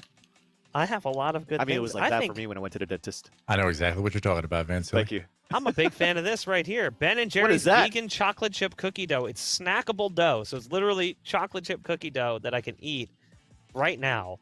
And hopefully my cat doesn't hit a button on my keyboard because she's smelling me on the monitor and she's very confused. But this is my cookie dough. Don't you dare touch the keyboard and disconnect me from this wonderful call. Guys, you are free to dispatch and enjoy the rest of your evening while I close out the rest of the show. Thank you so much for joining me throughout the day. Thanks, Box. Thanks, Thank people. you, sir. See you tomorrow. Wow. The day is pretty much done. And now you're just stuck with me, a bald guy that kind of looks like Breach. But we still got a few things we want to get through before we close out the show. We'll go ahead and take a look at some of the fine things we saw through the day. We saw them in the replay. We were so excited to see all of these big plays, but we've got so much more coming up tomorrow, and we'll see a full recap of what you missed throughout the day as I close things out, guys. Don't forget, we'll be live again tomorrow at 3 p.m. Eastern Standard Time with more of the group play matches. And in fact, I'm going to do a little click in here on the side and let you know exactly what you're going to get here on the stream. Tomorrow, we're going to be kicking things off. It's going to be Envy and Spot Up to get us started tomorrow on the A stream, and we'll be live on the B stream as well. Make sure you follow the channels Nerd Street Gamers and Nerd Street Gamers 2 so that you can get all the notifications when we go live. Hit us up on social media as well, NERDST Gamers on all appropriate platforms. You'll get notifications there when we decide to kick things off tomorrow, guys. We hope to see you then. Take care.